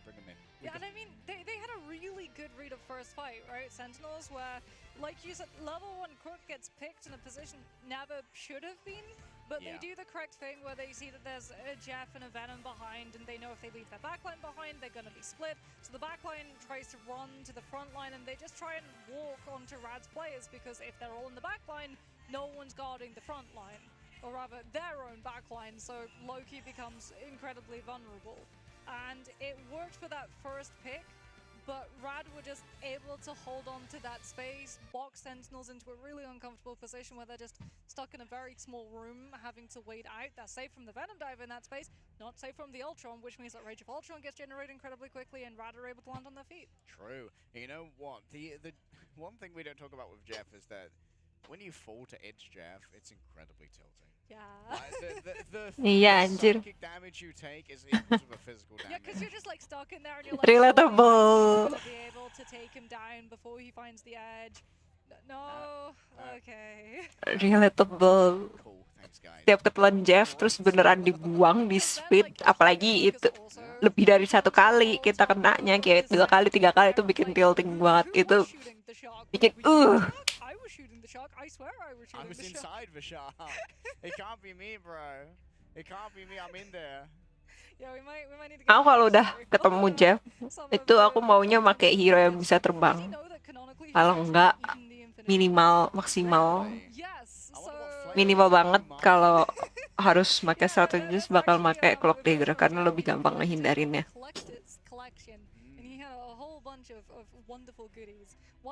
Atau Loki. Jeff has nom nom nom. So he actually had some Infinity intestines, you know. Maybe that was what was missing in Infinity War. If they'd had Jeff the Land Shark. What you don't want to see is what comes after that. Di Infinity War kalau kita ada Jeff. True. But now we have to talk about the fact BTW kalian tahu gak sih Jeff yang di Marvel Rivals ini? Dia makan Infinity Stone. Gila gak sih? Jadi di dalam perutnya yang sekarang tuh ada Infinity Stone. Itu menjelaskan kenapa dia sangat ditakuti. di apa di multiverse Marvel Rivals. Kenapa dia sangat ditakuti, dibenci, dijadikan antagonis. Dia lucu tapi psikopat. Johnny is going to be yet again Sandpacken in terms of those draft systems coming on out. But if you're Sentinels, I think you've got some really good like tape to go back and watch. They had some, like you said, amazing fight coordination. Kita istirahat dulu ya guys. Moments where the coordination was a little bit Mungkin nanti kita lanjut part 2 aja. synced fully, but definitely cracks in the surface. And I mean, that's what dive does, right? It pressures your backline. It forces you into thinking, do I need to commit? Kita lanjut part 2 if you try and make that immediate judgment and you get it wrong. Oke, makasih yang udah nonton part 1 ini. Aku sedih Sentinels kalah. Tapi masih ada lower bracket. Ayo Sentinels pasti bisa comeback. Semangat. Terima kasih yang udah nonton. Semoga kali ini gak kena copyright. Gak apa-apa kena copyright, yang penting enggak ke-ban. Enggak ke-ban, enggak ke-lock. Ke-ban, ke-lock, keblokir. Oke, nanti kita lanjut lagi guys. Bye-bye. Oh, match selanjutnya RC ya. RC aku juga penasaran sama yang RC tadi itu. Bye-bye. Terima kasih sudah nonton. See you next time. Jangan lupa. See you nanti malam. Jangan lupa minum air putih. Makan malam. Karena sekarang sudah malam. Bye-bye.